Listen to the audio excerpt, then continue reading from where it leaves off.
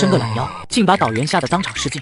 仅7、8个校医手握起正机，严阵以待，就连校长都为我跪地祈祷。只因我绑定了百病缠身系统，不但奖励我恶性肿瘤、白血病，还有急性心肌梗死等几百种疾病。而我在度过每个疾病的危险期后，就能获得对应疾病的绝对免疫效果，还可以获得各种超强的能力。火锅好吃吗？没看到我在调油碟吗？还没吃上呢，馋了就坐下一起吃。导员，您怎么来了？我要是再不来，谁知道你们下次会在宿舍里吃什么？都给我站起来！杨康这一声吼，其他3人全都条件反射地站了起来，唯独吴病坐着发呆。检测到符合条件的宿主正在绑定系统。来了，终于把系统给等来了。上一世因为工作太努力，深夜加班猝死，这一世哥也有挂了。系统绑定成功，恭喜宿主成功绑定百病缠身系统。本系统为宿主精心挑选了骨折、恶性肿瘤、白血病、心脏病等几百种疾病。宿主现在可选择一款疾病进行体验。不是，系统，你确定你没搞错？别人重生系统都送钱送功法，你给我送个百病缠身。检测到宿主并未做出回复，系统将自动为宿主进行选择。恭喜宿主成功获得急性心肌梗死。当心率超过130，将100%触发急性心肌梗死。我操！这狗系统玩真的，别人的系统都是各种外挂，怎么到我这就各种得病啊？检测到宿主不满值较高，特赠送新手大礼包1份。恭喜宿主获得天赋技能灭世死亡。恭喜宿主获得天赋技能破茧重生。恭喜宿主获得天赋技能意志如铁。还好这次新手大礼包送的不是疾病。灭世死亡，根据宿主的声望值获得无敌时间，在无敌时间内，宿主始终处于濒死状态，但不会真正的死亡。当前声望值600，无敌时间600秒。灭世600秒的死亡，意思是600秒后自己还是会啊？这有个屁用啊！等等，这600的声望值是哪里来的？来自杨康的愤怒，声望值+2；来自何冰冰的惊叹，声望值+2；来自刘勇的钦佩，声望值+2。原来只要能让别人对自己产生情绪波动，就能增加声望值。导员，这火锅底料是我特意从老家带来的，牛油锅底，香得很，你也坐下一起吃点。这个学生还挺狂，明知我是导员，不仅不害怕，反而还让我一起吃，胆子也太大了吧！这时我脑海里又传来一连串的提示音，奇怪，怎么这么多陌生人的声望值？吴病先是一愣，随后将目光投向摄像头。原来如此，通过镜头让陌生人对自己产生情绪波动，自己也能获得声望值。你还坐在那里干什么？给我站起来！导员，你说话小声点，我有心脏病。你们这一届新生所有的体检档案我都看过，谁有什么病我都记得清清楚楚，在我面前玩装病这一套，班门弄斧。此时我并没有听杨康在说什么，而是专心阅读自己的另外2个技能介绍。破茧重生，当宿主某一项疾病脱离危险期后，就会获得该疾病的永久免疫效果，并且加强相应器官的功能。这技能牛逼啊！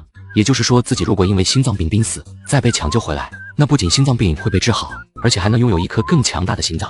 可以，这狗系统终于给了个有用的技能了。意志如铁，宿主可以凭借意志力获得额外的治疗效果，意志力越强，额外治疗效果也越强。灭世死亡的作用是让自己苟住，破茧重生是让自己变强，意志如铁则是让自己加速治疗，能更快的脱离危险期。如此一来，声望值和意志力这2个因素就显得至关重要了。其中最重要的就是声望值，声望值越高，自己无敌时间就越长，容错率也就越大，也就是越多的人关注自己，自己获得声望值的概率也就越大。你叫什么名字？吴病。吴病是吧？你们4个在寝室里违规使用电器，按照学校的规章制度，他们3个警告处分。而你目无师长，不知悔改，你今晚写3000字检讨交给我，如果不能让我满意，就打电话叫你家长来学校一趟。导员也是被气坏了，毕竟采访通知早就下达了，结果他们4个不仅被抓现行，这个叫吴病的还一点悔改的意思都没有。如果不着重处罚，他们农业大学的形象就全毁了。直播间里的网友们顿时幸灾乐祸起来。这哥们儿挺猛啊，面对导员不卑不亢，一点也不带怕的。你没看见导员都快被气疯了吗？这哥们儿接下来的大学4年恐怕要被特殊照顾了。刚一入学就得罪导员，真是个人才，哈哈哈。导员，你说话声音能不能小一点？我真的有心脏病。你小子还没完了是吧？导员伸出手指，在他的胸口上用力戳了3下。吴病，别以为装病就能不受处分，我们学校校风严谨，一切都按照规章制度来办事。你就算是今天真的倒下了，我也……杨康话还没说完，吴病突然紧紧抓着自己胸口的衣服，面露痛苦之色。下一秒，扑通一声栽倒在地，在场众人全部傻眼了。导员原本以为我是装的，可蹲下查看后却发现了不对劲，是真晕倒了，快打120。爹，活爹，检讨我给你写，你可千万别嘎呀！校长，救护车来了！就吴病现在这情况，送医院都是浪费时间，还不如直接拉殡仪馆去。校长话音刚落，我突然睁开了眼，所有人都被吓了一跳，校长更是被吓得腿一软，差点坐在地上。火锅好了没？吴病同学，你活过来了。暂时没死，但也不算活过来了。我感觉心脏还是很痛。吴病话音刚落，校医马上上前，将一桶速效救心丸塞到他嘴里。吴病同学，坚持住，救护车马上就到。你是病人家属吗？我是校长。那行，你上车吧。只不过病人的家属也要赶紧通知，如果要做手续需要家属签字。还是让何小姐也跟车吧。好，我们全程跟拍。吴病同学，我是校领导，你父母不在，我有责任陪在你身边。吴病听了立马捂住胸口，做出一副痛苦的表情。许文耀直接给下应激了，连忙闭上嘴。行了，何小姐你赶紧上去吧，我们跟着就行。宿主当前声望值72000，无敌时间20个小时。能在这么短的时间内收获这么多的声望值，全靠何冰冰的跟拍啊！接下来的日子里打死都不能和摄像头分开。我刚准备说2句整点直播效果，结果头一歪又晕了过去。这一晕把随车的医生给吓坏了，还好只是昏过去了。何小姐，你知道他是怎么变成这样的吗？他们4个在宿舍里吃火锅，违反了学校的规章制度，被杨导员训斥了一顿。我记得杨导员用手指在吴斌的胸口上重重的戳了3下，还让他写检讨。何冰冰此言一出，收看直播的一众校领导顿时汗流浃背。如果只是训话，应该也不至于诱发心脏病吧？杨导员训话的声音还挺大的，吴斌也提了很多次，说让杨导员的声音小点。这哥们儿真是个人才啊！被导员这么吼一下，直接就被吓死了。原来张飞长坂坡吼死人是真的，我还以为是电视剧改编。改编不是乱编，细说不是胡说，生活往往比电视更具有戏剧性。导员也没想到嗓门大点能把人给吓死啊！这哪里是大学生，这简直就是活爹嘛！现在的大学生真是越来越脆弱了，一碰就倒，一下就嘎。这让我怎么写病情描述？因为导人嗓门大，所以给学生吓出了心脏病，这不扯淡吗？就在这时，我再次睁开了眼睛。吴病同学，你现在的情况很危险，先别乱动。没事，医生，我就是调整一下枕头，你们聊你们的，不用管我。说完这话，我对着镜头比了个心，接着头一歪，又晕了过去。这哥们儿有点东西啊！什么？我感觉他有一种看淡生死的感觉。该不会是因为从小体弱多病，所以早就习惯了吧？他真的好坚强，他刚才还冲我们笑，他得多乐观才能忍着痛冲我们笑啊！吴病呢？进诊疗室了，现在在接受全面的身体检查。李院长，吴病的情况怎么样？你们放心，这孩子的生命体征很平稳，应该没什么大事，已经有专业的医生在给他做检查了，报告很快就能出来。听李院长这么说，所有人都松了一口气，毕竟在心脏病方面，他的话就是最有含金量的。你们这是在直播吗？什么节目？我们是名校生活栏目组的。哎呀，我是你们的铁粉，没有想到有一天我也能上你们栏目，要不你们顺便采访我几句。这李院长怎么这么自来熟啊？那李院长，吴病同学的情况真的稳定了？刚才他晕倒的时候情况还是很吓人的。根据你们之前的描述，我初步断定他应该是心梗发作。心梗的特点就是极危险，这种病猝死概率很高，如果耽误了送医时间，死亡率也很高。但吴病同学送到我们医院时意识清醒，还能简单进行交流，这种情况说明他的危险期已经过了，我们只需要保守治疗，就能让他慢慢康复起来。李国泰话音刚落，诊疗室的门被猛地推开，一名护士惊慌失措地冲李国泰大喊：院长，不好了，那个学生的心脏又停跳了。什么？这怎么可能？李院长，吴病的情况怎么样？我从没遇到过这么古怪的病人。听李国泰这么说，所有人都是一愣。李院长，哪里古怪了？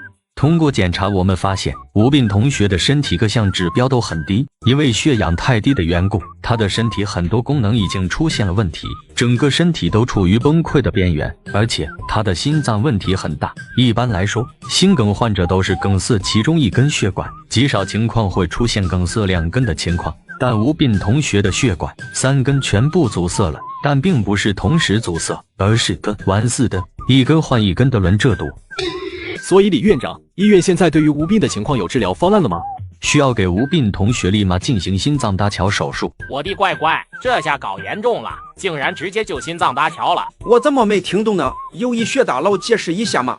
通俗来说就是3条高速路都不行了，所以人工再建一条高速路直通心脏。这个手术实施条件很严苛的，不是说想搭就搭。李院长，吴斌同学的一切医疗费用都可以先由我们学校来承担，搭桥什么的我们也不懂，不过一定要给吴斌同学用最好的，千万不要省钱。省钱？你们也太看得起我了。吴斌同学是3条动脉血管轮流梗塞，所以我们不仅要给他进行心脏搭桥，而且要同时搭3根，而不是1根。听李国泰这么说，所有人都倒吸一口凉气。一次性搭3根，这么离谱的吗？许校长，你也不用太担心，心脏搭桥虽然是大手术，但成功率在97%以上，一般来说不会有什么大问题。但是，吴斌此时的血氧饱和度太低了，只有70不到，他不能下手术台的概率很大。许文耀有些懵，脑子里已经成了一团浆糊。李院长，你刚才不是还说手术成功率有97%吗？怎么现在又下不了手术台了？搭桥手术成功率确实高，但吴斌这个身体状况，我担心他撑不到手术完成。就这么和你说吧，血氧饱和度70左右，人还能活1天左右；血氧饱和度40以下，基本就只有3个小时的命了。李国泰从护士手里拿过一份文件，如果确定现在做手术，那就需要有人在这上面签字。你们谁来？看着手术文件，所有人都沉默了。只要一签，就要对手术负全责。我签。李院长，麻烦你尽快给吴斌安排手术。院长，病人的血氧饱和度只有20了。只有20了？你他妈在和我开玩笑是吧？许文耀面如死灰，刚签完字的右手哆嗦的和鸡爪一样。心疼校长1分钟，刚签完字人就不行了。现在下结论也太早了吧？连李院长也没说不行啊。兄弟，你知道血氧饱和度20是个什么概念吗？就这么说吧，那边心脏搭桥的手术准备工作刚做完，人就可以直接送进太平间了。多好的一个大学生啊，就这么被吓死了。这下导员和校领导也跟着一起完蛋了，两人估计都得被判刑。小祖宗啊，你可千万不能嘎！只要你手术成功了，我以后一定把你当亲儿子对待。李院长，吴斌现在到底什么情况？手术成功了吗？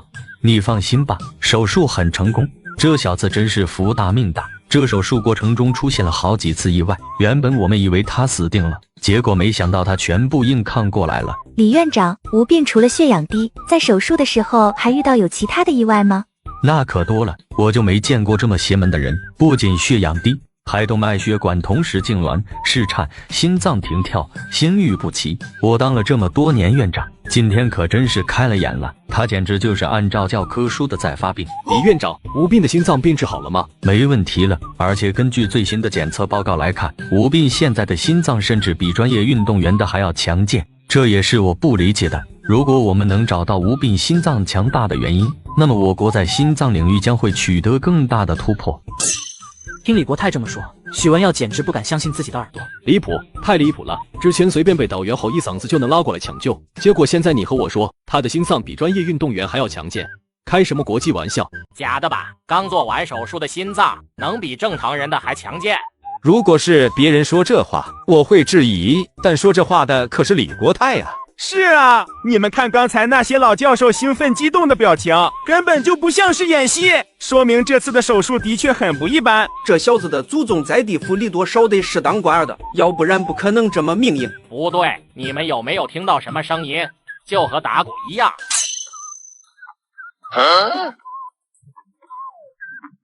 卧槽，帝王引擎是住了个院，学校竟给我发了5万元奖金，导员更是哭着求着帮我付医药费，就连医院院长也要加我微信，帮我免除医药费。吴斌同学，你现在真的没有什么异样的感觉吗？谢谢何小姐的关心，我现在确实好多了，心脏不痛了，感觉全身轻松。恭喜宿主已成功治愈一项疾病，获得100生命币，新的疾病已为您准备就绪，请选择。我靠，这狗系统有完没完了？又来。请宿主在2分钟内做出选择，否则系统将随机为您匹配适合的疾病。还自带匹配系统？你以为你在打排位呢？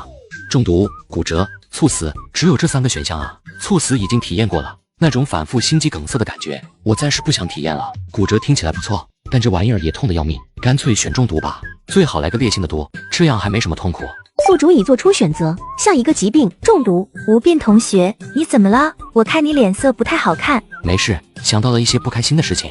吴斌话音刚落，许文耀带着一群校领导走了进来。吴斌同学，你现在感觉怎么样？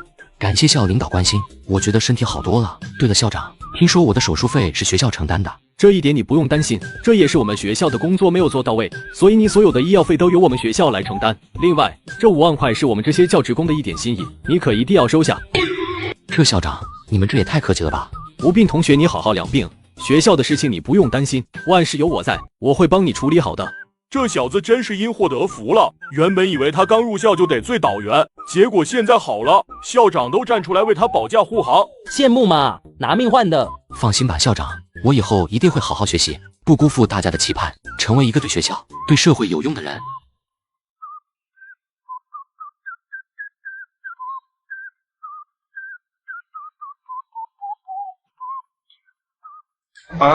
杨老师，你说话的声音可以稍微大一点。完了，给导员下出心理阴影了。毕竟差点进去踩缝纫机，换谁都害怕。我还以为我耳机坏了，这导员牛逼！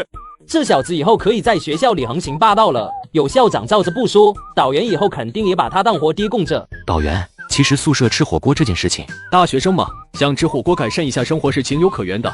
而且你能想到在宿舍里吃火锅，那说明你具有艰苦朴素的优良品格，宁愿自己煮，也不愿意花高价去外面吃，这一点我很欣赏。所以我决定，学校食堂以后新开一个窗口，烫火锅菜，以后你们想吃火锅就去食堂吃。至于处分，这次就算了，下不为例。好了，你安心静养，我们就先回学校了。我们俩加个微信，以后有什么事你直接微信找我就行。卧槽，越来越离谱了，校长竟然主动和他交换微信。原本以为只是特殊关照，现在好了，直达天庭。开玩笑，校长和他可是过命的交情，加个微信怎么了？很过分吗？吴同学，我来看你了。院长，你有话直说吧，我挺得住。别紧张，我不是来给你下病危通知书的，我来是想和你说，你的身体和其他人不太一样。老夫学了这么多年的中医，从来没有遇到过这么浑厚的脉象。完了，被发现了，我该不会被拉去切片研究吧？我从来没有遇到过像你这种体质的病人，明明各项指标都很糟糕，却始终徘徊在濒死的边缘，怎么也死不了。迄今为止，发生在你身上的一切都可以说是医学奇迹。你这样的病患，对于我们学医的人来说，就像秘密宝藏一样，很值得我们进行研究。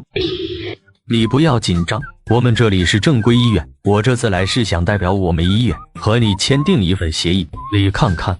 我只需要定期到你们医院体检，就能获得研究奖金。是的，以后你在我们医院看病，费用也将自动减免80%。狗系统只会给我疾病和苦难，可从来不会给钱啊！万一以后因为没钱治病而死，那可就太搞笑了。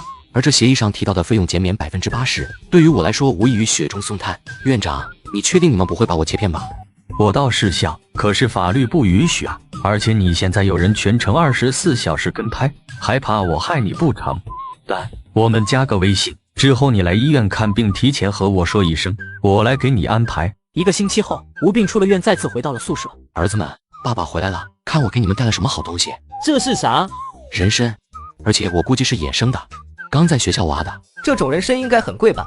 我记得我爸去年买这玩意儿送礼，一根就是好几万。主要还是看品种，如果是人工种植的西洋参，倒也不至于好几万，但如果是野山参，那这价格可就有点美丽了。那你岂不是发财了？哪里，发点小财罢了。说罢，吴病便从抽屉里拿出一把小刀。你干嘛？这可是好几万的东西，你要吃？瞧你那点出息，挖到好东西了，自己当然要第一个享用。卧槽，快打120！你们在干什么呢？导演，吴病在草丛里挖出一个野山参，我们正泡茶喝呢，你也来尝尝。哦，吴病同学，你运气可以啊，在学校草丛里还能控到人参。一般般啦，一般般。杨导员，我们农业大学的草丛里真的能挖到人参吗？农业大学嘛，我们的专业多多少少都和一作物的培育嫁接相关。有些学生为了偷懒，就会把自己的一些课题种在草丛里，偷偷去观察记录。不过以前也就顶多在草丛里挖出点蔬菜水果之类的，这次能够挖出人参，确实有点奇怪。吴病，你怎么衣服都不脱就睡了？快起来，至少也要把鞋给脱了吧。年轻就是好，倒头就睡。杨康说着举起水杯准备喝一口，却突然看见了放在桌子上的东西。薛贵，这东西你们从哪里弄到的？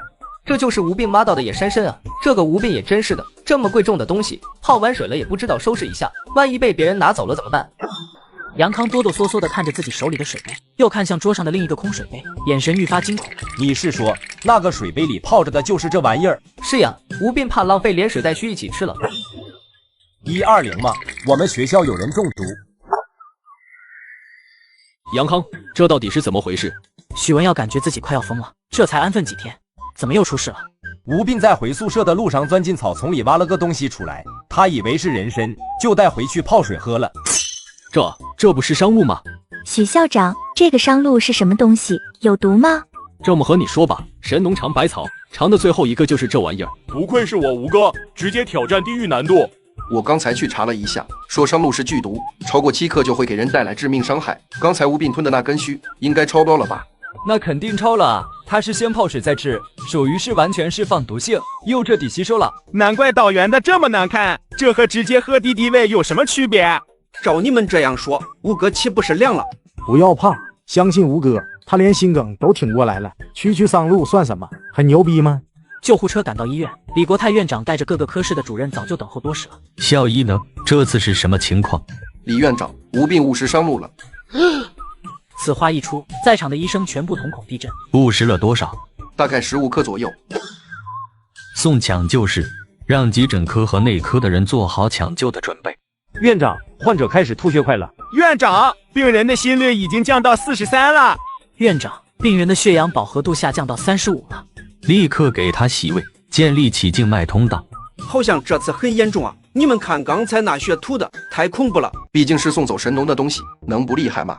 这么惨的吗？我还以为送到医院就能解毒了呢。建议去了解一下敌敌畏，那玩意儿才是真的神仙难救，关键走得还痛苦。活爹啊，你咋就这么馋啊？咱猜园子里什么吃的没有，你咋就偏偏捡个阎王贴吃啊？我就查了2次寝，左增，你是跟我有仇吗？要这么折磨我？3个小时后，抢救室大门打开，吴斌被人从里面推了出来。怎么样，李院长？手术非常成功，吴斌同学体内的毒素已经彻底清除了，接下来他只要静养一段时间就可以了。听李国泰这么说，所有人都松了一口气。随后他们又一脸怪异的看着吴斌。那可是剧毒的商露啊，这小子泡水喝了都没死，这不合理啊！我去，我以为这哥们儿凉了，结果没想到他竟然没事。兄弟，这可是抢救了整整3个小时，这也叫没事吗？这哥们儿也是个人才了，3天2头的进医院，而且还都是重病，真不知道上辈子做了什么孽。这小子虽然脆皮，但他祖宗在地府的关系肯定硬，估计10殿阎罗全都求了个遍。在吴斌被推进病房以后，何冰冰第一时间上前采访。吴斌同学，你现在感觉怎么样？我感觉很不错，睡得很香。你不知道你在鬼门关前走了一圈是吧？你还以为是睡觉呢。吴斌同学，你之前在草丛里挖到的那个东西不是人参，是商露，剧毒。原来不是人参啊，不过那玩意儿还挺助眠的，我好久没有睡得这么爽过了。吴斌同学，这次多亏了你，不然我们也不知道学校里竟然存在这么大的管理纰漏。在你中毒后，我们已经紧急对所有同学做了思想安全教育，宣传效果显著啊！好，这么晚是吧？合着我吃一次商露，直接就被学校当成反面教材的典型了。校长，这奖我受之有愧啊！哪里有愧了？你是在用生命向广大同学们做警示，你就是我们学校的英雄。就在吴斌以为许文耀给自己颁完奖以后就该回去了的时候，谁知道许文耀突然眼眶泛红。各位还不知道吧？吴斌同学是孤儿，是凭借自己的刻苦努力学习，硬生生从福利院里考出来的。小吴同学，你放心，从今以后我们农大就是你的家，我就是你的长辈。这个老大比我想象中的还不要脸啊！果然姜还是老的辣。看着直播间里一条条称赞自己的弹幕，许文耀的嘴角比 AK 都还难压。有这么多网友为自己弹幕护体，教育部就算派人下来问责也和我没啥关系了。你好好养病，农大永远都是你最坚实的后盾。谢谢校长。许文耀和杨康刚走，李国泰就带着几名医生进来了。吴斌，感觉怎么样？好多了。别想太多。虽然中毒是一件坏事，但我们却通过检测你的身体数据，获得了很多有价值的研究资料啊！多么美妙的身体呀！我从没见过这么美妙的身体，你简直就是上帝的杰作。吴斌，你别紧张，老陆用词不当，他的意思是你的身体素质很好，甚至有点好过头了。你被送进来的时候，毒素已经随着你的血液进入了你身体的各个器官，我们只能给你补水，做一点辅助工作。谁知道你硬是靠着自身的解毒能力挺过来了。李院长的意思是不是说，他们其实也没做啥，吴斌靠自己活过来了？我靠，这咋可能？这能不死？中毒是这样的，除了一些特定的毒素有特效药，其他毒素一旦扩散全身，就只能靠肝脏自己解毒。这也是为什么人一旦中毒，最先出现的就是肝衰竭，因为肝就是负责解毒的，肝脏不行了，那这个人也就凉了。刚才李院长不是说吴斌也肝衰竭了吗？所以这还没凉。所以李院长才说这是奇迹啊！这个就相当于你基地都快被推爆了，水晶复活了。所穴是吧？好，这么晚，所以在吴斌睡着的时候，他体内的免疫系统在乱杀。李院长，你来找我不会是要拉我去解剖吧？院长，你来找我不会是要拉我去解剖吧？你别误会，找你是因为我们想获得你在住院期间的监测数据，还要给你做点检查，这毕竟涉及到你个人隐私，所以需要你和我们合作。如果你同意，我们这边会支付10万块的医疗研究资金，立马就能到账。不仅不把我切骗，还要给我10万块，好人呐！吴病这边刚签完字，李国泰就把一张白色的卡片递了过来。这是医疗联盟的白龙卡，全国通用。拿着这张卡，你所有的医疗费都可以先挂账。如果你的体检报告等各项数据能够为我们提供重要的医疗参考数据，那么你的医疗费用就免费，甚至可以获得奖金。我靠，这张卡也太爽了吧！传说中的一卡通，这可比一卡通厉害太多了。能够挂账的卡，说明吴斌的个人信息和病历肯定会上传网络，全网共享，相当于全国的医院都为他服务。我怎么觉得恰恰相反呢？感觉是他在为全国的医院服务。1周后，吴病的身体恢复了正常，便离开了医院。冰冰姐，我说一句，恭喜宿主已成功治愈一项疾病，获得100生命币。新的疾病已为您准备就绪，请选择。请宿主在10分钟内做出选择，否则系统将随机为您匹配适合的疾病。怎么就只剩下2分钟让我选了？这个狗系统检测到自己已经痊愈了是吧？骨折、死、重度残疾，我中过毒了，所以中毒选项没了，被替换成了重度残疾，其他2个却没有任何变化。也就是说，必须要体验了一种疾病后，才能刷新其他类型的疾病，这也太不人性化了吧！生命商城已解锁，宿主可适用生命币兑换物品。对吗？自己总不能白白受苦，总得给点奖励吧。乖乖，这商场里啥都有啊，但我只有200金币，这就很尴尬。现在只能买一些便宜货。治愈药剂使用后，在接下来的1个小时内接受的治疗效果提升10倍，兑换价格50生命币。有了这个药剂，就相当于缩短了自己的治疗时间，能够让自己更快出院。这么看来，这药剂还是挺实用的。先兑换1支。恭喜你，治愈药剂兑换成功，已放置到你的背包中。确认治愈药剂兑换成功后，吴病重新看向那3个选项，最后选择了重度残疾。这玩意儿总比猝死要好吧？宿主已做出选择，下一个疾病重度残疾。看着系统提示，吴病心里有些忐忑，毕竟系统没有告知自己是哪里会残疾，应该不会太过分吧？就在吴病这么想的时候，突然外面传来砰的一声，车突然停了下来，一个戴着口罩的男人冲过来，猛地敲击副驾驶玻璃窗。你们到底会不会开车？不会开车就滚回去坐公交车，不要开到这外面来祸人。我刚提的新车被你们这一照，直接就变成事故车了。小伙子，我们也不为难你，你赔我们4万块，这件事就算了。他们俩一定是不看直播的，连我都敢讹。臭小子，你笑什么呢？你再笑，信不信我把你眼珠子挖出来？你们2夫妻也太欺负人了吧！明明就是你们编导加塞违规，怎么还好意思骂人呢？就是，更何况对方还是个孩子，你们这样也太不讲道理了。你们知道是怎么回事吗？一个个在我这里装什么英雄好汉呢？你们别以为你们人多就有道理。今天他要是不赔钱，哪里都不准去。担心事情越闹越大，何冰冰带着摄影师也从车上走下来。女人一看见摄影师扛着那么大一个摄影机，随后瞬间暴怒：你拿着那个破机器对着我拍什么呢？你们呢？这是侵犯我的肖像权，知道吗？赶紧关了。这位女士，请你先别激动，我们是魔都电视台的，我们本来就在做直播。我管你是什么电视台的，你现在拍我就是侵犯我的肖像权了，你立马给我关了。大婶，我可警告你，我们摄影大哥扛的都是专业设备，一台摄影机10几万起步，如果你弄坏了，你赔得起吗？什么破摄像机，我才不稀罕碰，我还以为你是哑巴呢，结果你会说话啊，小杂碎一个。你胆子好大啊，连我都敢骂。知道这张卡是什么卡吗？我超好熟悉的桥段，这小孩该不会是什么首富之子吧？这可是李国泰李院长亲自给我的医疗卡，有了这张卡，我在全国看病都可以先挂账，而且可以享受最优先治疗的服务。你是从哪个医院里跑出来的神经病吧？信不信老娘打死你？还有这好事，来大婶，不要客气，有种你就动我一下试试。吴病把脸往前一伸，两夫妻脸都气青了。教了这么久，原来也只是样子货啊！我还以为你们真的敢动我。你什么你？有本事就来动我，没本事就闭嘴，别在这里丢人现眼。小子，你别以为我不敢动你，打了你我们最多也就是花点钱，钱我们有的是，不差钱，你能听明白吗？你别光说啊，有种你动手啊！不敢动手，你光说有什么用？你觉得我会怕你嘴炮吗？老公，给他一点教训，钱我来出，出了事我都认。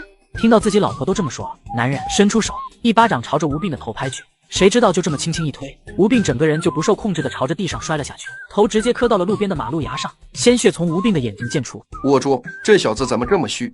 我都没用力，他该不会想要讹钱吧？臭小子，别以为我不知道你就是想讹钱，没用的。现在医学这么发达，你到底有没有伤，一检查就出来了，你装能有什么用？报警，赶紧报警！我只不过是轻轻拍了一下他的头，不至于这么夸张吧？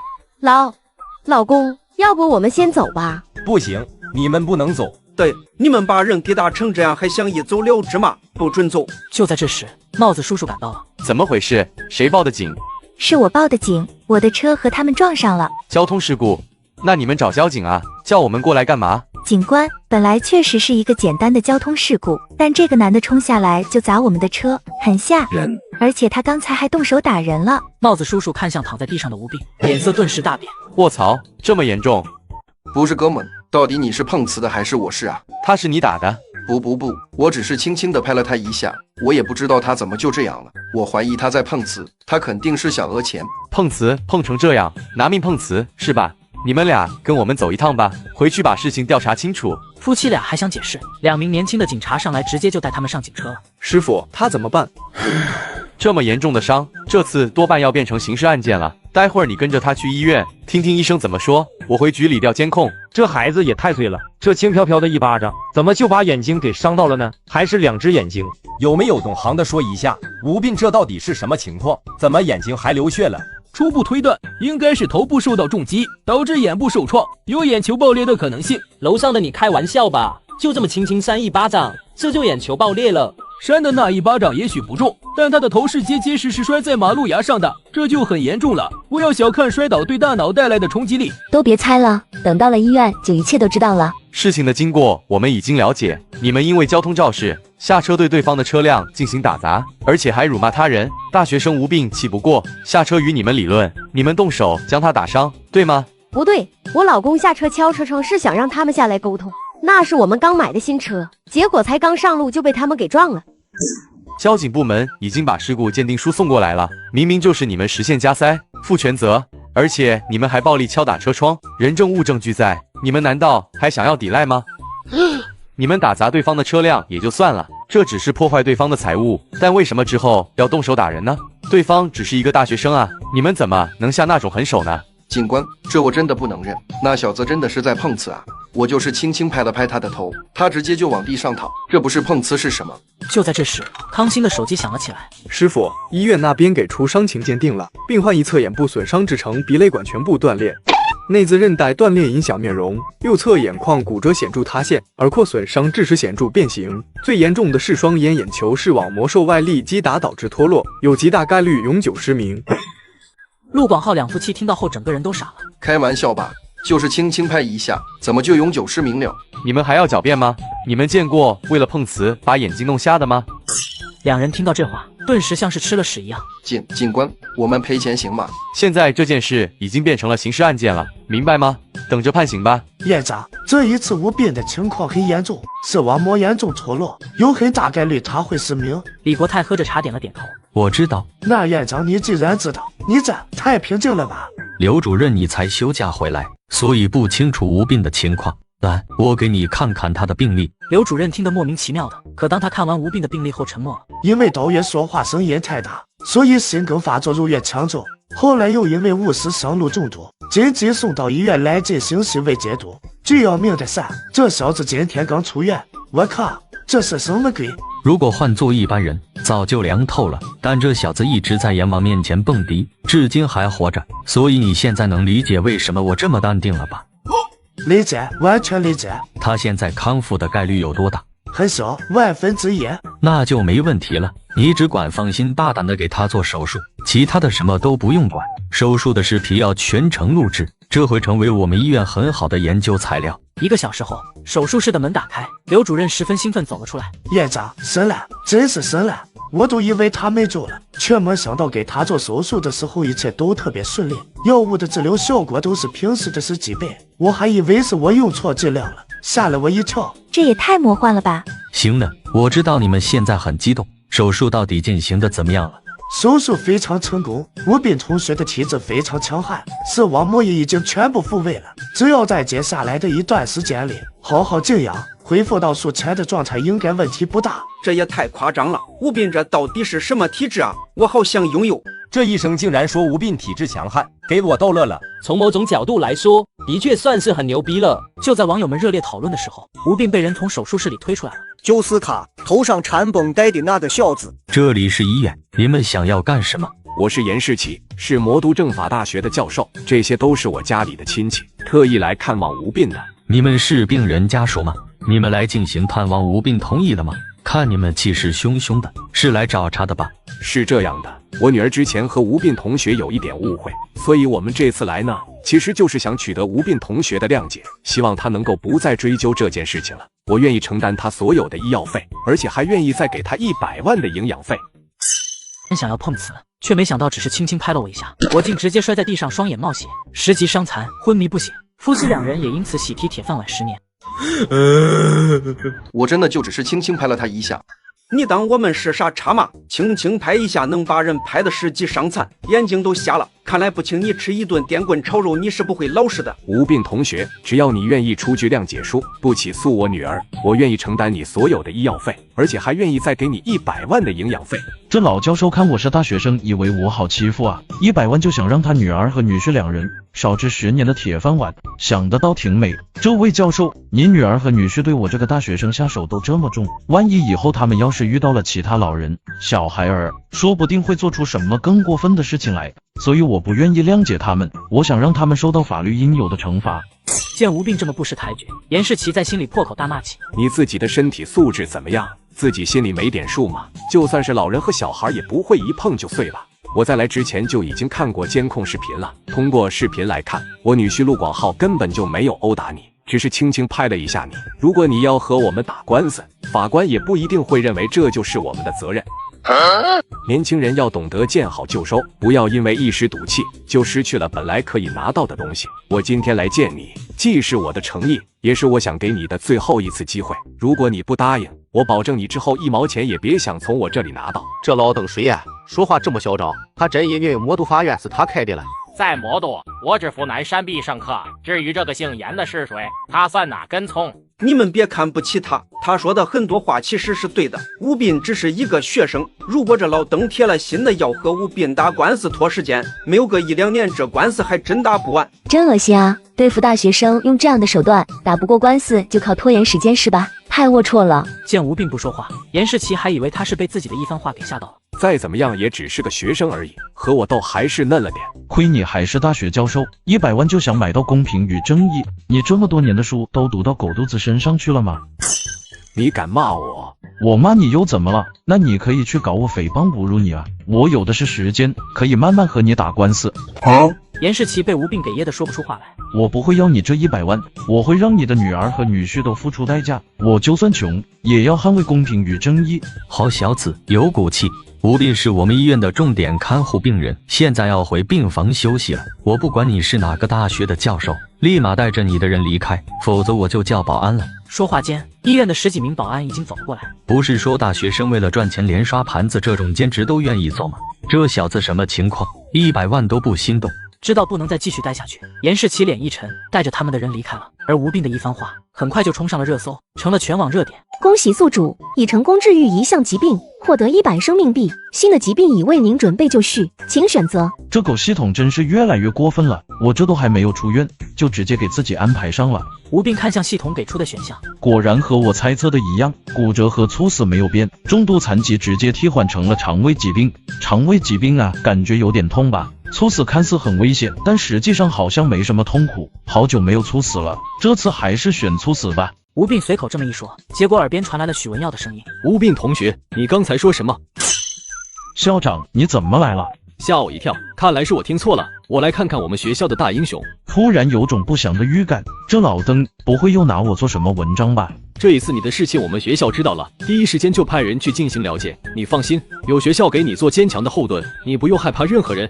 严世奇威胁你的事情，我也向上面反映了。今天上面已经给出了答复，取消他名誉教授的头衔，以后不再享受这些待遇。难怪他选择这个时候来看望我，这老登是来邀功的啊！顺便还能狠狠蹭一波流量，真贼！谢谢领导关心，我真的是太感动了。嗨，这些都是应该的嘛。许校长，你也在？是啊，我来看望一下吴病，他大概还需要多久才能康复？我们来就是要给他拆纱布的。眼科主任上前，在所有人的期待下，小心翼翼地把纱布拆开。可当纱布拆开后，所有人都不淡定了。这眼睛怎么感觉变大了？你们做手术的时候还顺便给他整了个容？没有啊，我们一切都是按照正规手术流程来的。这我也不知道是怎么回事啊。不错，小刘，没想到你还有这种技术。以后我们医院要是有需要整容的病人，就交给你了。啊，你放心吧，不会让你白出力，院里到时候会给你补贴的。怎么迷迷糊糊的，自己就多了一笔外快？吴病同学，你现在觉得你的眼睛怎么样？我觉得我的眼睛很不错，连我的近视都被治好了。不是，这手术还有这功效吗？我怎么不知道？怎么总感觉你小子有点邪门呢？不过你的视力已经恢复了，那就回学校吧，我给你办出院手续。谢谢李院长。等一群医生走了以后，吴病发现许文耀还站在身边。许校长，你还有事？你这不是可以出院了吗？反正我也要回学校，你可以坐我的车一起回去。吴病嘴角抽了抽，这个许文耀蹭流量蹭上瘾了是吧？好的，校长，那我收拾一下。出院后，吴病坐上许文耀的车往学校走。这一路上风平浪静，没有遇到任何人。当车停在男生宿舍门口的时候，许文耀的表情有些失望。这老登这是盼着自己再和别人撞一次是吧？难怪这一路上司机开车这么狂野，有好几次都感觉司机在违反犯罪的边缘上疯狂试探。原来这一切都不是自己的错觉啊！谢谢校长，那我上去了。那人谁啊？怎么还从校长的车上下来？看你都不知道，我们学校的脆皮大学生吴哥，就是那个被导员下道去抢救的人，就他也配得上这一声哥。一看你就没有经历过社会的毒打，不知道吴哥到底有多厉害。儿子们，爸爸回来了。吴病原本以为会迎来热情的拥抱，谁知道其他3个舍友坐在电脑前，正激烈的打游戏。老宋，玩什么呢？这么认真？我们在和隔壁宿舍打内战呢，你来的正是时候，快来帮我们打。不玩，我是一个成熟的男人，不玩游戏。你别在这儿和我扯犊子了，这可关系到我们整个寝室的面子。什么意思？之前你不是被导员吼进医院抢救了吗？这事被人发在网上，很多人都说你是我们大一男生的耻辱，说你弱不禁风，当代林黛玉，娘炮，娘娘腔。停，我怎么感觉这些话都是你的心里话？你想这样骂我很久了吧？哪有，吴哥你这就误会我了，我对你的忠心日月可见啊。少扯淡，说正事。原本这件事呢，也就到此为止了。有人看不起你也很正常，毕竟你确实脆了一点。结果你偏偏又因为吃商务中毒进医院了，这下可就惨了。我们寝室成了全校公敌。我自己吃中毒进医院，和他们有什么关系？当然有关系。你知不知道，你进医院以后，学校就开始搭理整顿玫瑰种植的现象。听说有很多学长学姐的实验作物都被铲除了，谁求情都没用。许文耀之前来医院看我的时候，好像确实说过这件事情。我说怎么觉得哪里不太对劲？这尼玛，原来是在这等着呢，把我推到风口浪尖，强行推动学校改革，功劳他领，黑锅给我背是吧？你最近出门最好戴个面具，要不然我真怕你回不来。不对啊，这和这把游戏有什么关系？隔壁宿舍有个富二代，他看你最不顺眼，这些天你不在，他就挑衅我们，说要和我们来一场比赛，谁输了谁以后就叫他们爹，所以我们就……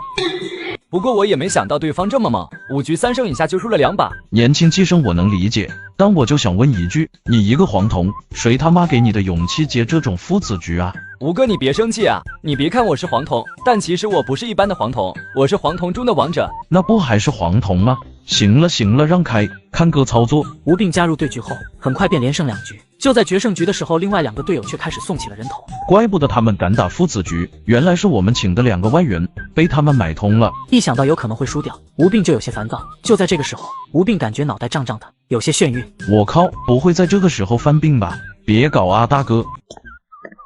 哥们，发生什么事情了？说是5杀被抢了，气得晕了。啊！我就是闪现抢了他一个5杀，怎么还晕倒了？如果吴斌是因为我被气的住院，那这个后果……苏哲已经不敢再继续往下想了，站在一旁的中唱更是彻底慌了神。这事儿要是放在别人身上，确实挺离谱的，但放在吴斌的身上就很合理了。上一次到原指示后一声，他就直接心梗被送进医院抢救了。这次被抢5杀，对他的刺激该有多大啊？而且我听说这一次他们宿舍是和赵豪那个宿舍打父子局，这么关键的5杀被人给抢了，那能咽得下这口气吗？苏哲越听越觉得手脚发冷。就在这时，宋兵一眼就看见了站在人群里的苏哲。苏哲中唱，你们2个混蛋，竟然还敢过来看热闹！宋兵直接冲上去就给了苏哲一拳。一开始大家还不明白发生了什么事，所有人都拉架，但根本就没人拦得住。老子真是瞎了眼才会找你当外援。你说吧，赵豪给了你多少钱，才能让你做这种丧尽天良的事情？合着眼前的这2个人就是内鬼啊！老子打游戏最痛恨演员了，兄弟们干他！不愧是我吴哥，被抢个5杀，竟然又直接被送上救护车了，太猛了！难怪李院长要给吴哥办一张医疗卡，现在看来是真有先见之明啊！网友们议论纷纷，因被抢5杀，脆皮大学生被气得当场晕厥。一次利用吴斌对校园内部的整治行动非常成功，教育部那边已经准备给我嘉奖了。这个吴斌真是我的福星啊！趁吴斌现在热度还比较高，我得好好再宣传利用一下，最好把他牢牢和我们农大绑定在一起。只不过应该怎么操作呢？校长，不好了，校长！杨导员，你马上也是要晋升的人了，怎么还这么不沉稳？校长，我也很想沉稳，但这件事情真的沉稳不了啊！吴斌他又晕倒了，怎么回事？和我们的教职员工有关系吗？没有，是同学之间矛盾引起的。那是我们的管理制度有问题，他们打架了。杨康还是摇了摇头，将事情的来龙去脉和许文耀说了一遍。许文耀听完以后，第一反应就是难以置信，因为打游戏被抢5杀，所以被气晕过去了。如果不是见识过吴斌有多脆皮，许文耀都觉得杨康在和自己开玩笑。不过很快，许文耀就回过神来，他非但没有慌张，反而拍着手哈哈大笑起来。好好好，天助我也，真是天助我也啊！校长该不会大受刺激，疯了吧？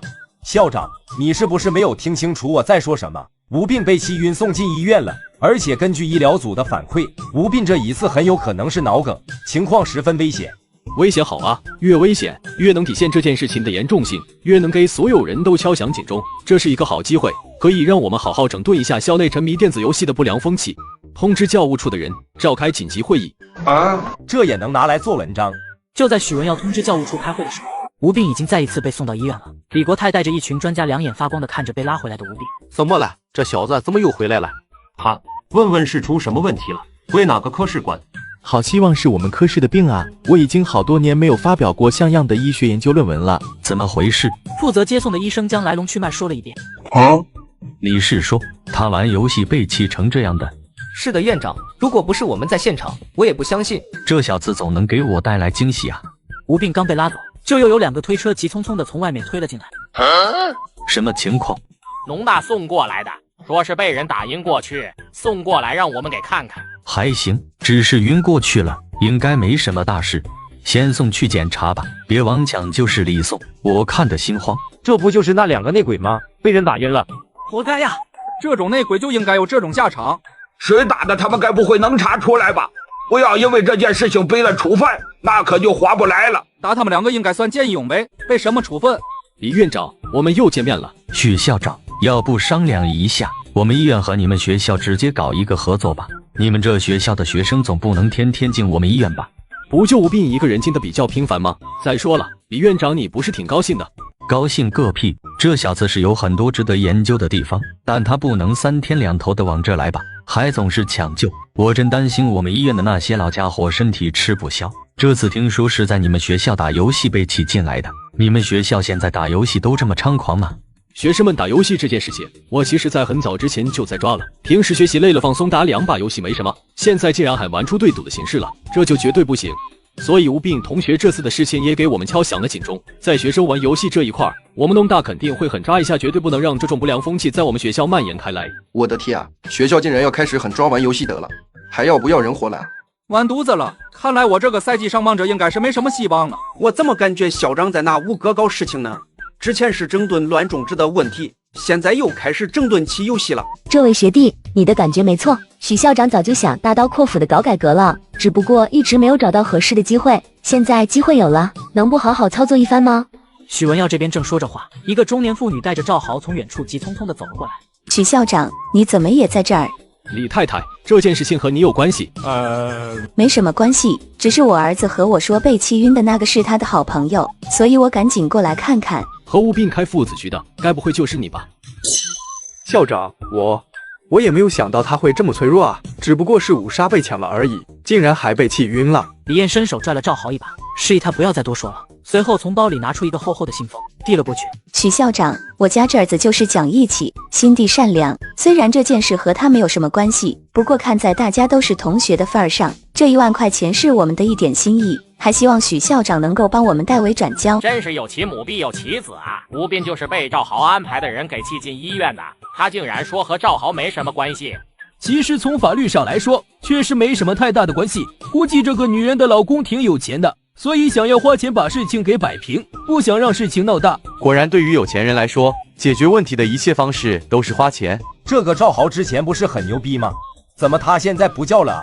以为自己有几个臭钱买通玫瑰就可以当吴斌的野爹，结果现在好了，吴斌直接超进化，成为他的活爹，哈哈哈。和你们有没有关系之后就知道了，现在你们说了也不算。见许文耀没有接他递过去的信封，李艳顿时急了。这许文耀之前对我们一家可是十分客气的，甚至还主动请我们吃过饭，现在我主动示好，他竟然为了一个没有背景的孤儿这么不给我面子。李院长，你也看到了，我是出于人道主义关怀才来看看吴斌同学，这钱许文耀不收，要不你收了吧？李太太，这你就不用担心了。吴斌同学是我们医院重点看护对象，所以他的医药费我们会自己解决。倒是你这孩子嘛，还得好好教育一下。邪了门了，连我的面子都不给，一个孤儿大学生而已，至于这么重视吗？就在李艳十分生气的时候，她的老公赵汉打来了电话。我听人说小豪在学校里闯祸了，怎么回事？没什么事，就是小孩吵架，然后有个小孩气性太大了，直接进了医院。因为吵架进了医院，这是多脆弱啊！小豪骂他了吗？应该是骂了吧，要不然咋会把人挤进医院？不过小孩子吵架有时候骂几句很正常，这件事你别管了，我能摆平。不等赵汉多问，李艳直接挂断了电话。坐在办公室里的赵汉越想越觉得不踏实。如果真的只是小事，李艳根本就没有必要特意跑一趟啊！不行，我还是得去看看。手术进行的怎么样？还成功吗？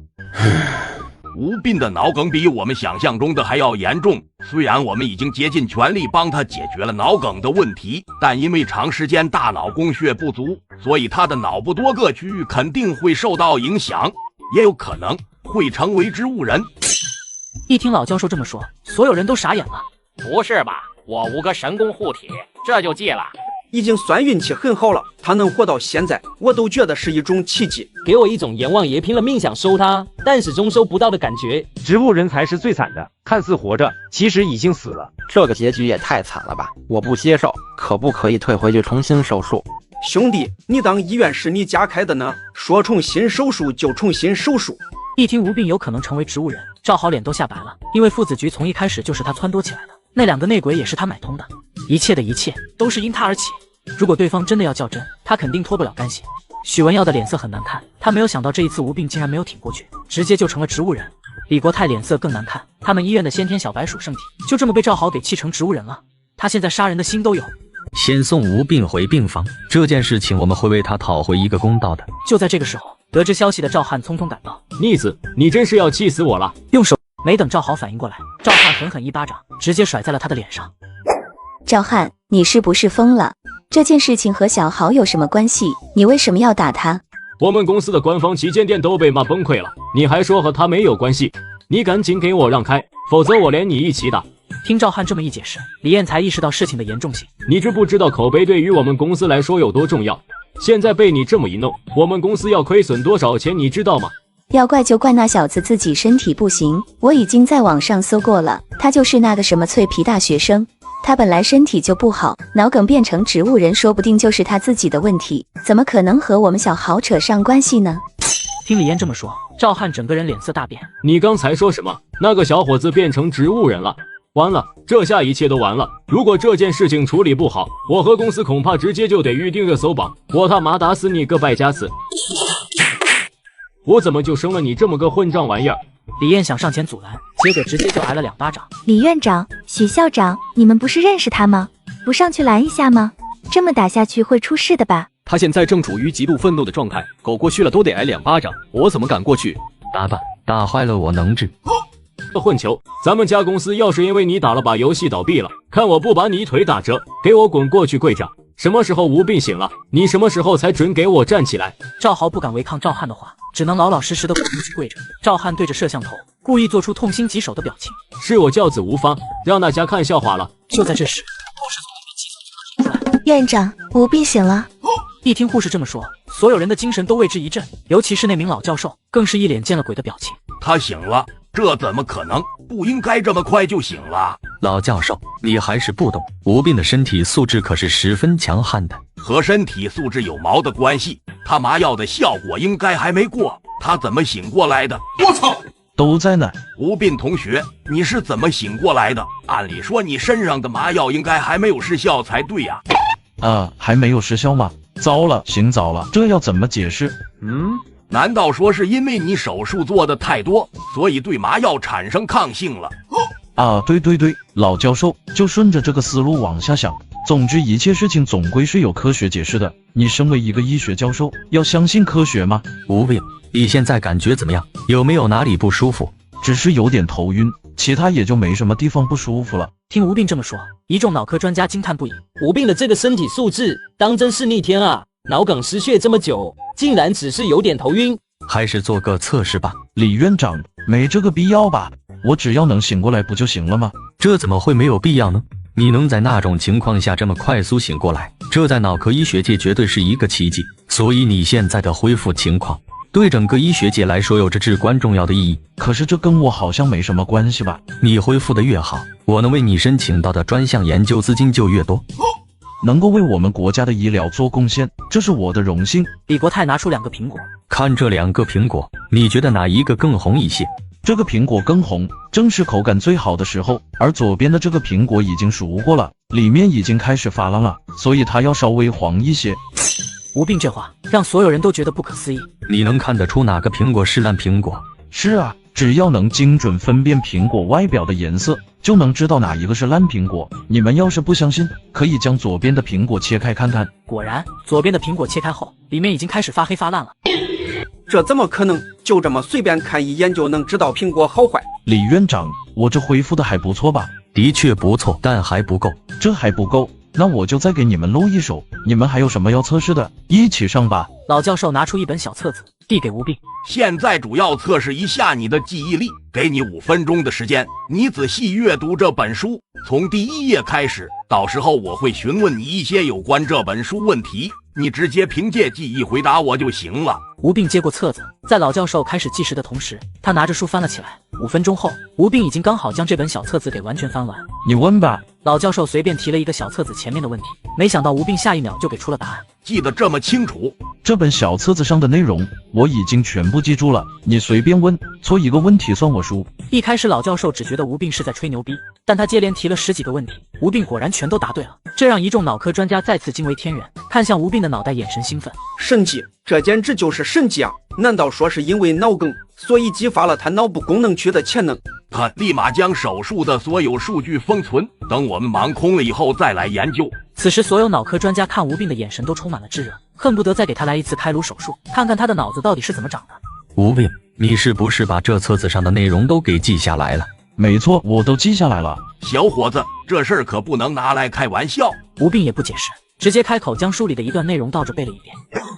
病房里顿时安静了下来。不愧是我吴哥啊，得个脑梗不仅没有变成植物人，而且还变成最强大脑了。这能力也太牛逼了！我要是能有这个记忆力，考试不就和开卷考试一样吗？古人说倒背如流，以前我不相信，现在我信了，这是真的倒背如流啊！逆天，太逆天了！我真想知道以后还有什么疾病能杀死我吴哥。此时，在场所有人看吴斌的眼神都有了微妙的变化。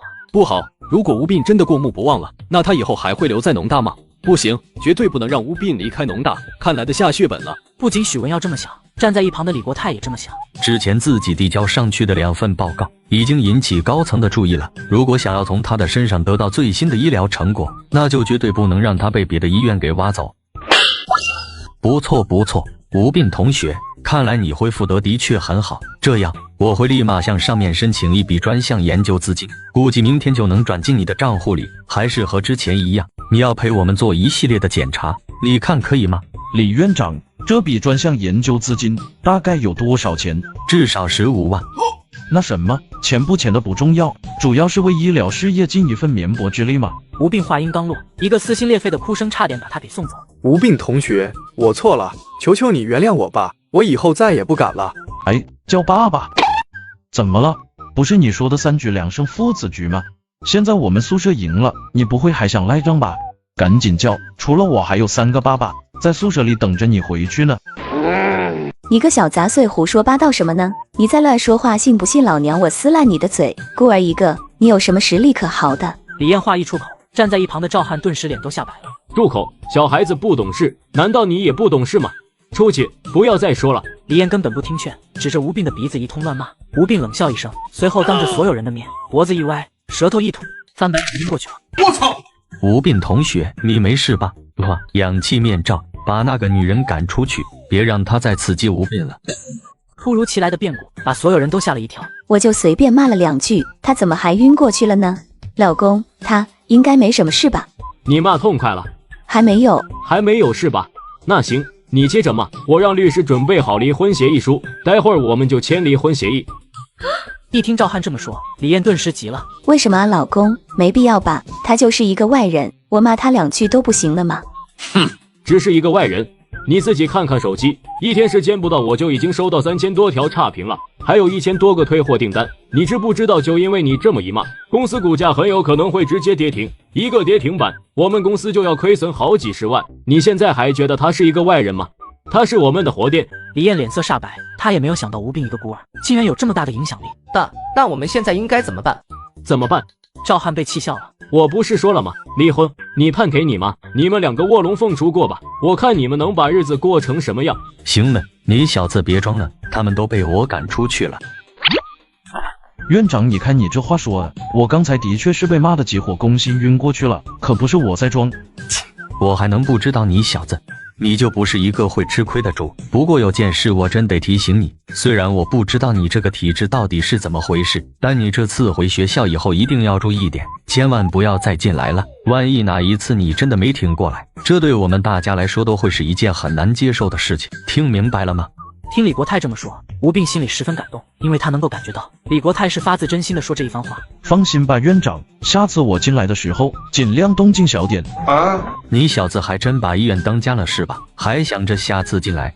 对了，院长，我们院的骨科技术怎么样？我们医院的骨科技术还是不错，但不是最顶尖的，最顶尖的是2医院，他们专攻骨科。你问这个干嘛？没啥，就了解一下。我那张医疗卡能在2医院用吗？你小子很不对劲，你到底想问什么？直说。院长，要是我在学校里一不小心弄骨折了，能优先送我去2医院吗？我没别的意思啊，我只是想着作为一名病人，那生病了肯定要选择接受最好的治疗嘛，是不是这个道理？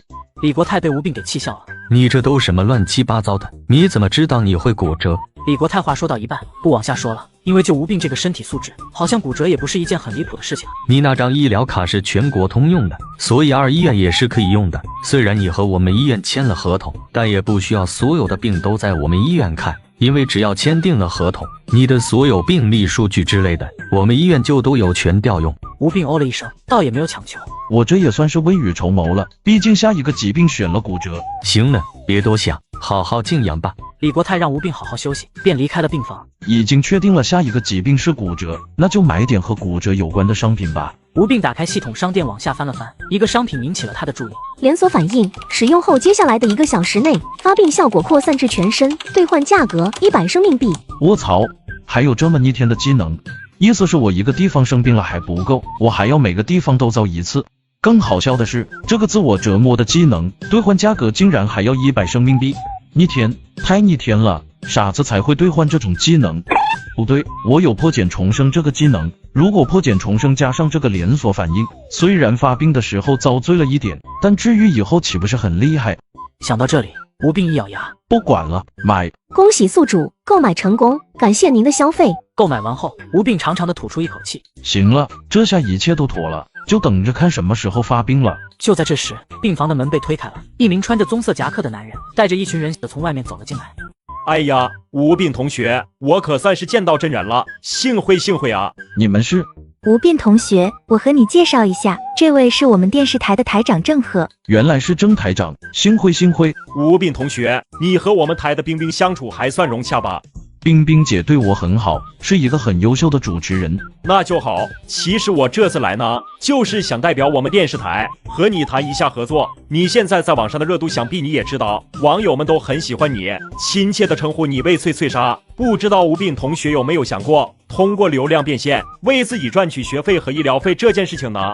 郑台长，我的情况你可能也了解，我是个孤儿，条件确实很差，所以我的确想过流量变现的事情，但就是在考虑去哪个平台对我的帮助会更大一些，还没来得及做决定。这小子是在等我开条件啊！吴斌同学，经过台里的慎重考虑，我们是这样想的，只要你同意，我们继续跟拍你直播间里的收益，我们55分账，怎么样？55太多了吧，我一个学生什么都没有做，那这么多不合适。55还多？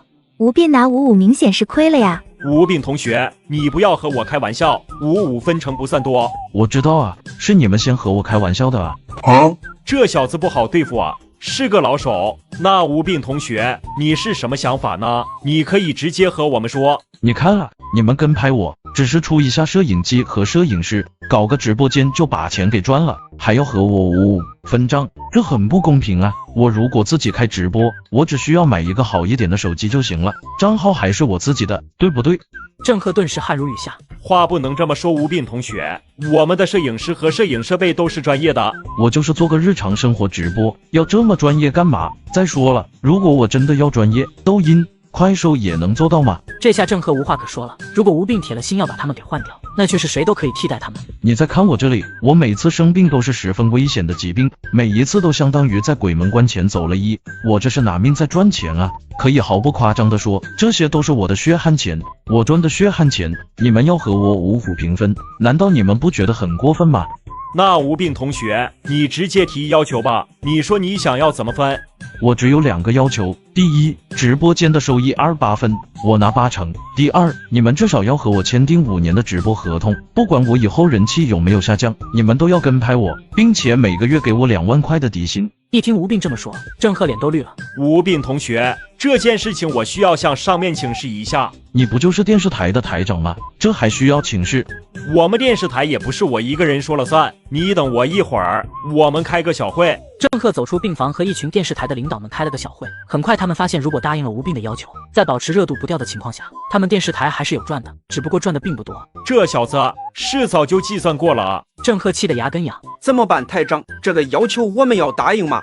我觉得不能答应，他这种情况本来就不可能经常发生。他要求签5年的合同，他能生病生5年吗？就在郑赫犹豫的时候，从远处传来一个熟悉的声音：“哟，这不是老郑吗？你们这么多人站在门口干什么呢？”郑赫转头一看，发现说话的不是别人，正是抖音总监尹世泽。这不是老郑吗？你们这么多人站在门口干什么呢？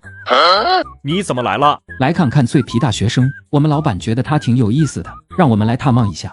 听到这话，郑赫顿时就在心里骂娘了。你们那是觉得人家有意思吗？你们那是想要过来签约是吧？郑赫下定了决心，重新走进病房。尹世泽也想跟进去，却被其他人给拦住了。尹总监，吴斌同学现在需要休息，可不能打扰。是啊，尹总监，你来的不巧，现在不是探望的时间。尹世泽先是一愣，随后怒了：放屁！老郑不是刚进去了吗？我懂了，你们电视台也想要签吴斌是吧？卑鄙无耻啊！竟然用这种手段，老郑我看不起你。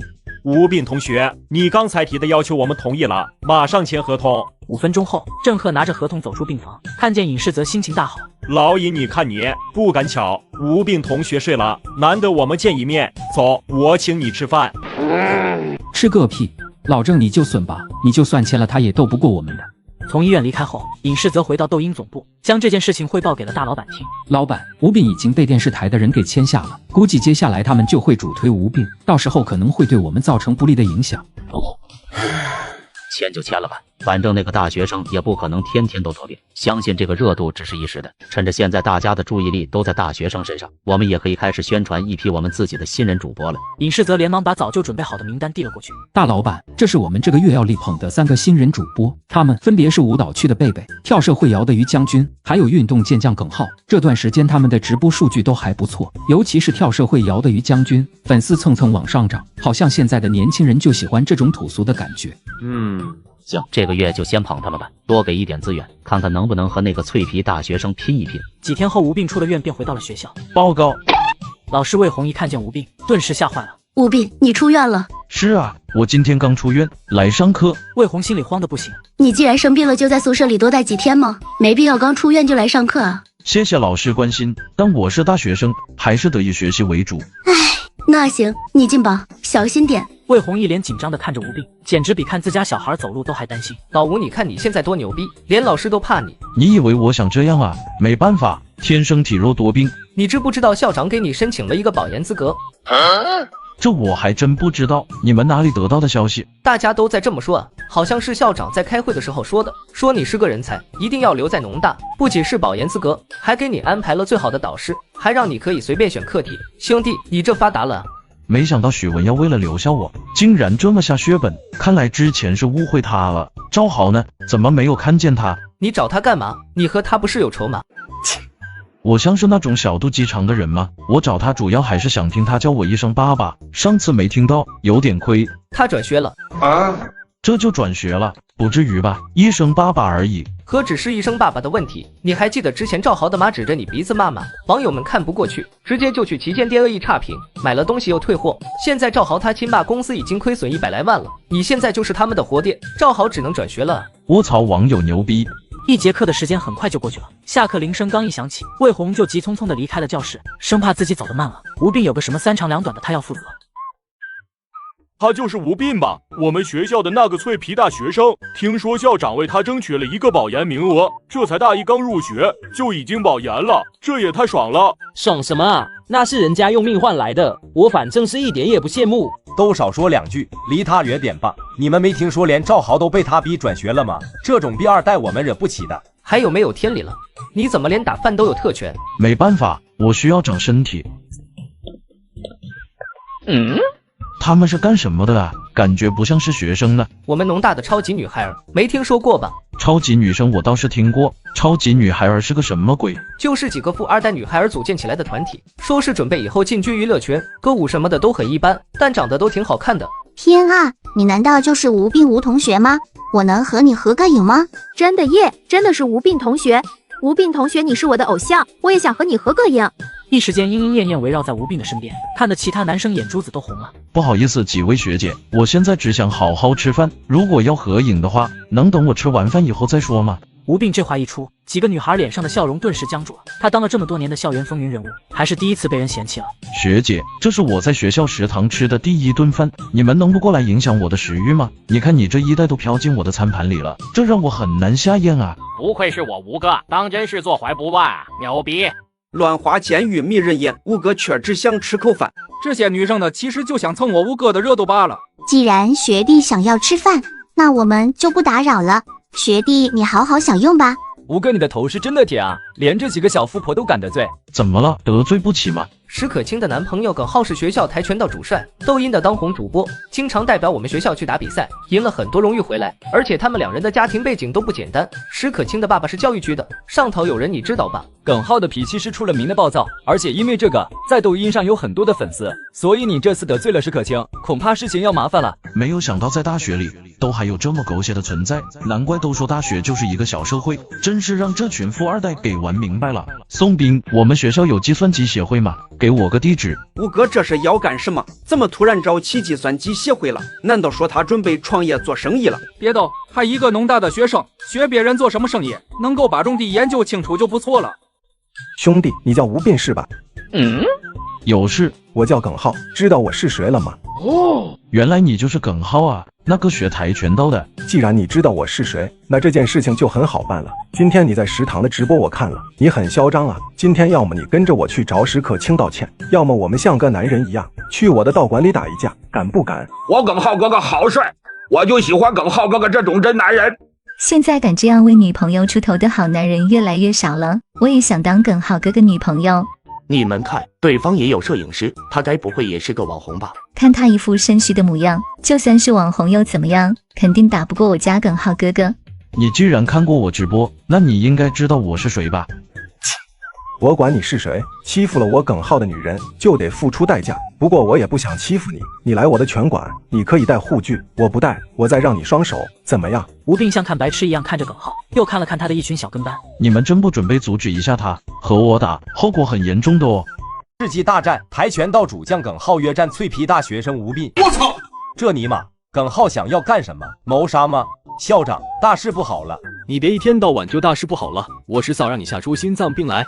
校长，我们学校有个跆拳道社团，你知道吧？我知道，他们的社长耿浩嘛，帮我们学校拿了很多荣誉，那小子不错的，给我们农大长了不少脸。是不是他惹什么麻烦了？如果不是什么很过分的麻烦，你让老柳过去一趟，帮忙低调处理一下，毕竟是我们学校的优秀人才，要爱护吗？他和吴病刚才约着一起去体育打架了。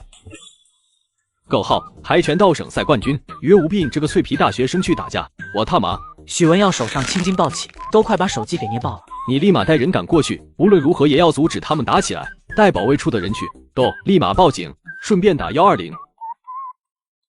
校长，怎么了？你还有脸问我怎么了？你们班的耿浩是怎么回事？为什么他敢公然约人打架？没那么严重吧，校长。耿浩这个孩子我清楚，他应该只是找同学切磋，他下手很有分寸，不会有事的。不会个屁！你赶紧给耿浩打电话，让他立马站在原地别动，更不许对吴动手。他要是敢动吴病一根手指头，你这个导员就别当了。好的，校长，我立马就给他打电话，你别着急。韩江挂断电话后，拨通了耿浩的号码，谁知道根本就没有人接。不好，看来你是真的很想和我打一场啊，连大门都反锁了。你要是害怕现在认输也行，只要你跪着向我女朋友道歉，那这件事情就过去了。行吧，既然你找死，那我就成全你，只是希望你之后不要后悔。咏春，吴病，这小子学传武的，难道说是个高手？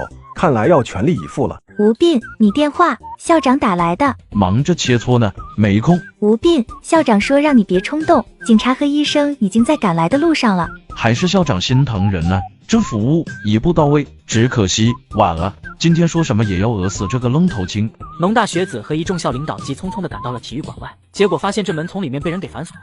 耿浩这个二货怎么就去找吴病切磋了？你想死别带上老子啊！就在此时，杨康也赶到。老杨，你也来了？不来能怎么办呢？吴病是我学生啊，别闲聊了，一起踹门吧！来吧，用你最强的一招打我！你找死！疾病骨折已发动，一连串令人牙酸的骨骼碎裂声音响起，听得所有人都头皮发麻。哎呀，我操，这一脚这么猛的吗？我看好像整个胸腔都凹陷下去了，人没事吧？我日，这就是跆拳道主将的实力吗？这小子明年参加奥运会，妥妥的金牌吧？还参加奥运会，明年他估计分头操都得3米高了。确实，这一脚把吴病给踹死，就是故意杀人，一颗花生米跑不掉了。耿浩吓得裤子都湿了，他连滚带爬的来到吴病面前，想要把他给扶起来。吴病同学，你别吓我啊！我刚才那一脚收力了，根本就没有用力啊！你起来，你先坐起来。特殊效果，连锁反应已启动。随着连锁反应启动，耿浩扶着的地方骨头全断了。他刚抓住吴病的手臂，想让他起来，结果手臂直接像泡沫一样，咔吧一声折断，接着弯曲成一个诡异而恐怖的姿势。谋杀，这妥妥的谋杀！浩哥，别冲动，为了一个女人而已，没必要杀人啊！杀人？我他妈是想救人啊！谁说我要杀人了？哥，你别搞啊！我都没用力，你快起来！我操！谋杀，这妥妥的谋杀！浩哥，别冲动，为了一个女人而已，没必要杀人啊！杀人？我他妈是想救人啊！谁说我要杀人了？不许动！快担架！哥，抬不了，他这骨头一碰就碎了。动作稍微轻点，必须把他送到医院里去，要不然他死定了。帽子叔叔，我们就是切磋一下。切磋一下就把人踹成人渣了，你小子挺狠啊！要是真打，是不是还要把人家骨灰扬了？全身粉碎性骨折，你他妈逗我？这怎么治？我们能治好的是断骨，而不是人渣啊！他是被压路机压了，好像是和人打架，被人一脚踹成这样的啊！什么人这么猛，一脚能给人踹成渣？是压人吗？算了，给他补液吧，葡萄糖、肾上腺素什么的，该上就上，能维持多久就多久，尽量时间长一点，显得我们没那么废物。病床上的吴病听到这话，蠕动着嘴唇，似乎想要说些什么。吴病同学，你想说什么？我觉得我还能枪吴斌同学，不是我们不想抢救你，实在是没有办法下手啊！你现在全身上下就没有一个地方是硬的。卢昌士话音刚落，吴斌的面部突然凹陷下去一大块。我操！头骨也碎了，这下彻底变人渣了，没救了。急救室外面，许文耀一众校领导站在外面，神情肃穆。我后悔的，我真的后悔，我就不该去吃那个什么烤串，我就该少在体育馆，就不会有这种事情发生了。杨康坐在椅子上，头发都白了。吴斌这小子是真不让自己省心啊！明明知道自己脆，干嘛还非得去找人打架？怎么样，老卢，手术成功吗？卢昌士红着眼睛摇了摇头，在众人惊讶的目光中，吴斌被盖上白布推了出来。吴斌死了，这怎么可能？全身上下没有一块骨头是完好的，我们想给他做手术都不知道从哪里下手。老李，我们真的尽力了。不可能，绝对不可能！吴斌的体质那么强悍，怎么可能这么轻易就死了呢？老李，我能理解你的心情，但事实就摆在眼前，人确实没了。你也知道粉碎性骨折的治疗办法，要么做手术粘合替换，要么就只能等他自愈。但吴斌他是全身粉碎性骨折，就连他的头骨也碎了，身体里的所有器官都失去了支撑和保护，光肌肉和脂肪的重量就足以让他当场嘎掉。我想过很多种退场方式，没想到吴哥竟然会被人一脚踹陨落。完犊子了！看见吴哥被盖上白布，我心里好难受。作为吴哥的铁粉，他出殡的时候我一定要去送一下，要不再抢救一下？我总觉得吴哥不会这么容易就死。舒服了，终于把这小子给摁住了。冰冰，要不我们还是走吧，这里毕竟是停尸房，不适合直播。是啊，这种地方阴气重得很，普通人根本就待不住。你们赶紧走吧，再多待一会儿，指不定会出什么邪门的事儿。大叔，难道说这停尸间以前出过什么邪门的事情吗？出过啊，咋没出过？就去年有个女的难产死了，被送到这个停尸间里来，那叫一个惨啊，一尸两命。正好那天晚上是我值班，我就在这儿睡觉，结果听见有婴儿啼哭的声音。摄影师和何冰冰被吓得起了一身的鸡皮疙瘩。那大叔你不害怕吗？我以前跟着茅山的师傅学过2年道术，别说只是哭声了，就算那个女的复活爬出来了，我也能给她塞回去。要不怎么说高手在民间呢？没想到一个停尸房看守大爷竟然也有这种本事，这就是下山再就业嘛。茅山弟子觉得很赞。看大爷那嘚瑟的模样，恐怕已经塞回去过很多尸体了吧？我真希望这个世界上真有阿飘，这样我吴哥说不定也能复活。就在这时，一旁的尸体传来了咯咯的响动声，正嘚瑟的张佩吓得一哆嗦，脸上笑容一僵。大叔，那尸体动静。坐在凳子上的张佩吓得两腿发软，已经站不起来了。别怕，有我在，他就是活了，我也能再杀他一次。大爷，你不是茅山道士吗？那具尸体好像要坐起来，你快去把它塞回去。姑娘，你别怕，有我在。我操！什么乱七八糟的？是我。吴斌，你还活着？我还活着，但我现在很虚弱，能帮我叫一下医生吗？这大爷怎么了？怎么躺地上就睡啊？被你吓的，胆子这么小。陈哥，你不害怕？我是专业干摄影的，什么场面没见过，怎么可能会怕？那你裤子怎么湿了？我说是太冷了流的汗，你相信吗？我信，冷汗吗？很合理。5分钟后，卢昌士带着一大群人呼啦啦地跑向停尸房。当他们看见吴斌时，一个个都和见鬼了一样。都在啊，人还挺齐的。老李，是这小子吗？他真的活了。你想打他吗？想。那就确实是他，这种欠揍的气质别人是模仿不出来的。去2个人把他带走，送急救室。卢院长，我只是骨折而已，没必要搞这么大阵仗吧？你那是骨折吗？你那是直接碎成渣了。院长，检查报告出来了。助理将检查报告递给卢昌士，卢昌士越看手越抖。这确定没有扫描错？这是人骨能有的数据，不仅骨骼已经完全康复了，还变得更强了。这尼玛，这都碎成人渣了，反而进化了。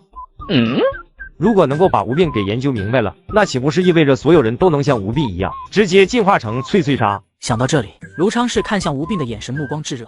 斯巴拉西，美妙，太美妙了啊！让你给我看个病，把你母语整出来了是吧？按照吴斌此时的骨骼强度，别说让人踹一脚了，就算是让大货车撞一下，也得是大货车当场骨折。把这些数据保存好，这个月底之前，我们所有人合作争取发表一篇论文。这数据太离谱了吧？应该没有人会相信。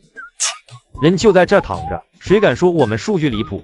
不相信的自己来看啊！欢迎调查取证。总之，这个论文我发定了，天王老子也拦不住我。卢昌士说完，又满脸笑容的看向吴斌。吴斌同学，你别紧张，我们需要提取一点你的细胞液和骨髓，可能会有一点点痛，你稍微配合一下。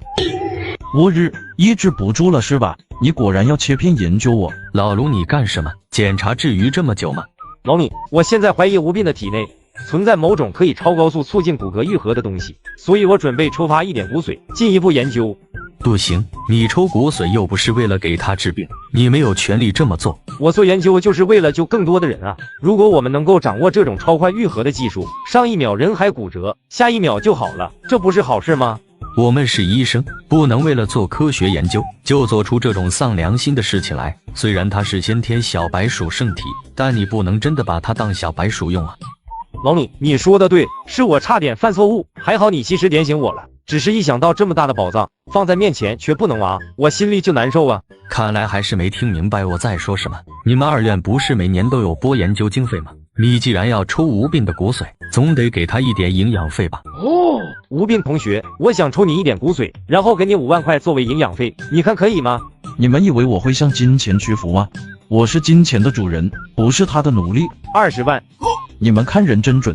来，是从背后抽吗？我准备好了，开始吧。确定吴斌这里没有事情以后，许文耀回到学校，风风火火开始改革，严抓学校打架斗殴的事件。一时间到处都是农大保安的影子。当晚室友宋斌直接给吴斌发来私信：吴哥、吴爹，我活爹，求求你不要再生病了。你知不知道现在农大保安和他喵锦衣卫一样，无处不在啊？我在宿舍看的小电影，直接就被保安字幕警告了。我现在是真害怕啊！最惨的就是那些小情侣，学校本来就禁止谈恋爱，现在被你这么一搞，只要女生说不愿意，保安第一时间就为他们保驾护航，把男的给套走了。抓流浪狗也没这么狠啊！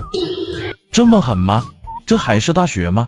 怎么更像是监狱呢？就在这时，校长许文耀提着果篮，笑容灿烂的从外面走了进来。吴斌同学，你好点没？我们大家可都盼着你回学校上课呢。校长，你这话说的，恐怕没那么多人盼着我回去吧？怎么没了？你是不知道，尽管你这次的事件，我狠狠整顿了一下学校风气，现在我们农大校风纯正，同窗和睦，这都是你的功劳啊！这是功劳？这分明就是一大口黑锅啊！我要是现在回学校，8成会遭到暗杀。校长，我也在网上看见你的那些举措了，老实说，会不会有点太严格了？你有什么建议？就比如情侣之间嘛，有时候就是喜欢玩一点有情趣的，你们光凭女生说不愿意就把男的给拘走，这太不合理了。没错，这点确实是我欠考虑了。刚才吴斌同学说了，我们不能光是把男的拘走，也得考虑有很多男同学被女同学纠缠这种情况，男女平等嘛。所以你去和保卫处的人说一下，以后如果有男同学明确拒绝了女生，女生还要纠缠的，那就把女的也拘走啊！我他妈是这个意思吗？男女平等是让你拿来这样用的。吴斌同学，你还有什么建议吗？许校长，我觉得你可能误会了，我的意思是学校抓这些事情不要抓得太严格了，要不然大学4年该多没意思啊！而且你们这样搞还容易和学生起冲突，保安大叔一个个都上了年纪，真要有个3长2短，学校也负不起这个责任吧？吴斌同学，你的想法和我不谋而合，我就说要尽快更新升级我们保卫处的装备吗？你立马联系魔都安保中心，把防四服、头盔、辣椒水、电棍、盾牌，还有那个防爆车都安排上，一定要保证我们安保人员的生命健康安全。校长，我想请个病假。你现在不就在休病假吗？不是的，校长，我想利用这段时间出去走走，散散心。卢院长说出去旅游对我的病恢复有帮助。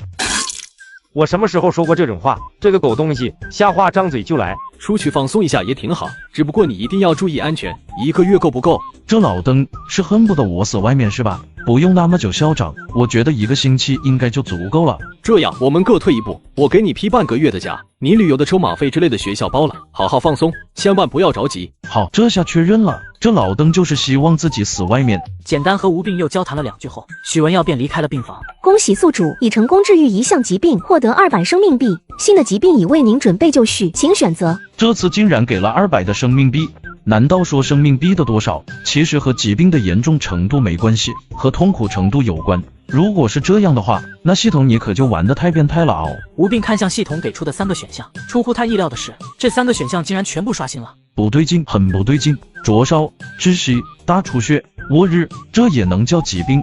这是酷刑啊！吴斌同学，我怎么感觉你的脸色好像不太好看？冰冰姐，你认识卖保险的吗？我想为自己买份保险。我们节目组早就想过帮你买保险了，保险公司不同意，你已经被所有保险公司拉进黑名单了。这些保险公司凭什么把我拉进黑名单啊？我凭本事赚钱都不行吗？你那是凭本事挣钱嘛？你那是拿命挣钱。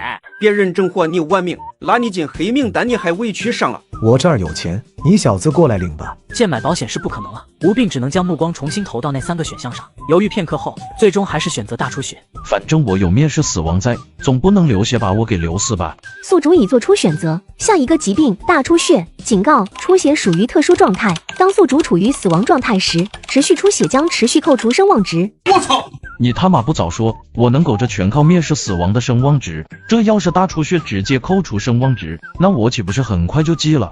狗系统，你是真不当人啊！好在我还有800的生命币，打开系统商店，血溅四方，使用此技能，鲜血会均匀溅射四方，十分漂亮。兑换价格300生命币，五彩斑斓。使用此技能，鲜血可变为任意一种颜色，兑换价格300生命币。不是你逗我呢？你学企鹅哥这儿卖炫彩特效呢？能来点有用的吗？纳米救援，使用此技能可召唤一次纳米小队进行救援，兑换价格100生命币。鲜血渴望，使用此技能可通过进食其他动物的血液为自己补充血液，兑换价格300金币。这个还不错，买。恭喜宿主购买成功，感谢您的消费，商城感恩大回馈，特赠送您一款特殊效果大血崩。这他妈是感恩大回馈。你是阎王爷派来的卧底是吧？大出血，这下直接进化成大血崩了。就在这时，李国泰和卢昌士从外面走了进来。怎么样，小子？听说你要出去旅游？李院长，我是 B 型血，这个你知道吧？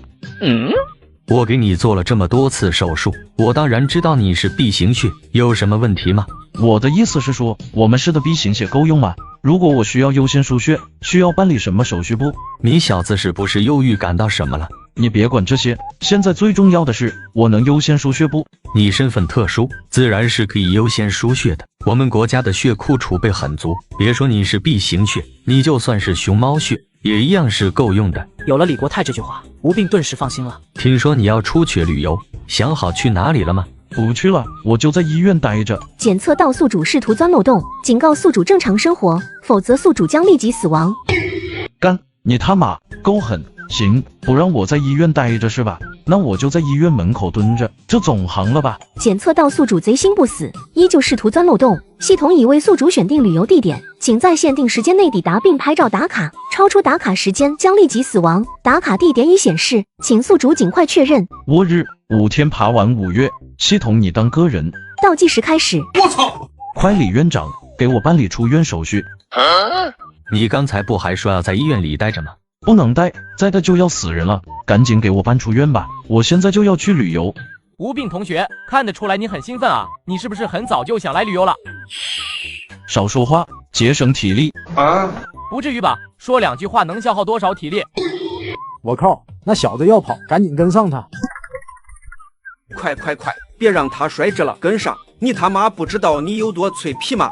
谁给你的胆子这么跑的？万一摔了怎么办？万一跑出心脏病怎么办？原本所有人都觉得以吴病的身体素质，跑不了一会儿就肯定会停下来，结果他们却发现他的体力出奇的好。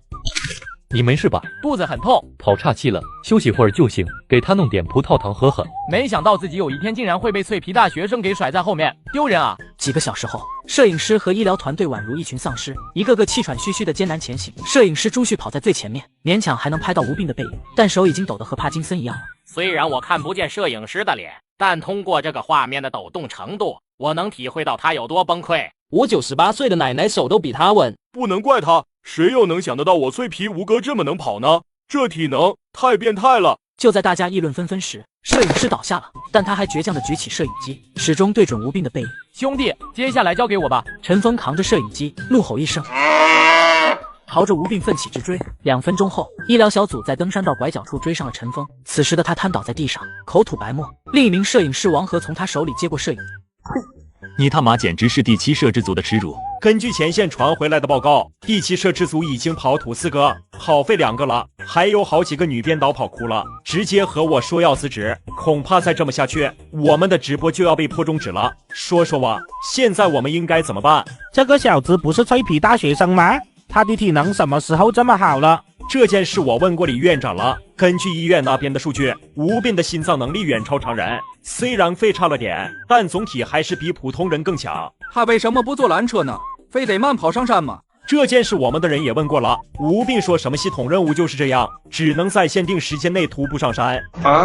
牛皮！既然如此，也只能请求地方台支援了。我建议至少安排4个摄制组，轮番跟拍。好，就这么办。华山山道上，吴斌也跑不动了。失算了，虽然我的心脏很牛逼，但肺功能是真的差。早知道就选窒息死了，这样就有一个铁肺了。到时候铁肺加帝王引擎组合，别说慢跑上华山，就是爬喜马拉雅山也不带喘的。见吴斌跑不动了，跟在后面的一群人感动得热泪盈眶。这个狗东西终于累了，这个狗东西终于累了。吴斌同学，你为什么要跑这么快啊？这是你的计划吗？计划个屁！这是系统在整我。我是想通过这种方式告诉那些重病在床的人，疾病虽然很痛苦，但他们并不可怕。只要我们足够勇敢，哪怕是百病缠身，我们也能勇往直前，不比任何人差。吴斌这一番话，把一旁的何冰冰感动的眼眶都红了。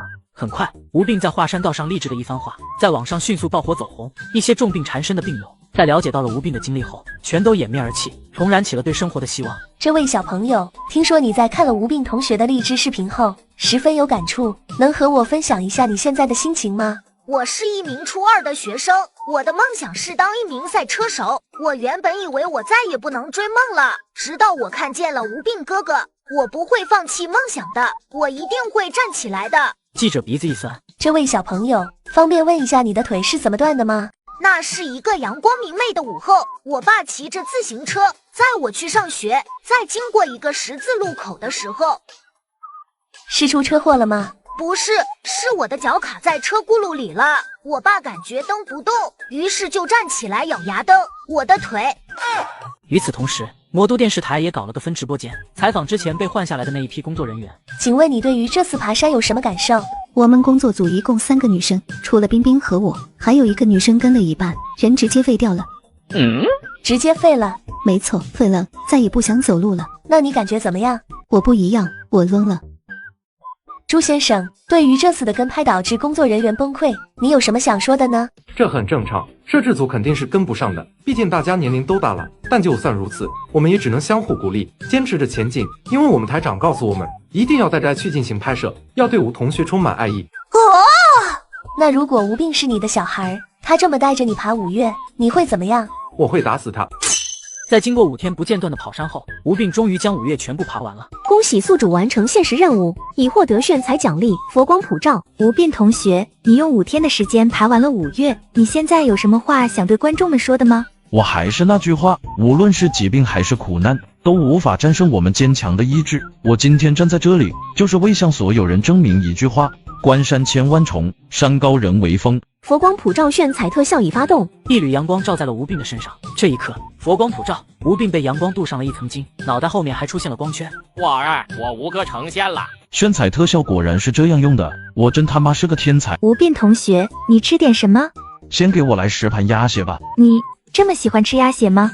要不先点2盘吧，不够再加。先点10盘，这样我更有安全感。吴斌同学，你身上怎么有淤青？胡医生，你别这么紧张嘛，我身上的这些淤青就是不小心磕碰到的，没事的。吴斌撩起袖子，结果定睛一看，自己都傻眼了。他整个右手小臂全都青一块紫一块，看上去十分吓人。给，把机器拿过来，给吴斌做个血液检测。胡医生，吴斌这是什么病？现在还不能确定是不是病，但这么多大块大块的淤青，说明他体内的血管已经有了出血症状，这肯定不是正常现象。你们不要这么紧张嘛，我这不是没什么事吗？先坐下吃饭，别着急。来之前我就打听清楚了，距离这里5公里不到就有一家医院，而且血库储备相当充足。凭借我35天的无敌时间，就是爬也爬进那家医院了，完全不用慌。麻烦你们管一下他可以吗？嫌我儿子撞到你了，那你不知道换一个位置吗？又不是狗，没有项圈拴着你，你离我们远点不就行了？妈的，真当我好欺负啊！小子，你什么意思？是不是想打架？胡医生，快看这个检测报告。这怎么可能？血小板只有1，确定不是仪器出问题了吗？突然一记清脆的耳光声从旁边传来，所有人转头一看，发现小孩正一只手拿着牙签，一只手捂着脸瘫坐在地上嚎啕大哭，而吴斌的脖子上出现了一个红色的小点，接着鲜血如同爆掉的水管一样喷溅而出。我操！对，止血，打电话叫救护车。见到自己儿子被打，曹杰气不过，举起手里的酒瓶就朝着吴斌的头砸了过去。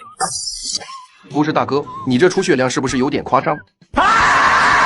止血，快止血啊！护士们手忙脚乱的想要替吴斌止血，但无论是止血绷带还是别的什么东西，都没有办法起到任何作用。已启动特殊效果大血崩，在大血崩状态下，伤口愈合难度增加10倍，出血量增加10倍。这个出血量，我吴哥不会没了吧？不会的，这个出血量是夸张了点，但有专业的医疗团队在，应该不至于死吧？说起来，这个血小板1是个什么意思啊？有没有懂行的大佬科普一下？这么和你说吧，正常人是100到300，就连尸体的血小板指标都是3，而我们的吴哥他是1。这尼玛意思是吴哥就是一个活死人，所以他身上的那些不是淤青，是尸斑。他居然还顶着这样的身体5天爬了5月，我认 no 品。你已处于濒死状态，警告：出血属于特殊状态。当宿主处于死亡状态时，持续出血将持续扣除声望值。不是，这么快我就处于濒死状态了？医疗小组呢？救一下啊！出血状态，声望值减1000。出血状态，声望值减1000。不是，系统大哥，你1秒钟扣我1000的声望值，还有王法吗？如果按照1秒扣除1000声望值来计算，那面试死亡只能坚持50分钟啊！快！送我去医院！放心吧，吴斌同学，救护车马上就到了。胡医生，医院刚才打来电话，说救护车因为前方车祸堵路上了，赶不过来。完了，时间上来不及了啊！鸭血，我想吃点鸭血。都什么时候了，你还想着吃？你放心，等你康复以后，我们大家会请你再吃一顿鸭血火锅。等我康复以后还吃有什么用？我现在就要吃，我要补血啊！吴斌想要解释，但大量失血让他说话都极其困难。纳米救援已启动，坚持住，小伙子，我们还有10分钟抵达。无论如何，一定要坚持住啊！等我们。居然还要10分钟才能到，不行，我得想办法增加声望值，延长无敌时间。现在在线人数多吗？刷个火箭，我给大家整个火怎么样？这画面啊，不是大哥，都这个时候了，你还有心情整火？吴斌同学，都这个时候了，你就别开玩笑了。你乖乖坐好，我马上联系其他救护车过来。你们不让我吃鸭血也就算了，难道还不准我整活？你们这是要逼死我啊！护士姐姐，麻烦你们离我远点，我感觉我好像要喷出来了，我快忍不住了，待会儿我喷出来把你们弄脏就不好了。什么虎狼之词？放心吧，吴斌同学，我们是专业的，我们是不会嫌弃你的。是啊，你现在这个情况离不得人，你就算喷在我们身上，我们也不会放弃救治你的。不是，你们影响我发挥了，待会儿我的特效搞出来不漂亮了怎么办？恭喜宿主购买成功，血溅四方效果已发动。伴随着系统提示音响起，吴斌的身上多处出血点，开始同时向四周喷细小的血柱。更绝的是，这些血柱时强时弱，看起来就像是在配合某种旋律一样。人体喷泉，我操，还能这样溜，这也太艺术了吧！胡平站在一旁人都看傻了，这他妈为什么你的血崩这么有个性？你是我亲哥，你别搞啊！我好不容易现在混出点人样来，你可千万别死啊！本来只是普通的打架斗殴，你这人体喷泉一出，我得立马被逮去枪毙啊！最受刺激的就是小孩哥了，人都吓傻了，呆呆的看着吴斌，浑身直哆嗦。看我给你整个更刺激的！五彩斑斓效果已发动，从吴斌身体里喷出来的血液瞬间变成了绿色，小孩哥吓得一激灵，口吐白沫，晕死过去。站在一旁的胡平更被吓出尖锐的爆鸣声。卧槽，绿色的血！胡平话音刚落，吴斌的血液又变成了紫色，接着又变成了黄色。曹杰夫妇吓得白眼一翻，也倒在地上开始抽搐起来。吴医生，吴斌同学现在这个情况是正常的吗？正常也不正常，人的血液并不是只有黑红一种，绿色血液可能是患者出现了缺铁性贫血，黄色或者紫色血液可能是由于患者出现了贫血、白血病等疾病导致，但是不应该他妈的凑在一起啊！听了胡平的解释，所有人都沉默了。看来自己这次死定了啊！小伙子，坚持住，不要追，纳米救援小子！就在吴斌快要丧失意识的前一秒，男人直接将一管肾上腺素推进他的身体里。吴斌原本要闭上的双眼猛地睁开，闪闪发光。胡平在一旁都看懵了。不是，你们肾上腺素推这么多，你以为这是生理盐水呢？不过这些人一看就是精锐啊，难道说是第9研究所的特遣队？只见一名内女医生拿着鸭血往吴病嘴里猛塞，随后又拿出10个血袋，同时往他身体里输。2分钟后，吴病的血压已经恢复到了正常水平。任务完成，吹。吴病同学，你现在感觉怎么样？我感觉非常好，除了有点撑，没别的地方不舒。沃尔，刚才那几架直升机是什么情况？军方的人开着直升机来给我吴哥进行抢救，这牌面牛逼啊！他们治疗的方式也很粗暴啊，上来就先给吴哥推了一针大剂量的肾上腺素，给我看麻了。肾上腺素是个什么玩意？很牛逼吗？我就这么说吧，哪怕你下1秒就要死了，医生给你推一针肾上腺素，黑白无常也得喝盏茶，等你药效消退了才能带你走。难怪我看吴哥刚才都困得不行了，一针下去给他打精神了。就在网友们讨论的时候，救护车姗姗来迟，医护人员刚一下车，就看见了坐在血泊里的吴病。这出血量，2个吴病也流干了吧？这小子是怎么活下来的？我知道你在想什么，但现在当务之急是赶紧送吴病去医院。记住，保存和他有关的所有医疗数据。我们这次能不能攻克白血病，就看他的自愈能力了。麒麟，查到这支武装部队的行踪了吗？我调查了所有的雷达记录、视频记录，这支武装部队就像是凭空冒出来的一样，我们没有办法捕捉到他们的行踪。难道说吴病还和神秘组织有勾结？不可能，他的资料你们大家都看过了，就是一个普通的最皮大学生。经理，麒麟，说说你最新的调查结果吧。切，所长，根据你国泰提供的无病治疗数据，我们通过医学逆向工程，现在在4个方面取得了巨大进展，并成立了新的项目研究组。这4个新项目对我国医疗未来的发展意义重大，我建议提升无病的收容等级，加大研究力度。批准。吴病同学，你现在有没有觉得胸闷气短之类的症状，或者是身体哪里比较痛？我现在只觉得口渴，刚才火锅吃咸了。医生，能给我点水喝吗？你现在这个情况，暂时还不能喝水，不过你放心，我们这里再给你输液。你感到口渴是正常的，但你的身体不会缺水分。院长，他最新的体检报告出来了，不可思议，简直是不可思议啊！血小板1200，你他妈要么是1，要么直接就是1200。玩偶我是吧？看来要对他做个骨髓穿刺了，看看到底是哪里出了问题。院长，这里还有几份报告，您要不先仔细看看？血小板1，血小板300，血小板600。不是，你确定这都是吴病一个人的血液数据？刚才李国泰院长特意打电话过来，嘱咐我们要动态的给吴病做检查，所以我们当时就分时间段给吴病同学抽取了4次血液样本，结果发现每个时间段的血液样本血小板数量都不一样。此时此刻，白天意终于理解为什么李国泰会特意打电话过来，让他们务必要好好照看吴病了。这是活着的大体老师啊！白天意看向吴病的眼神炙热。吴病同学，我们检测到你的身体出了一点问题，所以现在每过5分钟将会抽你一管血拿去做化验，希望你不要介意。白院长，我觉得我已经康复了，要不你让我出院吧，这个病我不看了。吴病同学，你现在的身体很虚弱，而且你的病还没有完全好，你千万不要乱动，我们会好好照顾你的。把他绑起来。我靠，治病就治病，绑着我干嘛？我们这是怕你摔着，毕竟你现在的身体非常脆弱，我们也是为了你的安全着想。我信你个鬼！糟老头子，坏得很，都怪这破系统！你他妈给我一点正经技能不行吗？非得给我炫彩特效技能？现在好了，把自己炫成小白鼠了吧？你们这样绑着我，我怎么上厕所？我要尿尿，我要上厕所！给他插导尿管。叔，我开玩笑的，我水都没喝，怎么可能会想上厕所呢？心崩，你给我插坏了怎么办？那吴病同学，你好好休息，我们就先走了，让护士王刚把他送去病房好好照顾。你叫王刚？哪有女孩儿叫这个名字啊？你爹妈咋想的？我就叫这个名，有什么问题吗？没问题，很合理。恭喜宿主已成功治愈一项疾病，获得200生命币。新的疾病已为您准备就绪，请选择。干，你让我喘口气不行吗？我不是已经中过毒了吗？不过上一次是上路中毒，获得的也是上路毒素免疫。按照这个逻辑推论下去，尼玛，那光是中毒这个选项就足够自己玩1年了啊！灼烧这个玩意儿听起来就痛，还是窒息好点。宿主已做出选择，下一个疾病窒息。窒息属于持续状态，如果不能从该持续状态中脱离，宿主将反复去世，持续扣除声望值。哎我操，你又和我玩这一套是吧？我选之前你怎么不说呢？我要打电话投诉你。我现在声望值只有7000多，坚持不了这么久啊，而且生命币也见底了。吴并焦急地打开商城面板，开始查看起能够购买的道具。暴风吸入，使用技能后10秒内完成氧气充能，增强1万倍的肺活量，每日可使用2次，兑换价格200生命币，炸个痛快。技能使用后，指定3个目标，同时肺泡爆裂，兑换价格100生命币。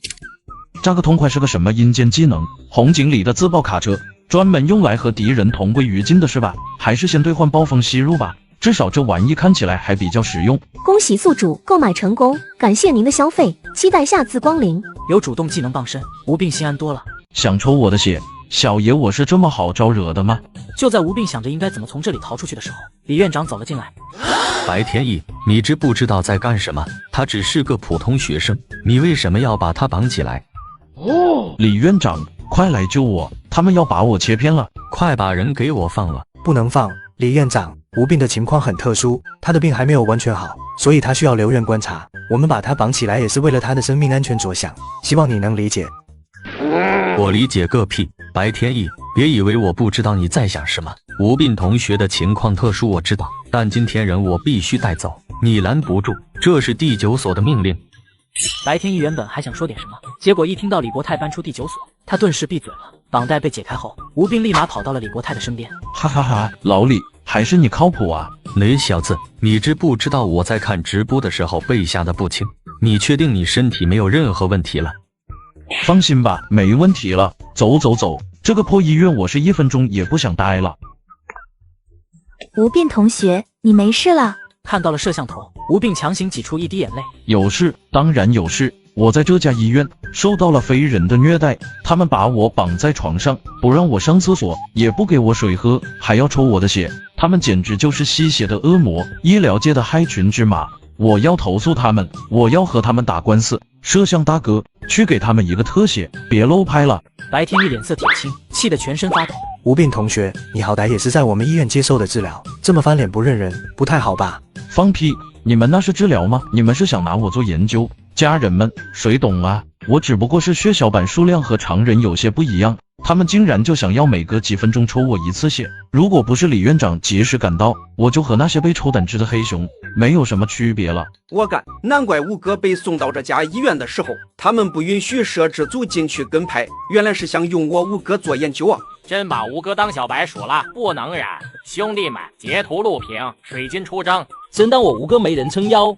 我今天就让你知道得罪吴哥的下场。吴并同学，我们很忙的，没空陪你在这里玩过家家的游戏。我们医院有投诉信箱，你要是真想投诉，就去写投诉信吧。就在白天意准备带人离开的时候，医院里的所有电子屏幕突然全都切换成了一个视频画面。视频画面里，一男一女此时坐在沙发上，尺度也越来越大。谁用我们医院的电子屏放小电影啊？这也太缺德了！小点声，那是白院长家里的监控。这哥们是真的惨，自己在医院探索人体健康的奥秘，老婆却在家里和其他男人探寻起生命的起源。哲学太哲学了，还愣着干什么？还不赶紧把所有的大屏幕电源给拔了？吴并是吧？我记住你了，你以后最好不要落在我的手上，否则我不会再对你这么客气了。不是大哥，虐你的人又不是我，你怎么冲我来了？要不这样吧，我大人有大量，这次的事情就这么算了，我们握手言和总可以吧？白天意恶狠狠地瞪了他一眼，随后气势汹汹地离开了。这下你可把他得罪狠了，以后你再生病，说什么也别来这家医院了。这也不是我做的啊，全都是热心粉丝做的事，他要报仇找我粉丝去啊。好好好，这么完事吧，粉丝和你心连心，你和粉丝玩脑筋。合着我们不仅要帮你出气报仇，还得帮你拉仇恨，还得是我吴哥，说话做事依旧这么不要脸，牛皮。老李，你之前提到的那个第9所是个什么机构？我看你一提这几个白天意立马就不说话了。一个研究所罢了，给你发奖金的机构，是所有医院的直属上级。哦，原来是能管白天意的机构啊，难怪他刚才脸色都变了。那我这里有一封投诉信，怎么寄给他们呢？给我吧，我帮你转交。卧槽，你这是要搞死白天意啊？是他先威胁我的，我害怕啊，万一他认识职业杀手什么的怎么办？所以我就用笔血写了这么一个字，希望能引起上面的重视。你可真是个活阎王！3个小时后，吴并回到了农业大学。这什么情况？农大爆改监狱，这也太离谱了吧！这不是吴并同学吗？没想到这么快就回校了，欢迎欢迎。大叔，您是？忘记自我介绍了，我叫马保国，是农大的保卫科科长。我们保卫处天天都会组织看你的直播，我每天都还给你送一朵小鲜花呢。难怪那些保安大叔看见自己全都面露微笑，合着全都认识我啊！谢谢马大叔的支持，我现在想回一趟宿舍，你看。没问题啊，以后在学校里遇到什么事就找我啊，我一个电话，随叫随到。那就麻烦马大叔了。马队有必要对他这么热情吗？说到底也就只是个学生而已。你懂个屁！现在吴斌就是我们学校的宝贝疙瘩，他要是有个三长两短，连校长都会被一撸到底，更别说你和我了。以后看见吴斌客气点，千万不要去招惹他，否则这个后果你承担不起。老子退役侦察兵出身，还不能招惹一个毛都没长齐的小子了，简直是天大的笑话。吴斌回来了，吴斌回来了！一时间，所有寝室门齐刷刷关上，吵闹的宿舍楼瞬间针落可闻。不是，至于吗？我又不是土匪，你们怕什么？不用说，这肯定又是许文耀那个老登搞的鬼。好，你是生怕我仇恨没拉够是吧？儿子们，爸爸又回来了。你们怎么光张嘴不说话呢？怎么个事儿？我出去旅游5天，老许还把你们都给毒哑了。和我玩儿这套是吧？信不信我晕给你们看？别啊，吴弟，你可别晕，你这一晕，我们的保研资格就没了。是呀，吴哥，不是我们不想和你说话，这学校有规定啊。这是校规，你们胡鬼呢？你们不用担心，我其实没有你们想的那么脆。再说了，就算我在宿舍里出了任何问题，那也是我自己的问题，有直播间的这些粉丝作证。一听吴斌这么说，三人顿时放下心来。吴哥，有你这句话我们就放心了。你走了半个月，教导处的人就给我们培训了半个月的急救知识。半个月啊，你知道这半个月我们是怎么熬过来的吗？不行，我得找许文耀那个老登好好谈谈。不用，你现在看到的这些其实都只是假象。我们农大现在其实是外界内松，你不是觉得太压抑了吗？哥这就带你们去放松一下。现在外面抓的可严，你确定你能带我去放松一下？你不会直接给我送进去吧？哥办事你还不放心吗？带上你们的泳裤，我们出发。这尼玛，这是天堂吗？水真白啊！斌哥，以后你就是我大哥。吴斌同学，你们在看什么？冰冰姐的身材这么有料的吗？我们在欣赏艺术，欣赏生活的艺术。啊，对。陈大哥，你怎么扛着机器就下水了？你不怕机器进水吗？怎么感觉陈大哥不太对劲呢？还不是你上次慢跑爬山，把他给逼成这样的。你可别乱说啊！我什么时候逼他了？为了跟拍你，摄制组跑废了3个摄影师，跑疯了1个编导，而陈大哥一下车就跑岔气了，每次扛着摄影机都坚持不了几分钟，所以被大家调侃为秒男。从那以后，好像精神出了点问题，总喜欢说少说话，节省体力。等会儿，这话我怎么听着这么耳熟？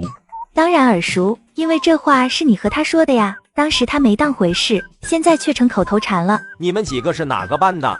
教导员是谁？谁让你们进来的？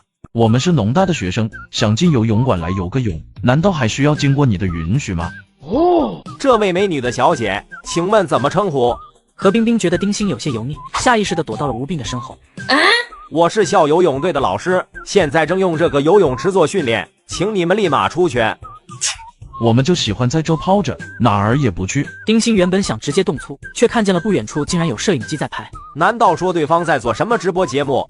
如果是这样，自己用老师的身份强压吴斌，岂不显得自己很没有水平？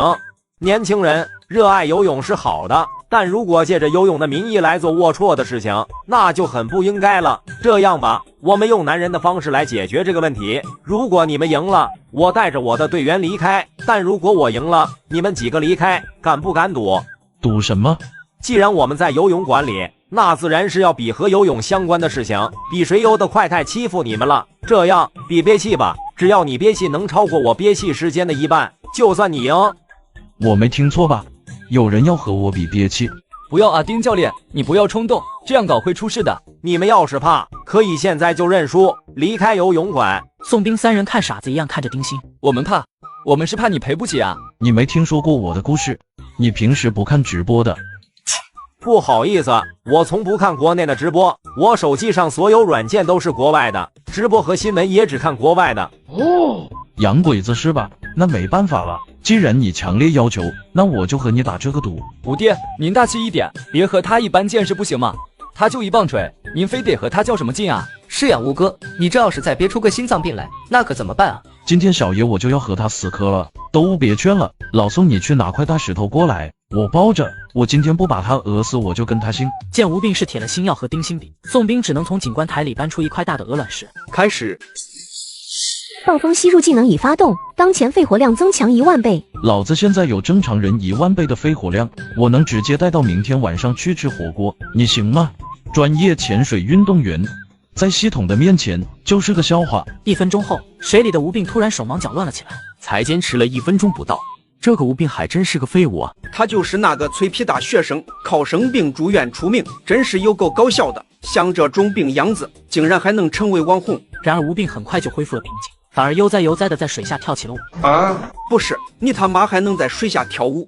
水下的丁心忍不住吐出一连串的气泡。我抗议，这是在干扰比赛。他用这种阴损的手段，应该直接判输。也没说不能在水下跳舞啊，怎么憋气比赛就只能像拉屎一样在水下蹲着？那也太没有观赏性了。只要双方没有肢体接触，那这种就不算干扰。宋兵这一番话对的校队生哑口无言，丁心索性直接闭上眼睛不看吴病。你以为你闭上眼睛就行了吗？你也太小看我浪里小白鼠了。当着所有人的面，吴病直接一脚朝着丁心的脸踹去。看，快看，肢体接触了。然而吴病的脚掌在距离丁心脸1拳的距离停住了，但水流依靠惯性还是重重的拍在了丁心的脸上。也没踹到啊，没有肢体接触啊。我尼玛，无耻了，还能这么玩是吧？然而此时此刻，导员杨康正马不停蹄地往游泳馆赶，他一边跑一边给许文耀打电话。校长，出大事了！吴病在游泳馆和人比憋气，我有预感，我有强烈的预感，他要嘎。和他比憋气的人是谁？校游泳队的主教练丁心。一听杨康这么说，许文耀眼睛微微眯了起来。丁心，校董事会丁强的儿子。上周我提出要在学校内部专门为吴病建一栋医疗楼，就是这个丁强在反对。好呀，好呀，天助我也！你立马通知所有教职工去游泳馆待着，我这边通知校董会，让他们也过来观摩学习。不是校长，观摩学习什么啊？我们现在应该阻止这个比赛啊，这也太危险了。老杨，你怎么还不明白呢？我们就是要借这次机会，让所有教职工都明白，学校还有很多安全措施是不到位的，危险随时都有可能发生，尤其是不能仗着自己在校董会里有关系就为所欲为，横行霸道。可是校长，我们如果不制止这个比赛的话，吴病同学的安危怎么办？你要相信吴病同学，也要相信他身边的专业医疗团队嘛。就算出了个什么万一，吴病同学也是为了我们学校改革才牺牲的，这是很光荣的一件事。再说了，我没说不制止啊，我的办公室离游泳馆那么远，来得慢也很合理吧？游泳馆里，岸上围观的教职工越来越多，他们都是接到学校通知才赶来的。已经憋气多久了？听说好像已经憋了8分钟了。我去，在水下憋气8分钟，这也太厉害了吧！此时吴病在水下已经玩嗨了，他各种扑腾，各种跳舞，甚至还会假装溺水。一开始周围的人还挺紧张的，后来也就习惯了。没想到我吴哥的水性这么好，那他干嘛爆口脓弹啊？应该直接养体啊！宋兵话音刚落，水里的吴病突然觉得自己胸口有点痛。不会吧，明明是吸足了氧气的，为什么会觉得胸口痛呢？吴病吐出一大个水泡，还没来得及闭上嘴，水就从4面8方涌了进去。他瞪大眼睛，手忙脚乱地挥舞求救。病哥，吴哥好像溺水了。什么溺水？那就是的我们玩的。这个时候谁要下去把他给拽上来，那肯定被骂死。哥，吴哥好像溺水了。什么溺水？那就是的我们玩的。吴病这个人啊，就是幽默。这个时候谁要下去把他给拽上来，那肯定被骂死。听宋兵这么说，周围的人纷纷点头。吴病在水里不停地对宋兵做手势求救，宋兵却笑着冲吴病挥了挥手，还做了个比心的手势。干，队友看来是靠不住了，只能自救了。只要冲出水面，其他人应该就能发现异常了吧？吴病用力往上一跃，头却结结实实地撞在了墙上，晕了过去。吴病同学为什么要用套去撞泳池的内壁啊？也许他在整一种很新的活儿。你们快看，他整个人都打横了，他该不会晕过去了吧？怎么可能？都是假的，节目效果罢了。大家正担心呢，吴病突然清醒过来，手脚胡乱挥动，但持续了没多久，又安静了下来。果然是在整活，还以为真晕过去了呢。您已处于溺毙状态，将持续扣除声望值，蔑视死亡效果启动。您已处于溺毙状态，将持续扣除声望值，蔑视死亡效果启动。脑海里不断传来系统提示音，吴病不停地开机再关机，他整个人都快崩溃了。不是，队友呢？救一下啊！看不出来我溺水了吗？丁心实在是受不了了，他连忙从水里钻了出来，整张脸都被憋青了，竟然被一个脆皮大学生给完爆了，简直是耻辱啊！吴哥已经赢了，为什么还不起来啊？因为这还不是我吴哥的极限，你们谁也别动啊！我吴哥今天就让你们见识一下，什么叫做天生水属性亲和。听宋兵这么说，原本准备下去捞人的2名工作人员顿时止住了脚步。好险，差一点就破坏吴病同学装逼了。不应该啊，这都是5分钟了，吴病能憋气憋这么久？他会不会是溺水了？不可能，你没看他还时不时的动一下吗？要溺水早就不能动了。哦，有道理。20分钟过去，所有人都没耐心了。你去把他叫起来吧，我认输了。以后我绝对不会和他在一个游泳馆里出现，这样总可以了吧？见丁心服软，宋兵这才心满意足地点了点头。就是这时，吴病身体失去平衡，整个身体飘了起来。我操，吴病溺水了，快把他捞出来！宋兵脸都吓白。吴弟，你别吓我啊，你可千万别死啊！完了，完犊子了！吴病溺水，我是最大的责任人。吴病同学，坚持住，只要你能醒过来，以后我都不碰水了。所以我吴哥不是在整活，他是真的溺毙了。吴哥是什么时候溺水的？身体打横漂的时候。如果是那个时候，那现在已经没必要抢救了吧？这都过去快半个小时了，看似飘了一会儿，实际已经走了一会儿了。就在这时，许文耀跑了过来，表情痛苦，哭声震天。小吴啊，小吴，校长，你别太伤心了。吴病同学这是意外。不，这不是意外，这是我们馆里尚存在巨大的疏忽。丁鑫，你是为我们校游泳队的主教练，为什么要和吴病同学比憋气？许文耀这话一出，丁鑫整个人都傻了。也就在这时，校董会的丁强匆匆赶到。丁强先是看了一眼躺地上的吴病，随后又看了眼惊慌失措的丁鑫，立马明白自己来晚了。许校长，现在当务之急是处理好吴病同学的身后事，把这件事情的影响降到最低。放屁！你说你为什么要和吴病赌憋气？那是因为他们几个偷偷溜进游泳馆，占用了我们的训练场地。一派胡言！吴病同学身为农大学子，这水四方又是我农大的游泳馆，他们怎么就不能进来游泳了？什么叫偷偷溜进来？你身为专业的潜水运动员，难道没有发现吴病同学已经溺水了吗？你这就是故意谋杀！许文耀这顶大帽子一扣下来，丁鑫整个人如受雷击，头一歪，当场晕了过去。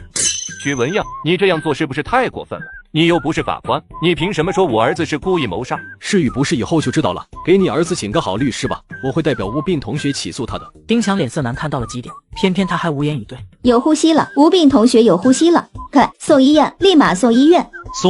松兵，兄弟，我在，你有什么话你说，我一定尽力帮你办到。你大爷的！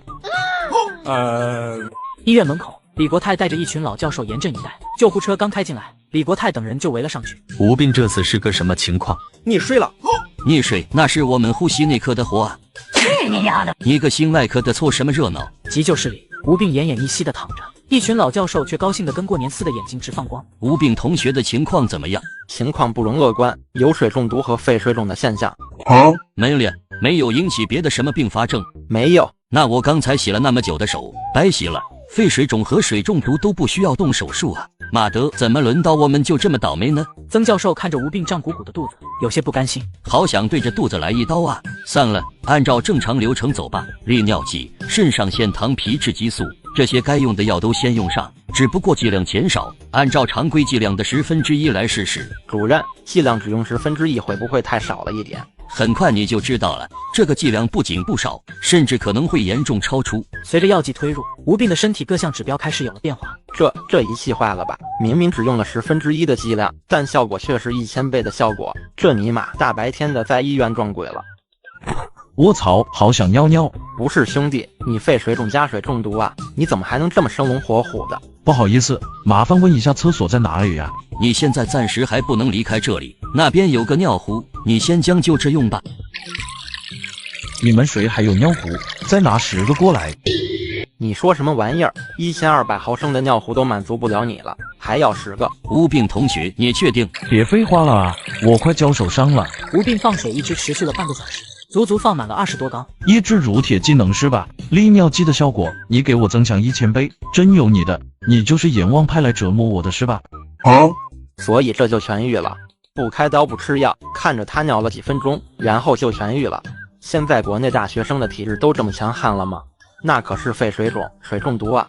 溺水吗？没什么大不了的，治起来不麻烦。活着真好。不好意思啊，3位，我想休息了。做检查的话晚点过来可以吗？好久不见，吴病同学。白天一，你怎么会在这里？我把我的一切都奉献给了医学，现在突然发现有你这样的异类，你说我为什么会出现在这里？吴病下意识地张嘴就想喊叫，却被捂住了嘴巴。你放心，吴病同学，像你这样的特殊体质，我会好好利用的。让我猜猜看，你是不是不死之身？看来我猜对了，难怪第9研究所的人会盯上你。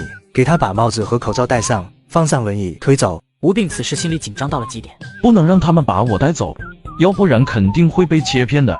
不行，得自救。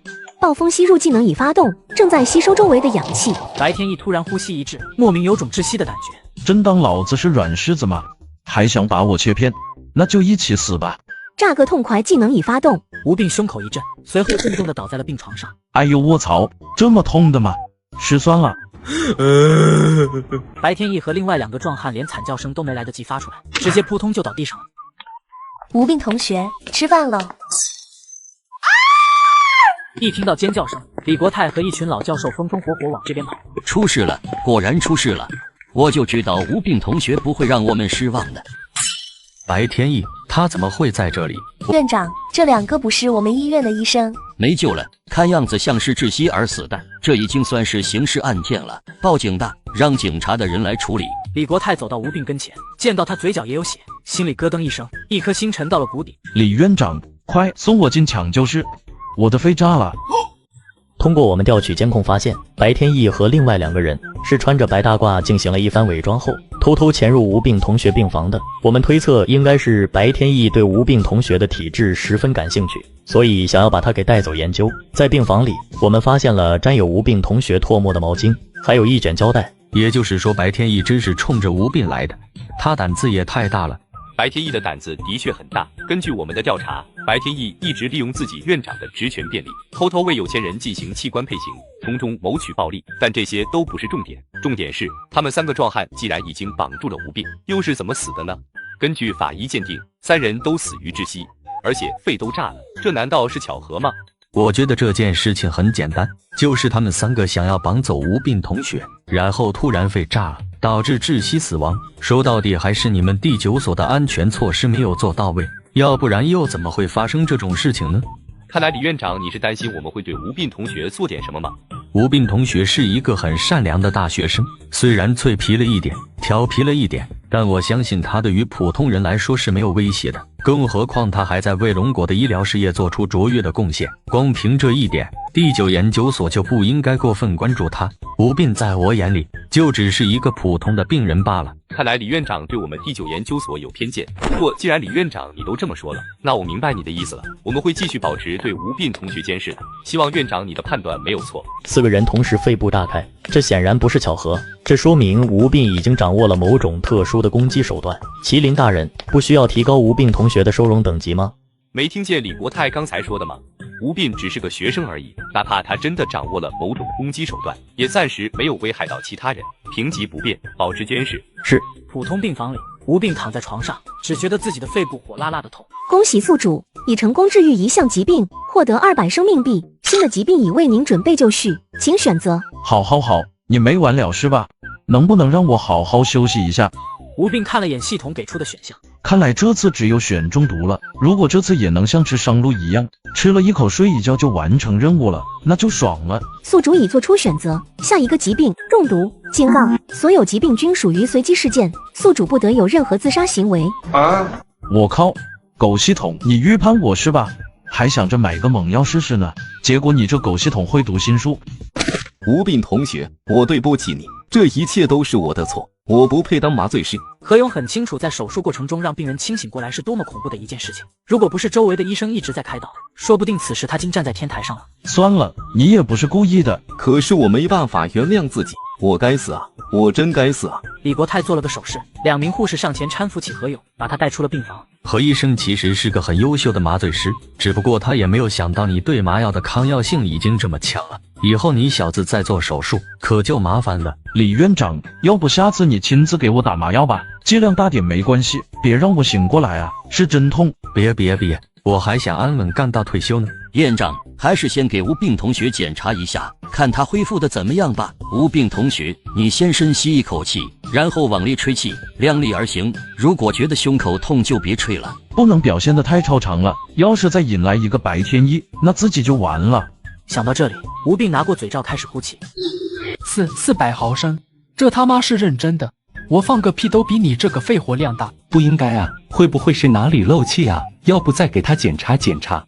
这个仪器是不是坏的？换一台新的仪器过来呢？一群老教授怎么也不相信无病只能吹出400毫升来，毕竟正常人放个屁都是500毫升的气体，你无病一口气还不如一个屁，那早就嘎了。李院长，正常人一般能吹多少啊？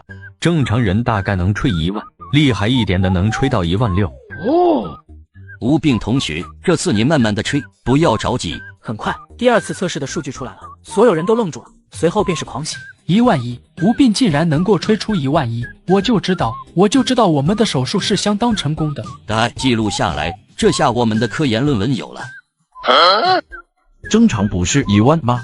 我只是比正常多了1000，不用这么高兴吧？不是啊，正常成年男性的肺活量在3500到4000，经过专业的锻炼以后，可以再往上浮动一些。世界著名游泳健将菲尔普斯肺活量是15000，你的肺活量能够达到11000，已经算是专业运动员的水准。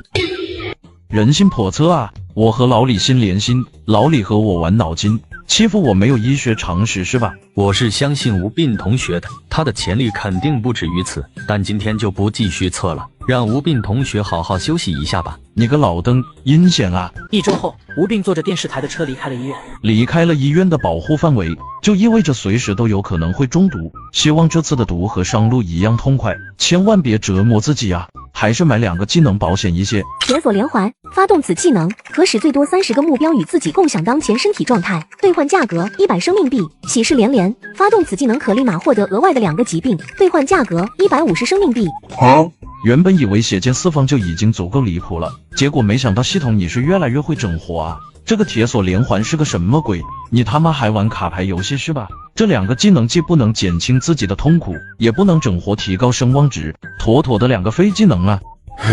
算了，不考虑了，船到桥头自然直。15分钟后，吴病回到了学校。那些原本有说有笑的学生，看见吴病的时候，顿时脸色大变，和躲瘟疫一样，连忙闪躲。看来我在农大里臭名昭著了，都是许文耀这个老登惹的祸。五哥，你这么快就出院了？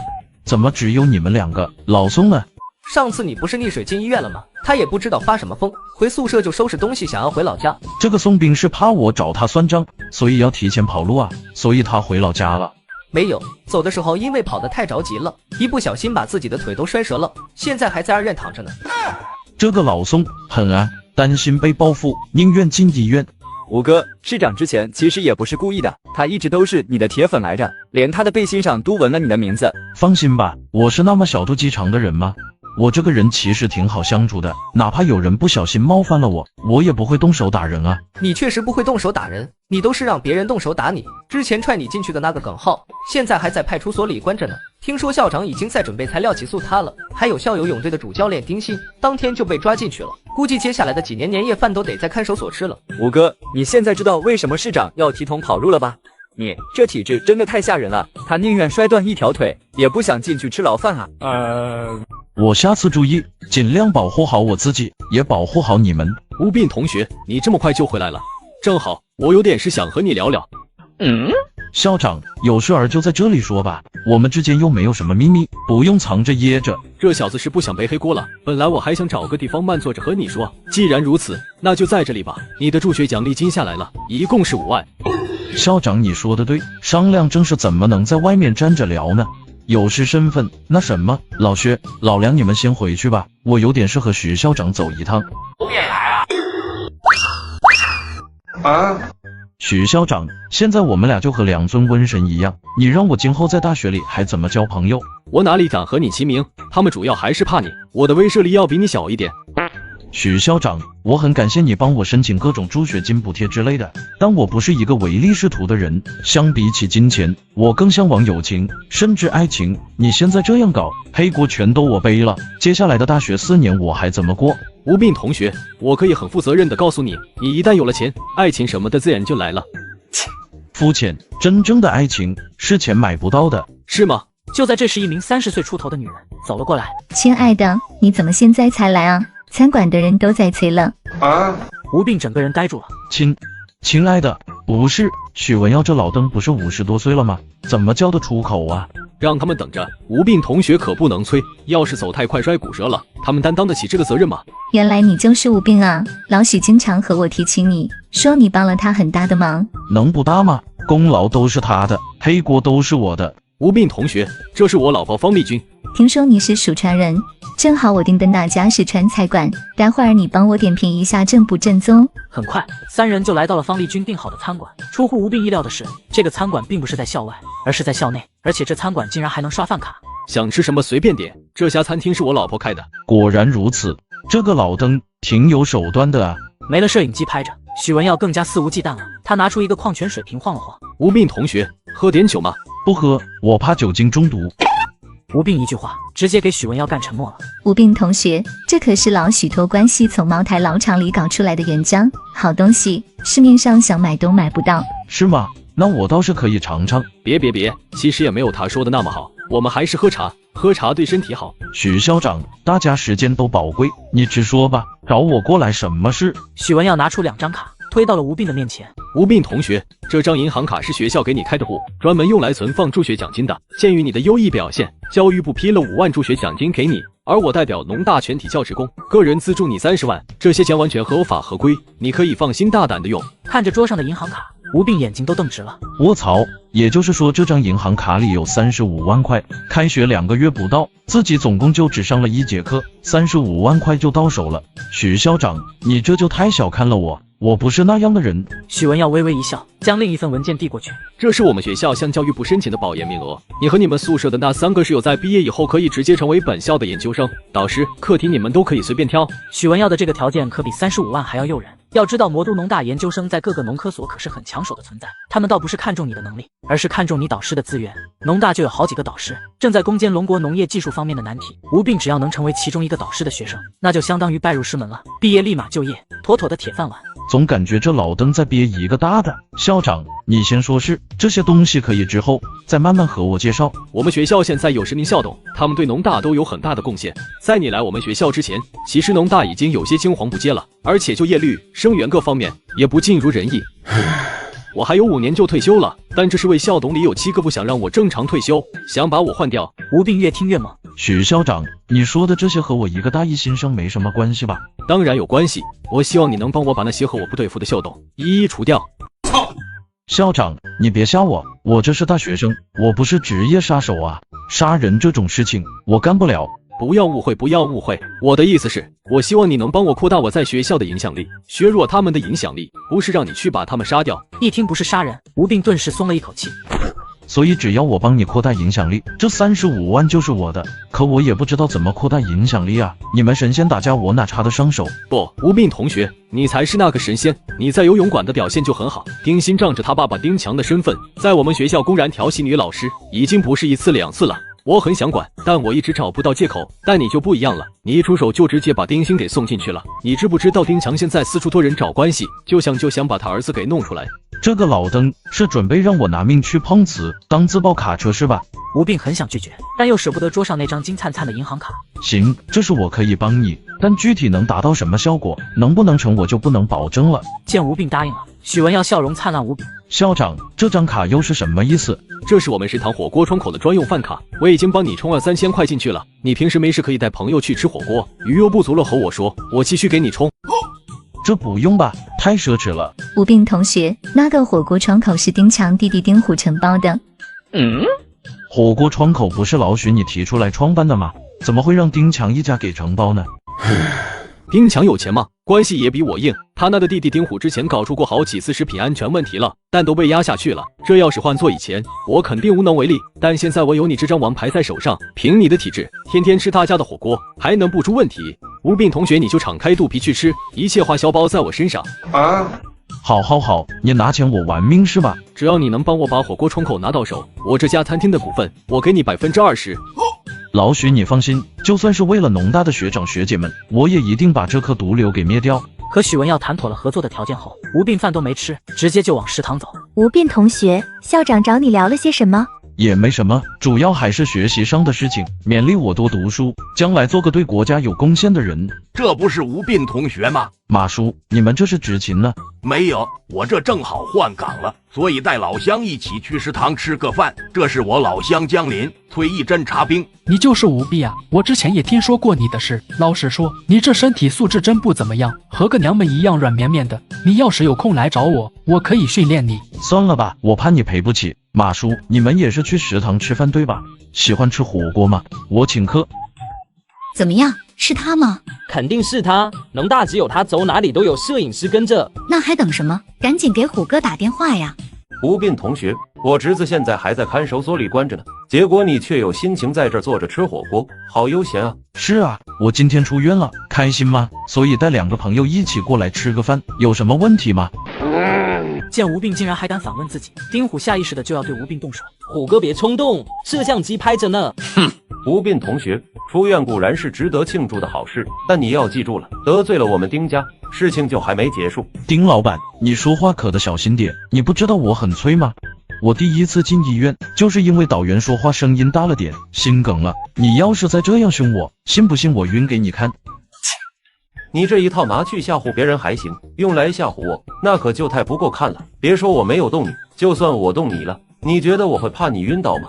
我丁家有的是钱，赔得起。倒是你，最近在学校里可别乱晃，万一不小心被人给撞倒了之类的，人跑了，你连是谁撞的你都查不到。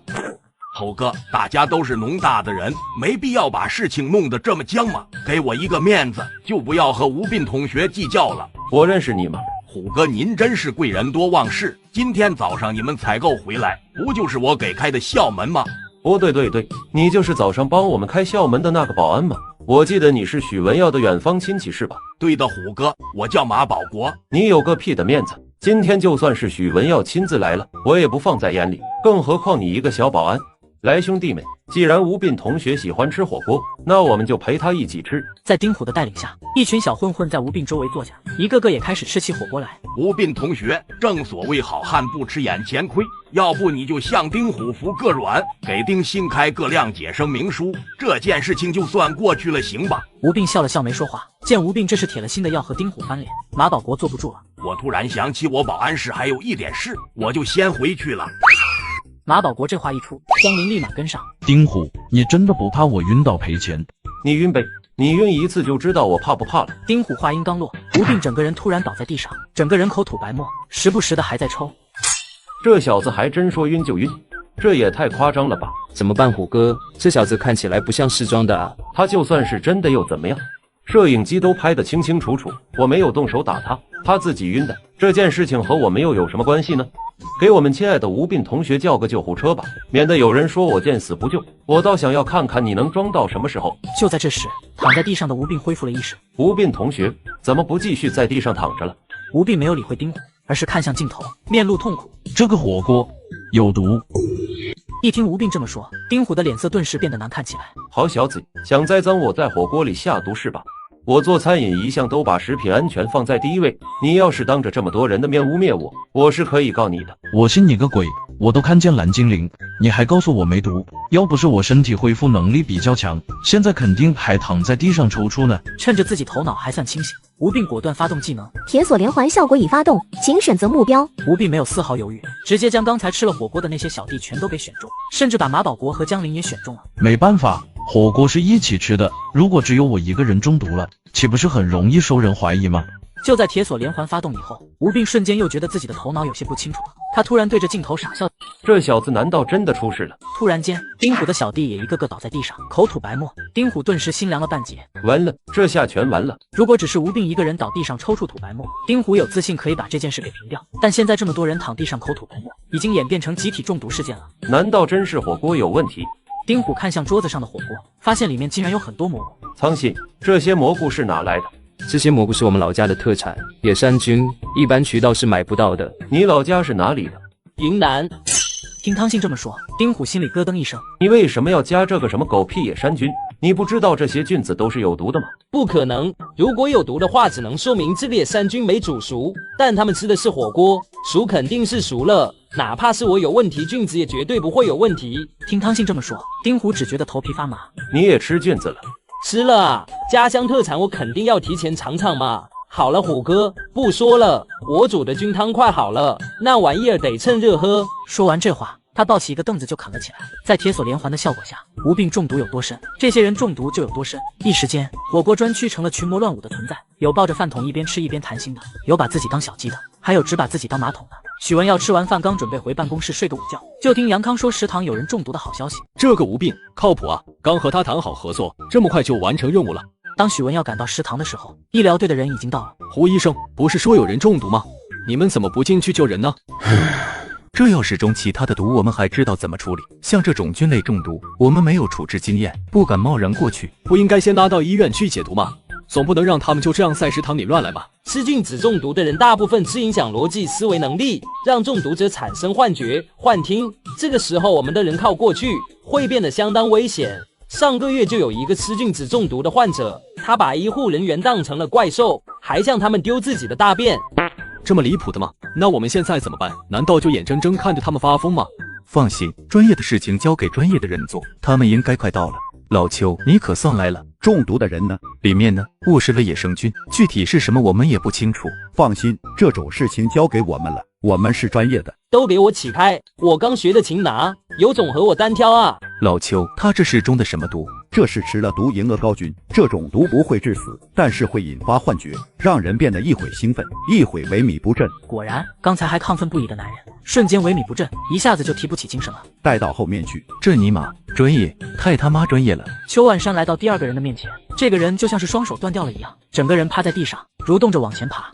菇用着，这个是吃了裸盖菇，吃了这种菇的人会觉得自己是由水构成的，随时都会散架，并且会用行动来证明，就像现在这样在地上蠕动。这种菇有致命的危险，优先给他进行检查和救治，带走。在邱万山的火眼金睛之下，所有的病患都第一时间就被判断出吃了什么菌而中毒。许校长，我们现在送到后面去解毒的人至少也有25个人了，但为什么他们吃的野生菌品种都不一样呢？中的毒也不一样，你们该不会在学校里偷偷搞什么试毒大会吧？邱医生，你可不要这么说了，这些学生中毒我比谁都担心。说话间，一群人已经来到了吴病的身边。老邱，这位就是农大的吴病同学，也是我们重点关注的对象，你可要好好帮忙看看，吴病同学可千万不能有什么问题。邱万山对胡平做了一个放心的手势，十分自信。吴病同学，我是医生邱万山，你现在能不能告诉我你都看到些什么了？398。什么？我说你的衬衣是不是398买的？还有你的裤子420，你全身上下最贵的就是那条皮带，花3299买的吧？一听吴病这么说，原本还一脸淡定的邱万山吓得倒吸一口凉气。老邱，怎么说？吴病同学是吃了什么菌？我也很想知道啊。吴病同学，你是怎么知道我衣服、裤子和皮带是多少钱买的？我能看得见他们的价格。哦，快去买一板刮刮乐来。助理不敢怠慢，找许文耀问了下彩票店的地址后，飞快离开了。老邱，吴病同学到底吃了什么菌？情况危险不？邱万山十分兴奋。他吃了什么菌我不知道，但他现在应该没有生命危险。你看他吐字清楚，脸色红润，也没有恶心想吐的表现，这说明他体内的毒素并不多，并没有影响到他的身体器官各方面的功能，只影响了他的思维。最重要的是，他现在所看见的幻觉和我们之前遇到的一个病例很像，很有研究价值。老邱，你别开玩笑了，不管吴病同学中毒到底深不深，你倒是先给他解毒啊。先不能解，他现在中的这种毒十分奇特，可能上万个人里才能有一个中这样的毒，我一定要先仔细研究一下。说话间，助理已经将一板刮刮乐给买回来了。邱万山撕下其中一张拿给吴病看。吴病同学，你看看这张彩票，你能看见上面的金额吗？10块。这些刮刮乐的确是10块一张，看来这张没奖了。邱万山又换了一张给吴病看，这张付190块。哦。一听吴病这么说，邱万山没有丝毫犹豫，连忙当着所有人的面把这张刮刮乐给刮开。中了，竟然真的中了200块。看着彩票上的中奖数字号码，所有人都用炙热的眼神看向吴病。不愧是我吴哥，中毒以后看到的幻觉都那么与众不同，牛逼啊！那是幻觉，那简直就是发财致富的密码。我能理解为什么邱万山这么激动了。如果他能把这种幻觉产生的原理给研究明白，还当什么医生啊？光靠买彩票就能当世界首富了。所以吴哥到底吃的是什么菌子？我也想吃。听说过吃菌子看见蓝精灵的，还是第一次见吃菌子能够觉醒超能力的。邱万山激动万分。吴病同学，你还记得你吃的是什么菌子吗？方不方便给我们指一下？吴病抬起头看向邱万山，一脸严肃。你有这么高速运转的机械进入龙国，要记住我给出的原理。你知道为什么有生灵给他运转仙位？王龙江一派全部带蓝牙。吴病同学这是在说什么东西？我怎么好像听不懂呢？乱码，以前菌子中毒的人也有这种情况。上次那个人说的是意大利面拌42号混凝土。行了，把他也带走解毒吧。现场的这些火锅底料全部封存，我们一个个找，优先找吴病同学吃过的那个锅底，看看是什么野生菌。2名护士刚要上前把吴病带走，吴病突然脸色发白，双腿一蹬，整个人一翻白眼晕了过去。邱医生，病人好像出现晕厥了。邱万山也慌了，一时间没反应过来。刚才不还好好的吗？怎么突然就蹬腿了？快，立马建立静脉通道，送上车洗胃。见邱万山带着一群医护人员手忙脚乱的离开，许文耀看向丁虎。丁虎，说说吧，这到底是怎么回事？你为什么要在火锅里放野生菌？你不知道这些东西是剧毒，会对学生的生命安全造成影响吗？许文耀，你少在这里质问我，又不是我往火锅里放的这些东西，我怎么知道汤信为什么要这么做？这玩意儿又不赚钱，我根本就没有这么做的理由啊！你觉得我会相信你说的这些话吗？谁都知道汤信是你的手下，而且你还有前科，以前也出过这种食品安全的问题，你还是想想应该怎么向董事会解释吧。我解释个屁！放野生菌的事情和我根本就没关系，我还说是你这个老登线害我呢！让开，我要回去了。丁虎想要离开，结果被一群农大保安给挡住了。你是火锅区的直接负责人，现在我们农大食堂出了这么恶劣的集体中毒事件，你还不能走，得等警察来。不让我走，凭什么？就凭这几个臭鱼烂虾！老子当年在天南街混的时候，手持一把西瓜刀，从街头砍到巷尾，我倒要看看今天你们谁敢拦我！丁虎从桌上拿起一个玻璃瓶，恶狠狠地朝许文耀走去。就在这时，一群保安立马结阵挡在最前面，一脸兴奋。天天演练，这次终于可以实战了。前面的暴徒放下手里的武器，你已经被我们农大保安包围了，放弃抵抗。丁虎听得一愣一愣的。1个月前的校园反恐演习，他就是扮演的暴徒，没想到如今竟真成了暴徒，只觉得自己被羞辱了。来，不怕死你们就上，我倒要看看谁敢动我魔都小霸王。魔都小王八，就这。这怎么跟我当年出来混的时候情况不太一样啊？时代变了，大人，但凡当年有一支农大保安这样的专业队伍，你当年早就陨落了，还轮得到你在街上称王称霸？以前我还不理解为什么要给保安队配备这么多乱七八糟的东西，现在我理解了，这都是为了保护我们的安全啊！许校长用心良苦啊！这些都是农大送过来的。护士长刘静点了点头。李国泰感觉自己血压有点高，这个许文耀越来越过分了。以前好歹只送吴病一个人过来，现在开始20-30个人往自己这里送了。吴病呢？送抢救室了吗？吴病到我们医院以后，第一时间就送进抢救室了。只不过这次需要急救的病人太多了，我们的抢救室根本就不够用啊。这些人在送来之前没有进行检测吗？轻症重症分开处理，这一点不用我说了吧？就我们目前得到的数据来看，他们虽然吃的菌类不同，但中毒程度不相上下，病情随时都有进一步恶化的风险。30个全都是重症，这谁顶得住？送一部分人去2院，避免出现人手和急救室不够的情况。急救室内，一群老教授正在和邱万山这个专家进行交流。怎么样，邱医生？依据你的经验，吴病现在到底是中的什么毒？见一群老教授都目光灼灼地看着自己，邱万山满头大汗。我也不知道啊。你怎么能不知道呢？你不是说光看患者出现什么幻觉就能推测出他中的是什么毒吗？一般情况下的确是这样，但吴病同学他这个不是一般情况啊。根据我对他的观察，我发现他出现的幻觉好像是不固定的、随机的，而且还有很多幻觉是我之前从来没有遇到过的。如果按照我的经验推断，那就只能说明他体内有好几种毒素正在交替对他的身体造成影响，使他表现出不同的症状。老教授们听邱万山这么说，顿时面面相觑。这一幕好像有点熟悉啊，之前这小子心梗的时候好像也是这样，轮流毒死。现在吃菌子中毒又变成轮流中毒了。见这些老教授们都不说话，邱万山还以为他们是不相信自己。我知道我说的可能有点奇怪，但这就是现在吴病同学身上最有可能发生的事情。我们相信你的判断。如果这件事发生在其他人身上，的确不太可能；但如果是发生在吴病同学的身上，那就没什么不可能的。我都已经做好被当傻子看的心理准备了，结果他们就这么坚定的相信了。不是现在的同行都这么彼此信任的吗？邱万山心中感动，连忙将自己的毕生所学全部奉献了出来。我们要维持住患者自身的脏腑器官功能，增强他的解毒能力，尽可能的给他补充损失的各种营养与水分。说人话就是，我们现在只能负责提供弹药，至于和毒素厮杀这种事情，只能交给他的免疫系统。当然，如果吴斌的情况实在是太严重了，那我们还可以尝试对他进行血液透析。血液透析好，之前好像从来没有给吴斌做过血液透析，这方面的医疗数据我们还没有拿到过。什么话？你这是什么话？我们是为了拿数据吗？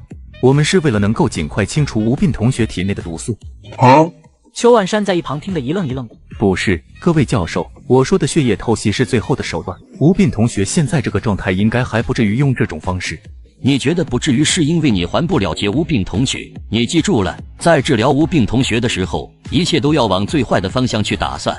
小姐，请问农大的学生在哪里？你们是谁？学生家长？我们不是学生家长，我们是听说他们食物中毒了，所以特意过来看看。不是家长看个屁啊！跑到医院里来看热闹了是吧？现在我们忙得很，别来烦我们，赶紧走。这都什么时候了，就不要搞低调那一套了。现在最重要的是先看到学生，确定学生的生命安全和状况。小姐你好，我们是教育部的，我们想知道农大的学生在哪里呢？我们想探望一下。就是教育局长也不行，没看见我正忙着吗？赶紧走。你这护士怎么回事？我们不是都说了吗？我们是教育部的，特意来看一下农大学生的情况。如果农大学生有任何问题，我们需要第一时间向社会媒体公布消息的，所以我们要知道第一手信息，你知道吧？你们是教育部的，又不是医疗部的，你们管不了我，让开！一群人正事儿不干，在这儿瞎耽误功夫，要是耽误了治疗，责任你们来承担吗？算了，现在救人要紧，其他的事情都可以往后放。农大的人呢？怎么到现在都还没有来？许文耀他们已经往这边赶了，应该马上就快到了。话音刚落，许文耀带着一众校领导就出现在了医院门口。于领导，我有罪啊！这次都怪我，是我没有做好学校的管理工作，才会导致学校出了这么大的纰漏。先说说到底是怎么回事吧。这件事情主要还是我们学校对于食堂承包商的资质审查不够细致、不够严格。这个火锅专区原本是我为了丰富学校学生们的饮食开设的，但是在选择承包商的时候出了一点问题。许文耀将整件事的前因后果、来龙去脉都说了一遍，站在一旁的丁强越听脸色越难看。为什么不走正常的招投标流程呢？领导，主要还是学生们太想吃火锅了，我们就特事特办了。哼，混呐！教育部既然给了你们学校规章制度，那你们就应该遵守。谁让你们特事特办的？谁给你们胆子特事特办的？你们自己看看吧。现在有多少学生被送进来了？许文耀在一旁连连点头加鼓掌。教训的对啊，领导。其实当初学校要指定这个承包商的时候，我就是不同意的。我派人调查过了，这个承包商之前在别的地方也存在食品安全问题。只不过丁校董和其他几位董事都觉得这人没问题，非得指定丁虎来承包，所以这才惹出今天这么大的祸事来。这就是你说的特事特办。你们校董会不为学生考虑，一天到晚就只想着怎么捞钱是吗？听于凯这么说，丁强被吓得说不出话来。丁强，这个丁虎和你是什么关系？是我弟弟。明白了，裙带关系是吧？许校长你放心，这件事情我们教育部会彻查。这次学生集体中毒事件影响十分恶劣，造成这一切的相关人员，不管是谁，全都得严惩。这下完了，许文耀这一招借刀杀人真狠啊！不过我明明和丁虎叮嘱过的，为什么这么快火锅食堂就出事了呢？难道说那些毒蘑菇全都是许文耀安排人去放的？汤信是许文耀的卧底。领导，这一次中毒的学生其实就只有一个，叫吴斌，其他人除了2个保安，都是承包食堂丁虎的人。吴斌，这名字我怎么觉得这么熟悉呢？吴斌就是上次吃火锅在宿舍里心梗的那位同学，只是没想到这次也是因为吃火锅中毒了。原来是他，我记得务实上路也是这个同学吧？这个吴斌同学真是当代神农啊！要不是他这次吃火锅中毒，你们学校估计还会有更多的学生遭殃。只不过这个吴斌同学也太倒霉了一点，命途多舛啊！就在这时，抢救室的门打开了，2个被盖上白布的病人被推了出来。这死了。急性肝衰竭，这2个小伙子都有酒精肝的病史，没挺住去世了。联系他们的家属吧，尽快来停尸检认人。怎么闹出人命了？别搞啊，吴大哥，我让你去把丁强一脉给端掉，你这么搞，闹不好我也得被你给端掉啊！就在这时，又有4个人从抢救室里推了出来。这4个又怎么了？他们有基础病，再加上这次食物中毒，虽然暂时捡回来一条命，但现在还没有脱离危险期，还需要送到重症监护病房接受治疗。听到这话，许文耀人都麻了，站在一旁的丁强更是吓得不行，整个人都有些灵魂出窍了。死了2个，重症4，这不得判个10年起步。丁星还没捞出来，丁虎又进去了，这吴斌也太他妈邪门了吧！这战斗力明显进化了，以前只霍霍到袁阳康和许文耀，现在吃个饭直接把30个人一起整进去，看来以后看到他要绕道走才行。你现在去旁边的商场，去给我买几条红内衣裤。助理听得一脸懵，啊你个头啊！抓紧时间，老子不想进去。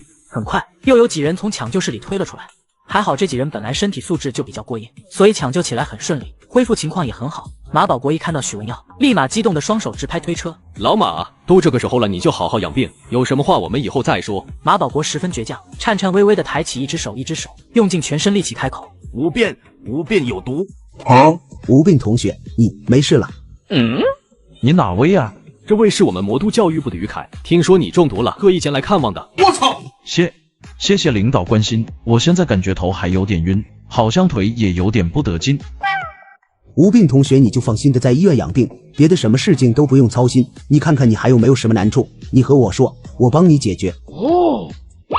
领导，我们学校有个叫丁强的，横行霸道，鱼肉校园。这次我们之所以会中毒，就是因为那个火锅窗口是他亲弟弟丁虎承包的。领导，你要不帮我把他给法办了吧？他不下马，我睡不着啊。吴斌这话一出，周围的人下意识都看向丁强。此时的丁强脸色要多难看就有多难看。别人都说明枪易躲，但剑难防，你倒好，当着这么多人的面，直接把剑顶在我的脑门上是吧？你哪位？吴斌同学，病糊涂了吧？我就是你说的丁强啊！完犊子，许文耀，你这个老登，怎么也不提醒一下我，只能将错就错了。于领导，他就是丁强，快把他抓起来。于凯脸色有些尴尬。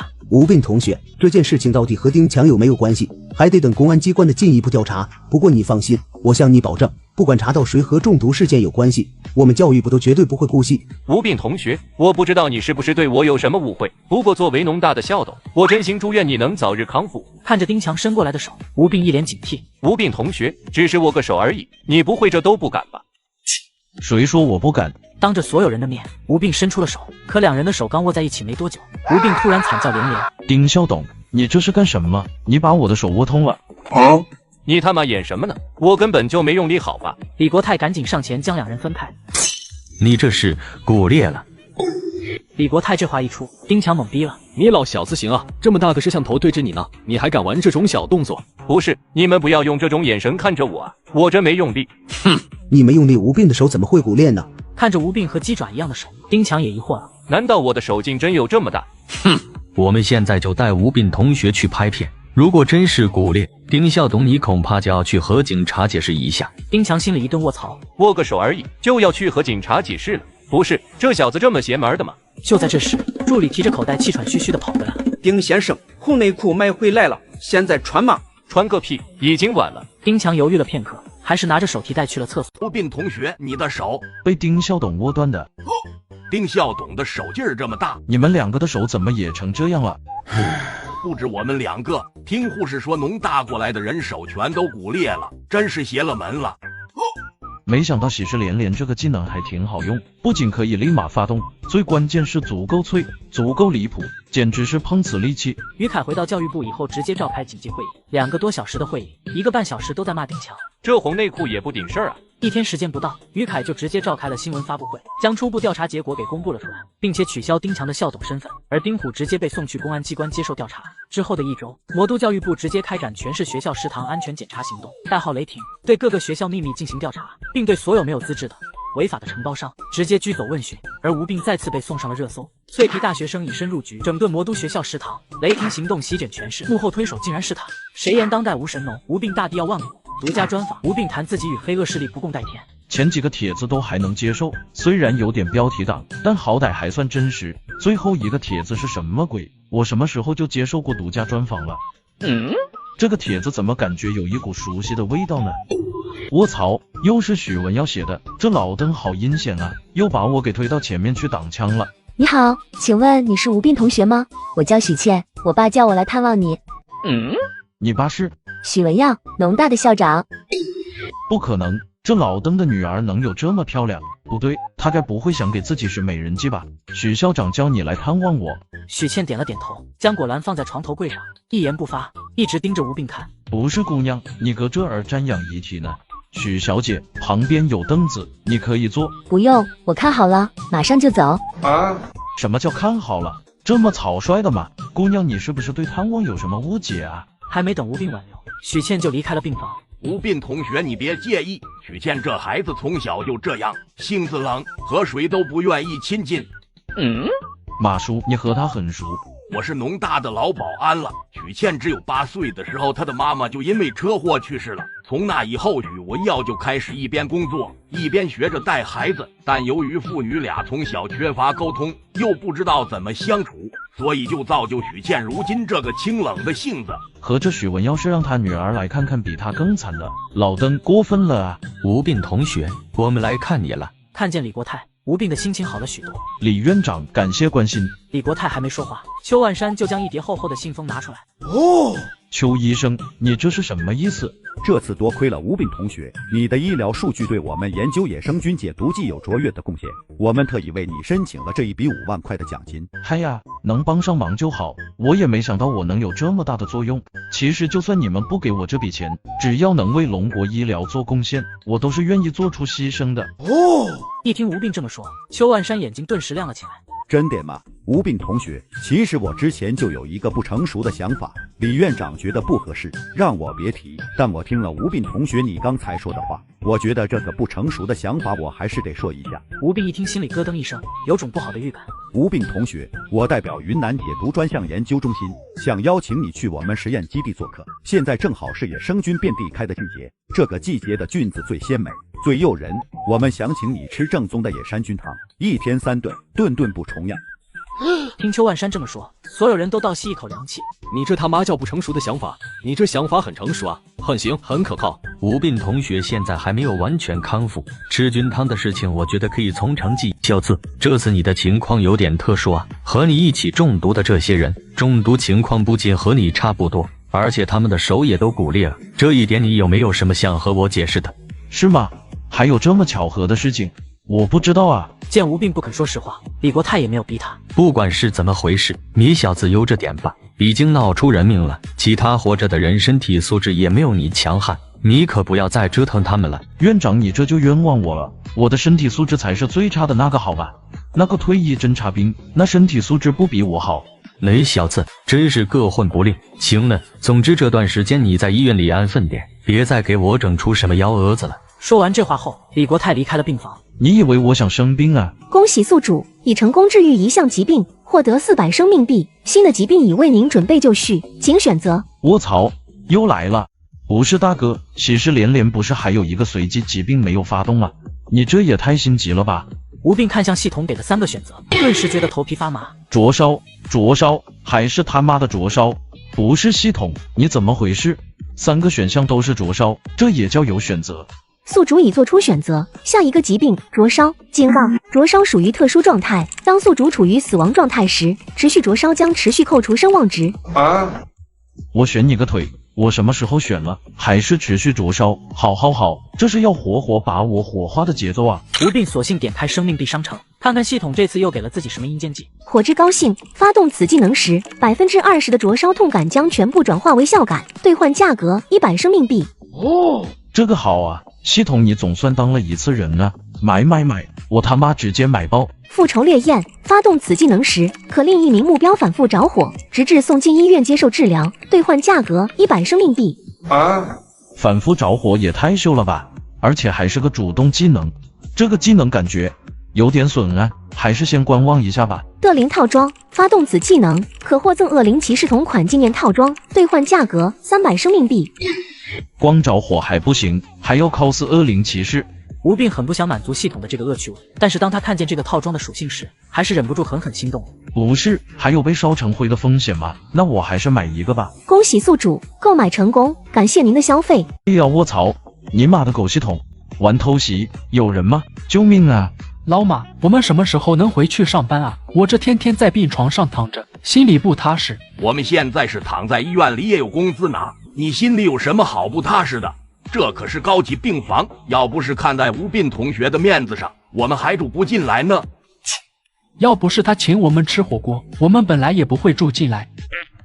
吴斌同学，之前我就说过，你请我吃火锅，我教你军体拳，这样你叫我一声师傅，我给你制定一个训练计划。拜师就不必了，我对我目前的身体情况还挺满意的，倒是你得好好注意了，医生让你静养，自然有医生的道理，别给医生添麻烦。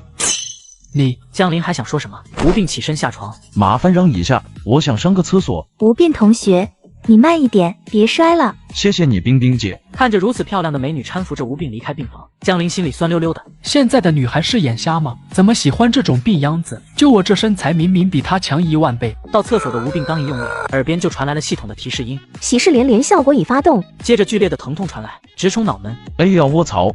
你妈的狗系统，玩偷袭！吴斌只觉得自己的花花像被撕裂了一样痛。有人吗？救命啊！吴斌同学，你没事吧？邓哥，扶我一下，我屁股痛。邓星伸手去搀扶吴斌，结果偶然间看见马桶里的一滩鲜血。卧槽！吴斌同学，你是个女的啊？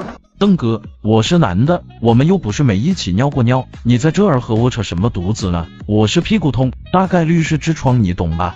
赶紧扶我出去，我快痛死了。原来是痔疮啊，我还以为又是什么稀奇古怪的病。将吴斌扶出去，李国泰已经带着一群医生在厕所门口等着了。这些医生全都目光灼灼地看着吴斌，那眼神就和多年不得宠幸的妃子等着皇上翻牌子一样。吴斌同学，你这是怎么了？吴斌同学屁股痛，流了很多血，量超大啊！流血就流血，量大这种词是谁教你的？你这样形容我很尴尬。李国泰一听立马明白了。肛肠科的医生在吗？送去肛肠科。病房内，吴斌趴在病床上，被一群医生和实习医生观摩。这弧线，这肉感，很健康，很饱满了。于主任，你要不先给我看看怎么回事吧？我是真的痛。放心，我立马给你看。舒安，这是难得的动手机会，你来给他做检查。一名女生点了点头，走上前来。于主任，让女生来给我检查，这不太好吧？你看不起女生？这倒不是，我只是觉得有些不好意思。你放心，在我的眼里没有男女之分。这种感觉太羞耻了啊！不愧是吴斌同学，连刚烈都是教科书班的。吴斌同学，既然来都来了，我们再给你做个指检吧，看看你的肛肠有没有病变的可能。等会，你说什么检？这个检查的名字好像不大对劲。只见舒安往自己的手指上抹着润滑剂，随后冷冷地看着吴斌。你放心，我的手和我的心一样了，我是不会把你当男人看的。不是你等等。吴斌瞪大眼睛，有种被直击心灵的感觉，莫名的2行热泪从他的脸庞流下。我不干净了。2分钟后，指检结束。老师，肠道内无硬块，肿胀。痛感呢？痛吗？什么话这是？别想歪了，我这是正常问诊，如果你不如实回答，我只能再给你做一次指检。必须要如实回答吗？当然。吴斌宛如一朵羞涩的小花，不痛，甚至有点爽。听到吴斌的回答后，病房里瞬间安静了下来。你直接说不痛不就完了？有点爽是个什么鬼？就算有点爽，你也不用说出来了。行了，不痛就说明是正常的，没问题。那有点爽是正常的嘛？一时间，周围向他投去了死亡凝视。实习生讪讪一笑，将举起的手收了回来。趴在床上的吴斌掩面而泣，他好像在哭。不会吧？听教授说吴斌同学很坚强的，之前全身粉碎性骨折都没有哭。真的在哭，眼泪都滴下来了。卧槽，有这么爽吗？直接爽哭了。就在吴斌准备和那名说爽哭了的实习生拼命时，护士急匆匆地从外面跑了进来。于主任，你快来看看吧，又有2个人屁股痛。还没等于媛回过神来，马保国和江林趴在病床上被推了进来。也是农大的，真奇了怪了，怎么你们最近生病都是接二连三的生病？吴斌赶紧将目光移开，吹着口哨表示不管自己的事。主任，这2个还是我来吗？哦，见舒安这么漂亮，刚才还喊痛的江林瞬间闭上嘴了。由美女来替自己检查，好耶，屁股没有白痛。然而就在江林满怀期待的时候，于媛摇了摇头。不用，你刚才不是已经查过一次了吗？这次换一个男同学来，李伟刚，你来看。一名身材魁梧的男人从人群里走了出来。马保国和江林的脸色顿时苍白无比，江林说话的声音都颤抖了。这他妈是医生？你确定不是健身教练？兄弟好眼力，我之前在学校里的兼职的确是健身教练，你放心，我会很轻的。李伟刚拿出最大号的手套戴上，江林拼命挣扎，结果被李伟刚另一只手死死摁住，动弹不得。不要怕兄弟，很快的。什么东西碎了？男人的尊严。真的惨啊，恐怕他这辈子都得留下心理阴影。老李，我和你商量个事，今后再有这种比较尴尬的检查，能不能都安排女生给我查？怎么，你不害羞了？我仔细想过了，只要能够为龙国医疗进步做贡献，我个人害不害羞的一点也不重要。之后我的检查可不可以都让那个面瘫女帮我做？你说舒医生啊，舒医生可是我们医院的美女医生，不是什么面瘫女。想找她看病的人很多，但她一般只给女患者看。不对吧？那他刚才为什么捅我？老李，我和你商量个事，今后再有这种比较尴尬的检查，能不能都安排女生给我查？怎么，你不害羞了？我仔细想过了，只要能够为龙国医疗进步做贡献，我个人害不害羞的一点也不重要。之后我的检查可不可以都让那个面瘫女帮我做？你说舒医生啊，舒医生可是我们医院的美女医生，不是什么面瘫女。想找她看病的人很多，但她一般只给女患者看。不对吧？那他刚才为什么捅我？因为你特殊啊，你先天小白鼠圣体的名头可传出去了。现在有很多医院的高材生都打申请想要调到我们魔斗医院来，我已经向上面申请了，尽早在你们学校内部建一个医疗楼，这样以后你在学校里有什么事就可以直接送过来，也免得每次都耽误这么长时间了。看看人家老李，有事儿是真办啊！你再看看你许文耀，一天到晚就只知道让我背黑锅。于主任，外面又有几个屁股痛的，你赶紧带人出来看看吧。悠悠，今天这是什么日子？怎么这么多人屁股痛？舒安，你留下照顾吴斌同学；李伟刚，你照顾这两个，其他人跟我来。一群人呼啦啦的离开了病房。舒安拿起一种膏药，弄了一点在手指上。趴好，我要给你涂药了。马保国和江林一脸羡慕。两位兄弟，趴好，我要给你们涂药了。半个月后，身体全部恢复了的吴病第一时间坐车回到宿舍。吴病刚一进门就看到3个室友正在打牌打。吴哥，你回来了。吴哥，你回来了。可以啊，老宋，为了躲我，你把腿摔断了都不吭声是吧？吴哥，你这是说的哪里话？我对你的忠心日月可见啊！我只是想家了，想常回去看看。好，难得你一片孝心，不如我和你一起回家看看。不用了，不顺路啊，吴哥，我现在不想家了。老宋，你这个人哪里都好，就是心眼儿太多了。我们是一个宿舍的兄弟，你觉得我会害你吗？以后别再有这些乱七八糟的心思了，要不然吗？宋兵吓得连连点头。吴哥，你回来的正是时候，我们班和外语2班今晚要组织一次联谊活动，赶紧收拾收拾，脱单的机会到了。那个就是吴病吧？听说刚从医院里出来，长得好帅啊！帅有什么用？脆皮一个，下个楼梯说不定都能摔骨折了，中看不中用。乐言，你说什么呢？什么用什么的，你坏死了！我可没有那个意思啊，是你自己想歪了，你可别往我身上泼脏水。吴病假装拿着手机在玩，实际上耳朵已经竖起来了。这些女大学生满脑子都是恋爱。你好，同学，我可以坐这里吗？卧槽，他不是外语学院的院花韩娇妍吗？你怎么来了？联谊啊！你又不是这2个班的人，联谊和你有屁的关系啊！说吧，你到底是什么意思？你是不是有什么阴谋？他们2个怎么都坐吴斌身边了？不会杠上吧？他们2人一直不对付啊，这你不会不知道吧？听说韩校花和许倩在开学的时候起了冲突，韩娇妍记仇的很呢。来了，我就喜欢看2个女人争宠，也是土狗也爱看。2个美女坐在身旁，吴病第一次感受到了什么叫做如芒在背。吴病同学，人家又不是吃人的老虎，你怕什么吗？不是，你们2个有恩怨，别牵扯到我啊！我只是想来蹭个饭啊。许倩、娇妍，这么巧，你们也在啊？同学，能和我们换个座位吗？当然可以，郭少、陆少，你们坐，我们马上就走。这2个谁呀？看起来很嚣张的样子。他们2个你都不知道。左边的那个叫郭雄，他爸是小东郭南天；右边的那个叫陆远，他爸是小东陆佩华。这2个家里都有权有势，名下产业遍布魔都，谁要是招惹了他们，那可是倒大霉了。当听到2人都是校董儿子的时候，吴病似乎明白为什么许倩会坐在自己的身边了。这个娘们该不会是想借刀杀人吧？就在吴病这么想的时候，宴会开始了。导员杨康上台简单的讲了2句话，随后就招呼大家开始吃饭。吴病还没来得及动筷子，许倩就主动夹起一个大鸡腿放在了他的碗里。多吃点，对身体好。不是，姐们，你这借刀杀人的手法有些拙劣吧？吴病转头一看，发现郭雄一脸嫉妒的看着他，手里筷子都捏断了。不是哥们，这你也能上套？鱼钩是指的你也上钩是吧？你到底是什么品种的巧嘴啊？我不爱吃鸡腿。吴病将鸡腿重新夹回了许倩碗里，表示拒绝。想让我当挡箭牌，没门！吴病正得意时，却发现韩娇妍竟然给自己夹了一大块牛肉。鸡腿有什么好吃的？要吃就吃牛肉，吃牛肉长牛劲，身体棒棒最有劲。不是，你来凑什么热闹啊？满嘴顺口溜，你要考研是吧？吴病抬头一看，发现陆远正眼神不善地看着他，手里的筷子也捏断了。尼玛，你们两个巧嘴凑一起是吧？这是套路啊！这是女人争风吃醋的套路，你们冷静一点，千万别上当啊！我也不喜欢吃牛肉，谢谢。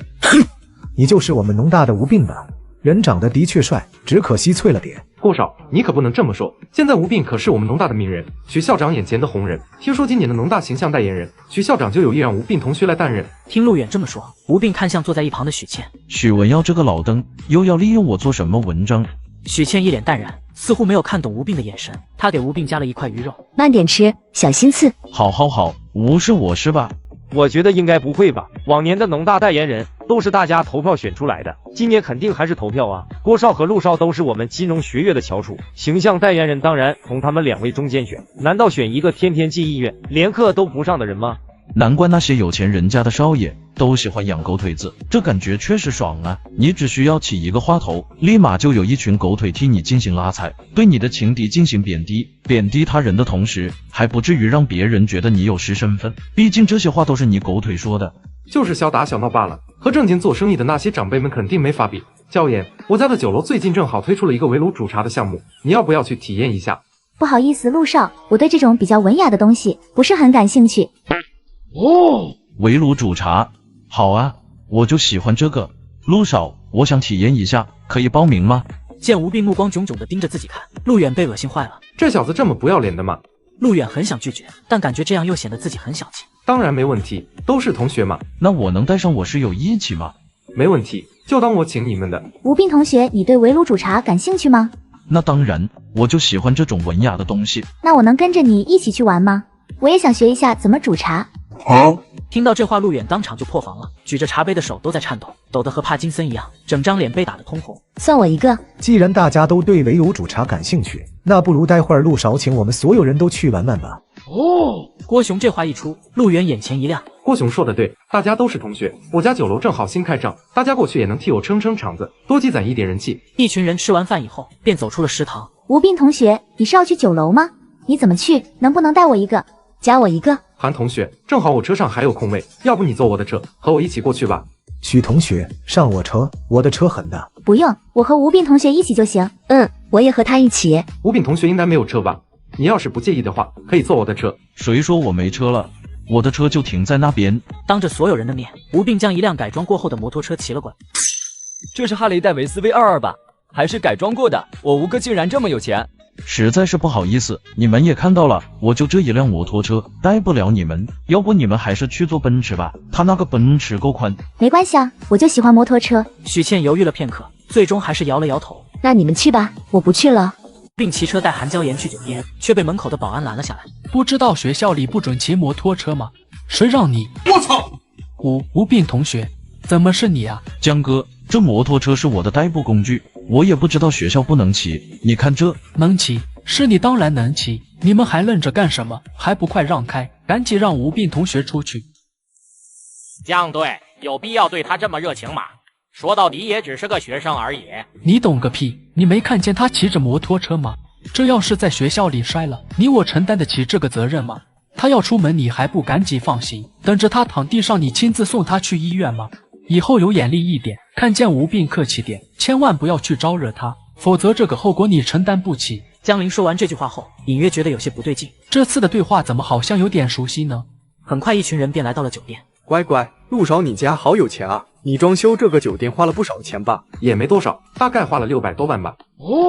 听完这话，一众同学都是一惊，就连韩娇妍听了也有些心神摇曳。那可是600万，而且还只是一个酒楼。陆少足足有3个酒楼，那岂不是说他现在的身价已经接近2000万了？就在大家都被陆远的雄厚财力给震惊到的时候，吴病却站在一旁，一边看一边摇头。吴病同学，你是觉得有什么不对吗？你这酒楼的消防验收不过关啊！你看你这大厅里到处都是易燃物，但到现在我都没有看见有灭火器，还有指示逃生的地灯怎么也没有呢？听吴病这么说，陆远一脸不屑，他觉得吴病是知道没办法和自己比财力，所以才会故意用消防验收来说事，挑自己的刺。吴病同学，难道你以后的梦想是去当一个消防员吗？这都开学2个多月了吧？吴病好像就只上过1堂课。能不能毕业都是个问题，消防站也不一定要他呢。你们还别说，吴斌同学的确挺独特的，我们都在欣赏这酒楼的装潢和壁画，他居然在墙角找灭火器，兴许是欣赏不来呢。这种高雅的艺术，没有一定的家教是很难看懂的。你们怎么能这么说吴斌呢？吴斌也是为了我们的生命安全着想啊！如果这家酒楼有安全隐患，那就算再怎么高档又有什么用？出了事，这些所谓的壁画、雕像能够救你们的命吗？吴斌讶异地看了韩娇妍一眼，他没想到韩娇妍竟然会为自己仗义执言。他们说的确实不对，都是同学，欣赏水平有高低是很正常的事情。感谢吴斌同学提出的宝贵建议，之后我会派专人去处理这件事情。不，我刚才也就是胡乱这么一说，我哪知道什么隐患不隐患的啊？陆少你这么聪明，我相信这些安全隐患你肯定是都有考虑的。陆远被吴斌给整得一愣一愣，不明白吴斌为什么突然这么给自己面子。话了，我感觉吴哥在憋一炮大的。依我对吴哥的了解，这个陆少恐怕要倒血霉了。当吴哥嚣张跋扈的时候，你不用怕他，但当他放低姿态的时候，你就要小心了。这老小子肯定在憋一炮大的，准备随时骑在你的头上拉屎。这个酒楼的安全隐患比想象中的还要严重啊！吴斌同学，你在想什么？我在想陆少真是有品位啊，连走廊都铺了一层厚厚的地毯，每隔几米还放着有明火香薰灯，就连垃圾桶都用布罩着，这要是着火了，恐怕没有人能逃得掉吧。你的想法真的和普通人不太一样哎，你为什么就老想着着火的事情呢？因为我怕痛啊，这要是一点小火还行，要是烧起大火来，我也不知道我能不能顶得住。韩娇妍愣了一下，没听明白吴斌的意思。算了，没事。就在这时，大厅的门打开，女服务在大厅里摆放了80多个炭炉，这些炭炉上面放着铁丝网烤架，旁边还有各种可以用来烤的瓜果蔬菜之类的。学生们4人一组，分别围着炭炉坐下。怎样，韩同学，我这个围炉煮茶项目还可以吧？可以啊，陆少，牛逼啊！我们踩的是地毯，坐的是竹椅，就连周围的桌子摆设都是全木头的，你可太有品味了啊！陆远被夸得有些莫名其妙的，觉得哪里怪怪的，但一时间也说不上来。这里的装修都是陆少请法国设计师庄尼扬亲自设计，光设计费就几10万，当然有品味。倒是吴斌同学你，恐怕从来都没有来过这么高级的地方吧？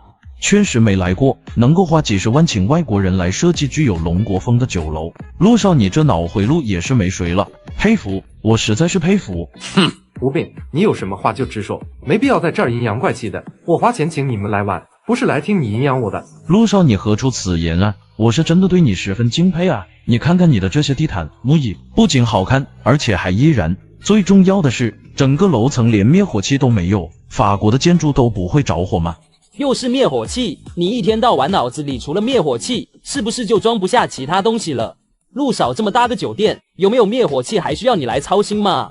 狗拿耗子多管闲事。吴斌，我知道丁心是你搞掉的，老实说，你确实有点本事，但我和丁心不一样，我比他有脑子。我虽然讨厌你，但我不会碰你，更不会对你做什么。只要我不碰你，你又能拿我怎么样呢？就这时，突然有一个同学扑通倒在地上，闭着眼睛像是睡着。这个老周，酒量不行就少喝点嘛，这怎么还躺下了？原来是喝醉了啊，吓死我了！就在这时，陆远看到酒精喷灯已经快要燃烧完了，于是自己从旁边将装有酒精的瓶子拿起来，准备往里面加注燃料。等会儿，陆少，你这是干什么？快放下，这东西危险。这有什么危险的？酒精快用没了，我加一点燃料进去而已。吴斌还想再劝，但一心想要在韩娇妍面前表现的陆远已经将虎口对准了下面的。刚才还面带讥讽之色的高柏，整个人瞬间被点燃了。救我！救我！高柏全身着火，躺在地上不停的嚎叫发怒。陆远和其他人看见这一幕，人都傻了。火难！韩同学，你怎么？韩娇妍张了张嘴，已经说不出话来了。吴斌再一看何冰冰等人，发现他们的脸色都很难看。我操！2氧化碳中毒！吴斌连忙打开大厅的门，想让外面的空气流动进来。谁知道门刚一打开，一股浓浓的黑烟从外面冲了进来，外面竟然早就已经着火了。整个走廊都在熊熊燃烧。糟了，今天恐怕要交代在这里了。吴斌连忙将大厅的门给关上，避免外面的浓烟冲进来。此时屋内的所有人都已经倒在了地上。摄影师在失去意识前将摄像机对准了屋内。还真着火了，赶紧报警啊！已经报了，希望吴哥能坚持住。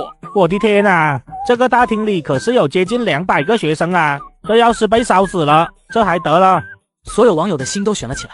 吴病也没有想到事情会突然变成这样，他原本还以为就只有自己会被烧，结果没想到系统这次和他玩了个大的。得先确保自己不中毒才行。吴病打开窗子，将头伸出去。暴风吸入技能已发动，正在吸收周围的氧气。接着他来到大厅的另一侧，试图推开门走消防通道，结果他推了好几下，发现根本推不动。既然门走不通，那就走窗户。吴病把大厅里的各种软垫、地毯往楼下丢。那个房间里还有人没有跑出来，看，过去帮忙。一群路人跑过去，将丢下来的软垫之类的叠在一起，弄出一个简易的救生垫。吴病抱着何冰冰来到窗口，随后将她丢了下去，而后又抱着韩娇妍出现在了窗口。那个房间里到底还有多少人？直播间的网友看着吴病一趟趟的来回跑，瞬间泪目。我吴哥这是在救人啊，太感人了！这里可是接近200个学生啊，他能救得过来吗？校长，出大事了！杨老师，你怎么还是这个风风火火的性子？是不是吴病又出事了？没事不急，你慢慢说。杨康拿出手机播放了吴病的直播间画面。这乌烟瘴气的，你让我看什么？校长，这地上躺着的都是我们农大的学生，接近200人了，全都被困在火场里了。许文耀只觉得脑袋一嗡，随后浑身直打哆嗦。200多名农大学生，他们怎么会被困在火场里呢？这到底是怎么回事？杨康将事情的来龙去脉和许文耀详细说了一遍。吴病啊吴病，我让你把敌对校董给搞掉，没让你拉着我和他们同归于尽啊！快，立马出发，我们必须第一时间赶到现场。距离大火燃烧已经足足过去半个小时了，大厅里的烟雾越来越浓，直播间的网友们甚至已经看不清楚吴病的脸，只能隐约看见吴病还在来回跑，将一个个躺在地上的学生往窗户外丢。这都快半个小时了，怎么消防车还没到啊？正门的消防车已经到了，但是后门的消防车进不来，好像消防通道被堵住了。这个9楼的设计真是绝了！人是全网公认的脆皮大学生，然而却在火灾来临时，他仅仅用了半个小时便救了50多号人。但就算吴病如此努力，依旧还有接近100个人搁地上躺着。此时的吴病也有些顶不住了，他只觉得自己双腿双手和灌铅了一样沉重。就在这时，消防队员及时赶到。小伙子干得不错，我送你下去。我没事，你们先救其他人，他们都2氧化碳中毒了。见吴病的状态的确比其他人更好，曹浩远示意他先坐着休息，然后立马去救其他人了。在消防员的不懈努力下，除了吴病外的所有昏迷大学生都被救了出来。就在曹浩远准备送吴病下去的时候，对讲机传来声音：队长，群众提供信息说还有一个女人被困在3楼茶水间。一听这话，曹浩远愣住了。现在3楼一片火海，根本就没有办法进行营救。我先送学生下来，你们做好接应的准备。吴病本想走，却看见了瘫坐在地上嚎啕大哭的老妇人。谁来救救我的女儿？我的女儿还在里面呢。老妇人哭得很伤心，她有好几次都想冲进9楼，都被消防员死死拦住了。曹队长，我知道茶水间在哪里，你先走，我去救人。不等曹浩远反应过来，吴病便大厅跑去。那个大学生为什么突然又跑回去了？刚刚他明明能走的。好像是要冲回去救人吧？我刚才听见那些消防员对讲机里的声音。人群里的一众校领导全都傻眼了，他们怎么也没想到吴病明明可以逃生，却义无反顾地选择回头。这么大的火势，吴病就算冲进去也是凶多吉少了吧？也就在这时，校董陆佩华也赶到了现场。徐校长，我儿子呢？我儿子还好吗？哼，你儿子在那边躺着呢。陆校董，要是吴病同学这次有个什么3长2短，你就等着吃官司吧。吴病，那个脆皮大学生，这件事情还和他有关系吗？陆佩华心里顿时升起一丝不好的预感。如果这件事情真和吴病有关系，那这场火该不会是那小子放的吧？许文耀虽然一直都想扳倒我，但应该不至于这么疯吧？3楼走廊到处都是熊成烈火，被子下的吴病只觉得全身发烫，疼痛不已。最要命的是他躲在被子下，根本就没有办法看清楚周围的环境，更没有办法判断到底哪里是茶水间。妈的，死就死吧！吴病把被子掀开，整个人是恶灵套装已装备，所受灼烧痛感减少75%，火之高性已发动，20%灼烧痛感已转化为效感。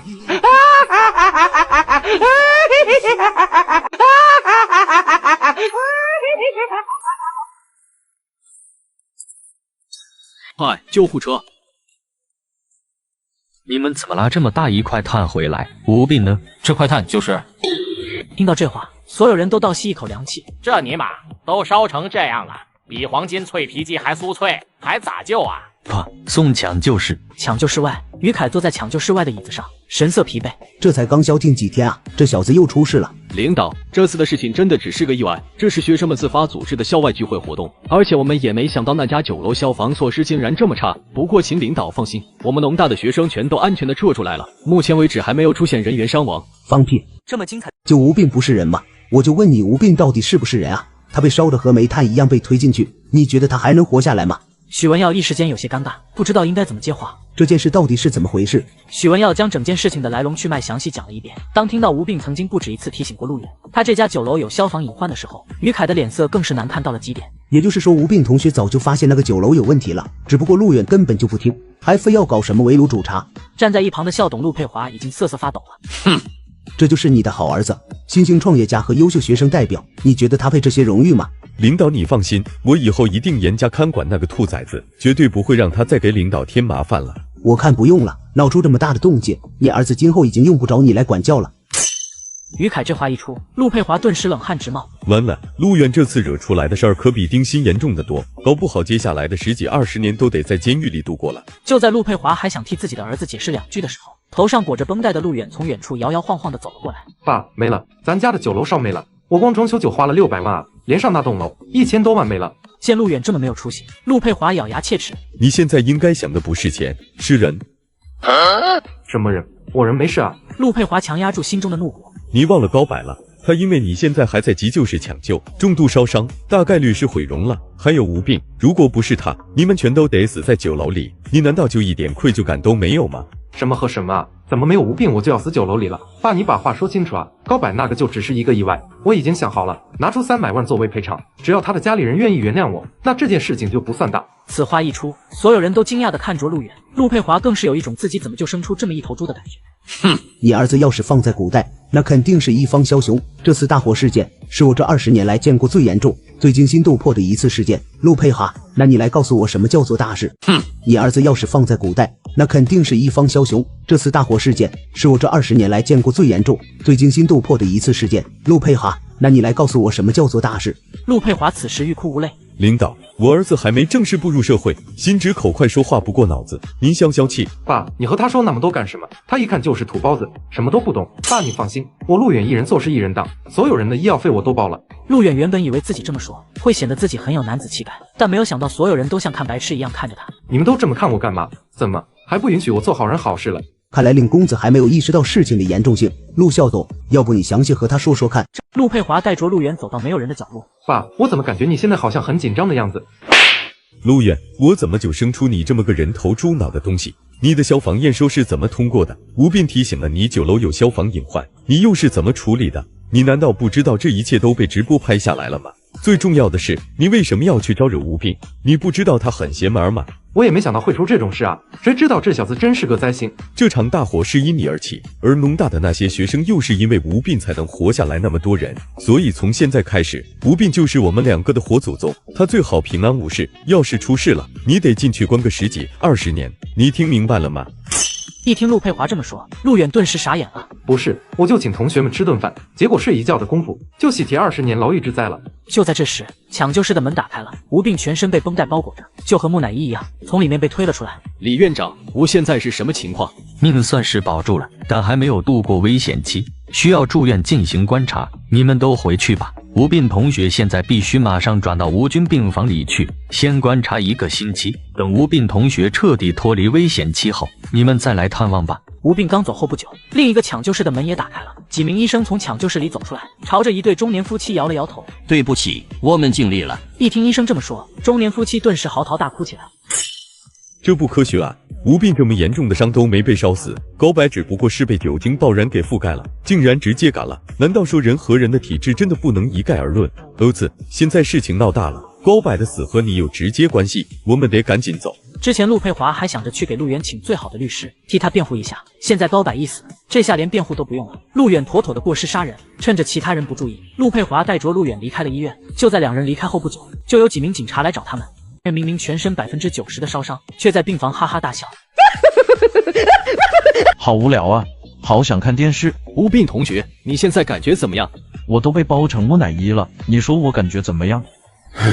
这件事怪我没有想到你为了完成我们2人之间的约定，竟然玩这么大。吴病同学，你受委屈了。等会儿，老登，你该不会以为是我放的火吧？我是受害者啊！当着镜头的面，许文耀原本是想挤出几滴眼泪的，但看着包的和木乃伊一样无病，他能绷住不笑就已经很不错了。不过吴病同学，你的牺牲是值得的。我们现在已经在组织商讨学校的联合消防实战演练了，演练的科目就包括室内1氧化碳、2氧化碳中毒、教学楼、化学楼起火自救。不仅仅是我们学校，现在整个魔都市都在进行全市的消防演练，你功不可没啊！听许文耀这么说，其他人再次泪目，就好像吴病是特意用自己的生命去为大家做警示一样。吴病听得直翻白眼，这个老登太不要脸了，又跑到我这儿来立人设来了是吧？但偏偏直播间的网友很吃这一套。许校长还是一如既往的将学生安全放在第一位啊！有这样的校长真好。是了，吴哥每一次住院，许校长都能立马对学校进行一次整顿，农大学子估计都感动哭了。这么有能力的人，居然只是一个校长，这不得往上提一提，为更多的人谋福利吗？许文耀在吴病面前又说了十几分钟的工作计划后，见吴病闭着眼睛不理他了，这才站起身来。吴病同学，你好好休息，我学校里还有点事，就先回去了。众人走后，病房再次陷入了安静。吴病躺在病房里动也不能动，也没有电视，所以他只能全身心的去感受身上灼烧的痛感。最要命的是，在火之高兴的加成下，他不仅痛，还很想笑。吴病顿时感觉自己简直快要疯了。就在他快要忍受不了的时候，病房的门再次打开。吴哥，我们来看你了。宋斌红着眼睛，说话的声音也哽咽了。韩娇妍哭得最伤心，因为当陆远拿着酒精壶往火里面倒的时候，吴病是第一时间挡在他身前的。如果不是吴病反应快，韩娇妍肯定就和高板一样的下场了。吴病同学，一定要活下来！只要你能活下来，我愿意照顾你一辈子。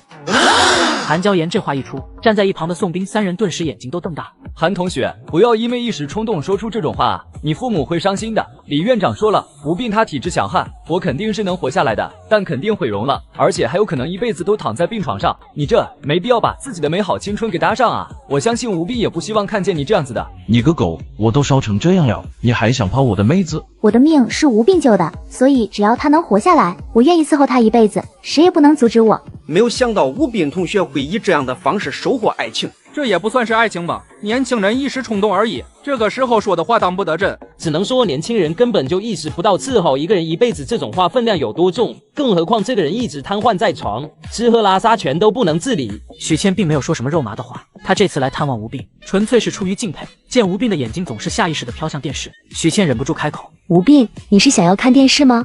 如果你想，你的眼睛就上下动2下。一听白倩这么说，吴病大喜过望。我操，你真是个天才呀！吴病赶紧眼睛上下动了2下。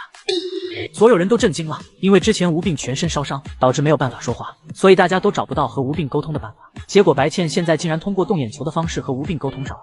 你先要看哪个台和我说，喜欢就上下动，不喜欢就左右动。吴病都快感动得哭出来了。不仅能够看电视，还能够换台。许文耀那个老登怎么可能生得出这么聪明的女儿？这不科学啊！通过用眼神示意，白倩最终将电视锁定在相声小品频道。还得是我吴哥啊，都被烧成炭了，还这么乐观。你们刚才听见了吗？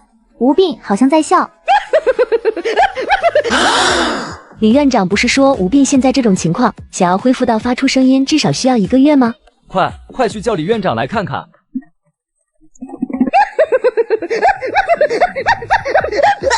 不是吴哥，这相声也没那么好笑吧？你要不歇会儿呢？你再这样笑，我晚上该做噩梦了。没过一会儿，李国泰带着一群教授风风火火地走进病房。你们先出去，我们要给吴病做一个全面的身体检查。几人出去后，2名护士便上前检查吴病的伤势。院长，吴病同学的手部部分已经开始结痂了。一听护士这么说，所有人脸上都露出激动的神情。太神奇了，简直就是奇迹！这才1天时间不到，这就结痂了。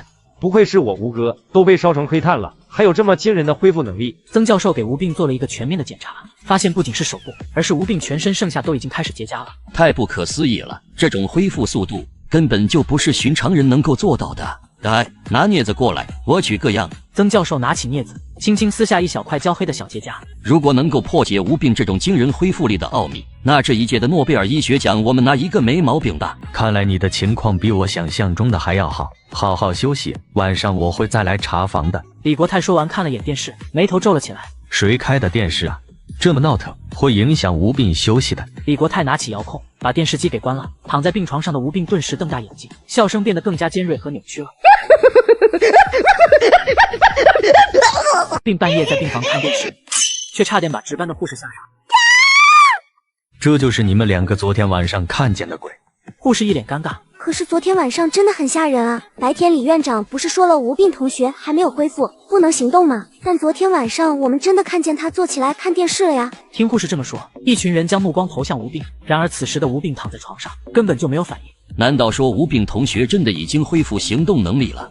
不可能，像这种程度的深度烧伤，再怎么也得恢复1年半载。现在才过去1个星期，他怎么可能恢复的这么快？行了，你们都回去工作吧，我在这里和吴病单独聊聊。老教授们点了点头，转身离开了病房。行了，你小子就别装了，赶紧起来吧。你还要和我装是吧？那我可叫人把你送进手术室做全面检查了。一听李国泰这话，吴病连忙睁开了眼睛。醒了，刚睡醒。你能说话了？李国泰有些惊讶，按照他们正常预估，吴病至少也得躺3个月才能开口说话。如今才过去1天，吴病竟然能开口说话了。李国泰查看了一下他绷带下的伤口，却惊奇地发现吴病有些地方的结痂已经开始脱落了，露出了正常的皮肤。你的恢复能力这么强？虽然早就知道吴病体质强悍，但这一次还是给李国泰狠狠震撼了一把。我就知道你会是这种反应，所以才装睡嘛。你小子这体质我是真羡慕，你是真的难杀。不过你这样装睡也不是一个办法，你身上的绷带每天都要换的。这样，我给你安排一个护士，专门给你换药。就这样，时间过去了半个月。自从吴病从酒楼里将200多名学生救出来以后，他就成了农大唯一真神。至此，农大里形成了一股十分奇特的校园风气。你可以说我吴哥翠，但你不能说他容易杀；你可以说骂校长不当人，但你不能黑我吴哥。旗帜在吴病住院这段时间，出现了隔壁学校看不起吴病，结果被上百名农大学子冲过去切磋武艺的情况。我吴哥也是你们这群弱鸡能瞎评论的，欠揍！更绝的是，金融2班的学生无论男女，全都成了吴病的死忠粉。韩娇妍作为吴病名义上要照顾他一辈子的人，被众人推举为翠翠莎后援组团长，白倩成为右团长，入团成员足足有3万多人。这个身体数据怎么可能会这么健康？一般这种灼烧伤，身上到处都会发炎发肿，所以体内的白细胞和中性粒细胞数按理说会很高才对然。而这个数据报告上，所有的细胞数量都在正常范围内，也就是说吴病现在身体里已经没有炎症了。院长，我觉得以吴病同学现在的状态，已经可以拆开纱布看一看了。可以拆绷带吧？2名护士上前将吴病的绷带拆开。这他妈是吴病，这是换头了吧？一群老教授全都看傻眼了，就连李国泰也被震撼的说不出话来。不是，就算我毁容了，你们也不用这么看着我吧？吴病拿出早就准备好的镜子，照了一下。我操！帅哥你谁？这就是我吴哥嘛！说好的毁容呢？这他妈是毁容！不懂就问，烧一下就能长这么帅吗？有没有什么技巧之类的？比如先烧脸还是先烧脚？我懂了，吴哥是凤凰，这波是浴火重生兄弟们。这么离谱的吗？这是属于去阎王爷那里蹦了个迪回来，阎王爷还顺便给他换了一张脸。一群老教授激动的手都快要抖成帕金森了。行了，你们都先出去吧，我还有点事情要和吴病聊。我今天来找你呢，一来是确认一下你的恢复情况，二来是通知你一下，和你有关的几个案件马上就要开庭了。你作为原告方，在身体允许的情况下是需要到庭的。我身上还有案子，我怎么不知道？这些都是许校长替你起诉的案件，你是原告，被告分别是动手把你打伤的暴躁夫妻，差点让你淹死的丁信，差点把你毒死的丁虎，现在还多了一个差点把你烧死的陆远。只不过陆远潜逃了，现在也不知道他去了什么地方，警察正在到处找他呢。吴病听得一愣一愣的，这些被告有一些他甚至都已经忘记了。不是，这个许文要这么记仇的吗？竟然还把对方给起诉了。许校长的意思是，如果你身体情况允许的话，他这里有几个代理律师需要你选一下，这些律师都是他能请到的金牌律师，背后都有专业团队支持，你选一个，下午对方就会过来和你沟通。李国泰说着拿出手机，将几份律师的电子个人简历递给吴病查看。这我也不懂啊。其实这几个律师你随便选，许校长都有把握能够打赢官司。赢不赢的我倒是无所谓，反正和我关系不大。怎么会关系不大呢？这几个官司都涉及到医疗费、营养费、精神损失费等一系列费用的赔偿。要是这几个官司能够打赢，你大概能够得到200多万吧。我靠，200多万这么多！吴病顿时来了精神，赢必须得赢！我甚至怀疑这些人从一开始就想要我的命。李院长，你说我有没有可能给他们定成故意杀人罪？这样会不会赔得更多？你当法院是你家开的啊？你说定什么罪就定什么罪，那说明你们这些律师都不行啊！这要是罗老师来，我操，真是罗老师哦，就是他了，我就选他，让他当我的律师。你确定？他只是一个后大法考的老师，一个网课教师，不够专业吧？屁的不够专业，他可是罗翔，让他听到这句话，你高低也带进去住几年。下午，罗翔在许文耀还有李国泰的带领下来到了病房。罗老师，欢迎欢迎，你的事情我之前在网上已经了解了，你很了不起。你们对于这几个案子有什么诉求？钱不重要，说什么都要把人给送进去，能多判几年就判几年。吴斌同学，你呢？进不进去不重要，能多赔一点钱就多赔一点钱。明白了，既要让那几个人赔得倾家荡产，也要让他们牢底坐穿。开庭时间就在下周一。鉴于吴斌同学你的身体情况，到时候你只需要出庭作证一下就可以了。没问题。行了，那我趁着这几天的时间，回去好好整理一下资料。吴斌同学，你好好休息。嘿嘿，这次稳了，可以考虑在魔都的郊区先挑一套房子看看了。吴斌，我记住你了，你害得我这么惨，以后我一定会让你加倍偿还的。陆少，你现在在哪里？我觉得我们之间有误会，要不你给我个地址，我们当面说清楚。说个屁，你就洗干净脖子给我等着吧，最多2年，我必杀你。陆平现在肯定是准备偷渡跑出国了，估计是心有不甘，所以打电话来恐吓一下我。不过按照陆平那个猪脑子，说不定等这件事情的热度过去以后，他还真会跑回来报复我。不行，绝对不能让这种事情发生。没办法了，只能使用技能了。复仇烈焰效果已启动。上个厕所上这么久，不好意思，有点拉肚子。哼，你们这些有钱人，屁事就是多，进去吧。阿昌怎么这次没来？他说他请示了妈祖，妈祖说这次不宜出海，所以他在家里待着没出来。这都什么年代了，你们还搞封建迷信这一套？要是偷渡全看妈祖的意思，那还要我们这些蛇头干什么？着火了！赶紧去看看怎么回事。没什么事的话，就让他们多安静一点，待会儿碰到海警船就麻烦了。我靠，真着火了，快灭火！怎么回事？怎么会突然就着火了呢？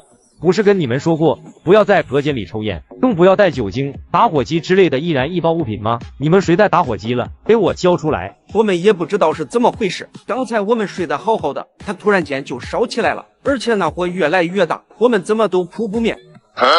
有这么邪门的事情？该不会真是妈祖不想让我们出海的？这难道是上天的警示？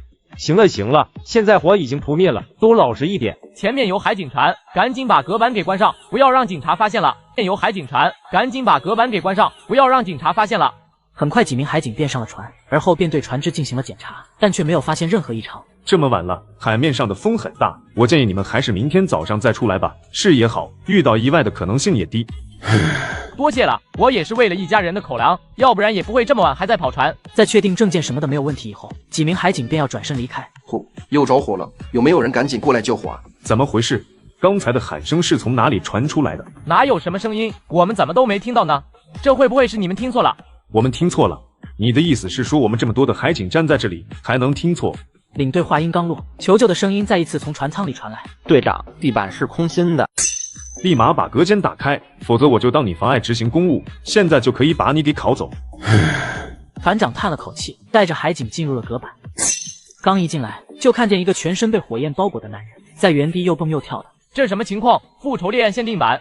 看，给他灭火！海警们很快便将火扑灭了，并挨个开始给他们做登记。行啊，船长，没有想到你这一艘小船竟然载了这么多人，这下你摊上事儿了。船长扑通一声就跪在地上。我就想知道这个狗东西到底是怎么让自己平白无故烧起来的，这也太坑了啊！来几个人把这些偷渡客都抓回去。船长此时肠子都悔青了，我就不该不听妈祖的话哟，这下是真的栽了。魔都医院特殊监护病房里，陆源躺在病床上，身上缠着绷带，一脸绝望。他想不明白自己到底为什么会突然着火，明明他全身上下根本就没有任何可以用来起火的东西。你叫什么名字？陆平。陆平？哼，你应该是叫陆远吧？陆佩华是你的父亲，你因为涉嫌危害公共安全罪，正在被追逃，我说的没错吧？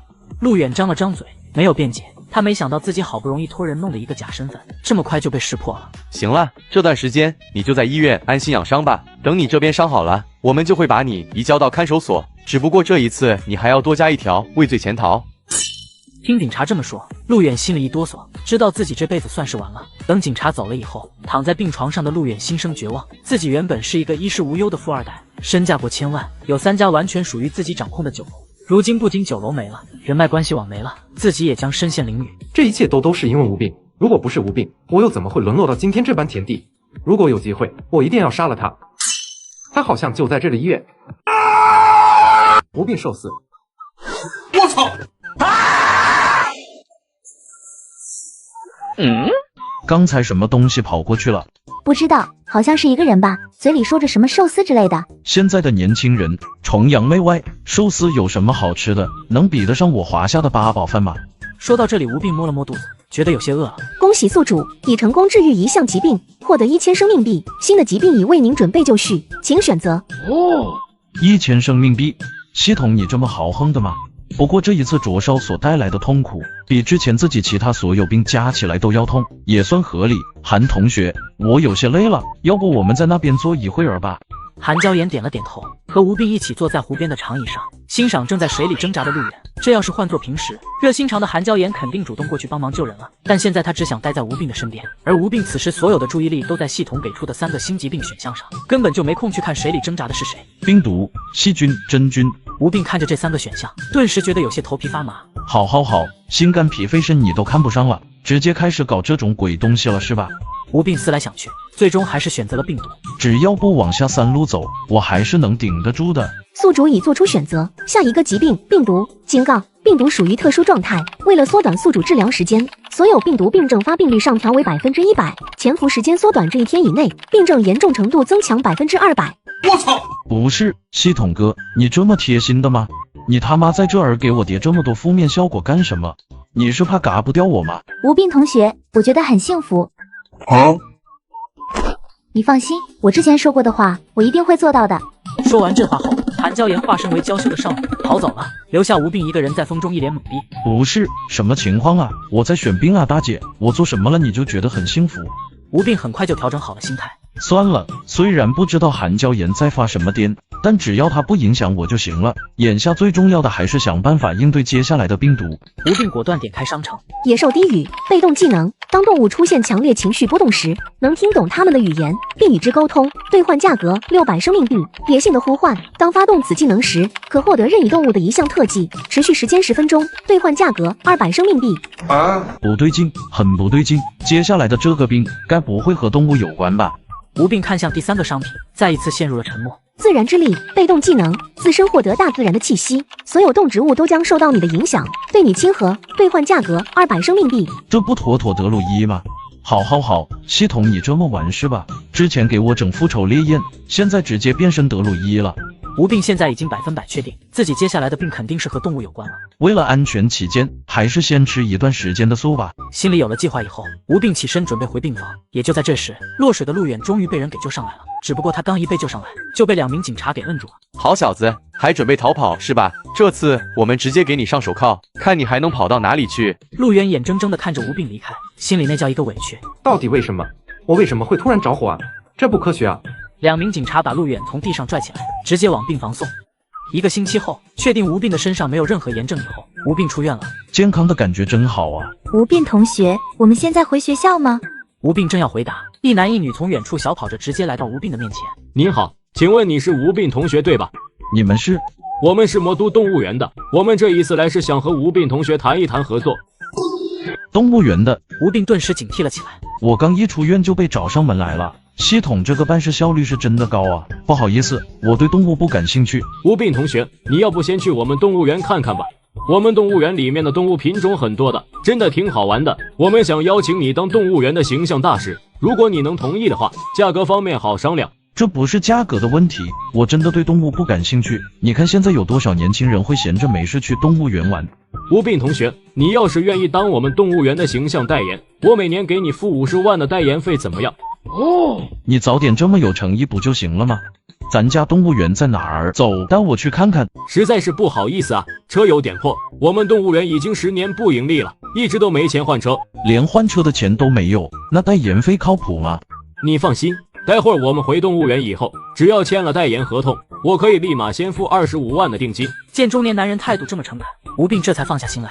经过一番交谈以后，吴病才知道中年男人叫方浩，是魔都动物园的园长，女的叫方如，是他的妹妹。他们的动物园的生意非常差，为了能够让动物园继续经营下去，方浩就找到了最近爆火的吴病，看看能不能给动物园带来一波流量。很快车就开到了动物园门口，可刚一下车就被一群穿着西装的人给拦住了。老方，这位是鼎盛集团的王秘书，我之前和你提过的。方园长你好，我是鼎盛集团的王乾宇，我这一次来是代表集团和你洽谈动物园的收购方案。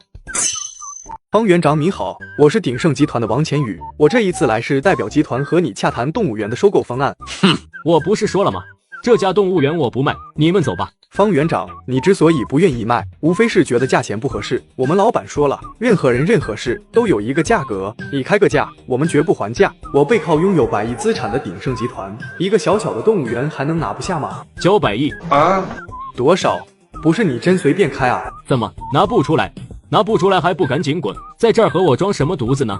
一天到晚战神小说看多了，还让我随便开价，脑子被驴踢了。方园长，我让你随便开价，是我们诚意的一种体现。但如果你敬酒不吃吃罚酒，那就别怪我们不客气了。900亿我们拿不出来，但900万还是能拿出来的。这笔钱要么给你，要么给别人，你可以自己选。王乾宇这话就是赤裸裸的威胁了。900万既作为买下动物园的费用，也可以作为搞垮你动物园的费用。是自己拿了钱滚蛋，还是让他们找人来闹事，让方浩自己选？就在王乾宇自己也觉得自己这一番话说得很有范的时候，吴病拿着摄影机对着王乾宇的脸给了一个特写。不错，情绪不错，继续保持，眼神还可以再阴狠一点，嘴角勾起来啊，歪会不会？看着对脸拍的摄影机，王乾宇顿时有些懵。你们是干什么的？谁让你们拍我的？把机器关掉。这是我们动物园新请的形象代言人吴病同学。吴病同学可是魔都电视台的重点关注人物，他的日常都是开着直播的，不能因为你来闹事，就让我们把直播给关了吧。什么狗屁重点关注人物，还形象代言人？你们以为在网上随便请一个小网红来就能让你们的动物园起死回生了？哼，做梦！助理看着吴病，越看越觉得眼熟，他忍不住去搜了一下吴病的名字，结果顿时吓了一跳。王秘书，这个吴斌是个大网红，粉丝有200多万，而且他现在直播间的人数竟然就有100多万人在线。我操！听见助理这么说，王乾宇倒吸一口凉气。100万人在线的直播间，不是兄弟你这么火的吗？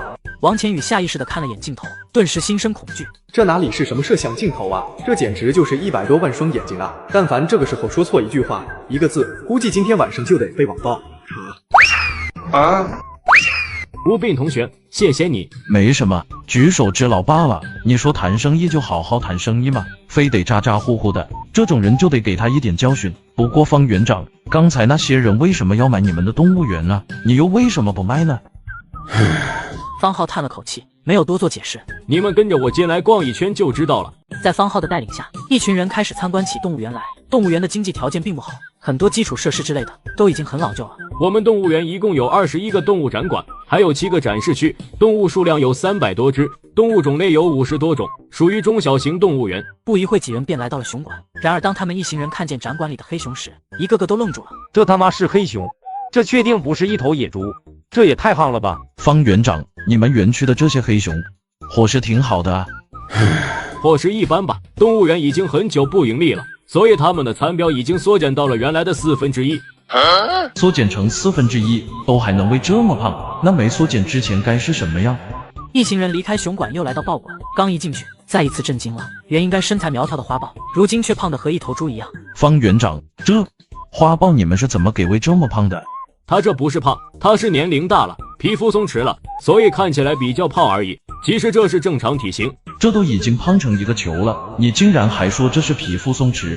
你是真的嘴硬啊！也就在这时，一个的老太太拿着一大盆肉来到笼子边上。开饭了，开饭了！花豹听到这个声音，眼神里却充满了惊恐。小花，你愣着干嘛？赶紧过来吃饭了！老太太拿起一大块鲜肉，直接往花豹嘴里塞，直到把一盆鲜肉全部塞完。园长，这样下去不行啊！这些孩子一天到晚都只吃牛肉，营养不均衡，感觉会出问题。你看看都把他们给饿成啥样了，都没胃口了。这是因为吃的太差没胃口吗？这分明就是吃的太撑没胃口了。吴妈，你放心，我这不是正在想办法吗？用不了多久，我们动物园就能火起来的。吴妈点了点头，重新拿起一大盆牛肉，朝着湖馆走去。方园长，刚才那种牛肉一盆的好几百吧？你们动物园10几年来都这么喂？